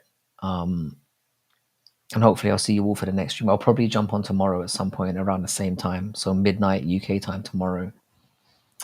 Check out the channel. We've got loads of videos that you could probably enjoy. If you could like and comment and subscribe and all that stuff, that would be great. Thanks as well to you, Fugazi, as well, for turning up. I really appreciate it, but keep trucking with the channel. Trust me, you'll get there. It's I'm not saying I'm there, but like, I remember being in a position where I had like 10 views a video, and you know, just keep sticking it out. But Chris, it was really great to have you on as well, man. You're a legend. Appreciate it. To all of you, really. Mo, thanks for turning up as well. Weston, if you're still here, you're always the man. Aaron, you're the fucking guy as well. Dougie, if you do a live stream later, I'll definitely jump on to get in the comments. You'll probably catch me when I'm on the way on the train. Macho as well, top guy. Thanks very much. Hopefully, I'll see you all here tomorrow. Have a good one, broskies. Take it easy, guys.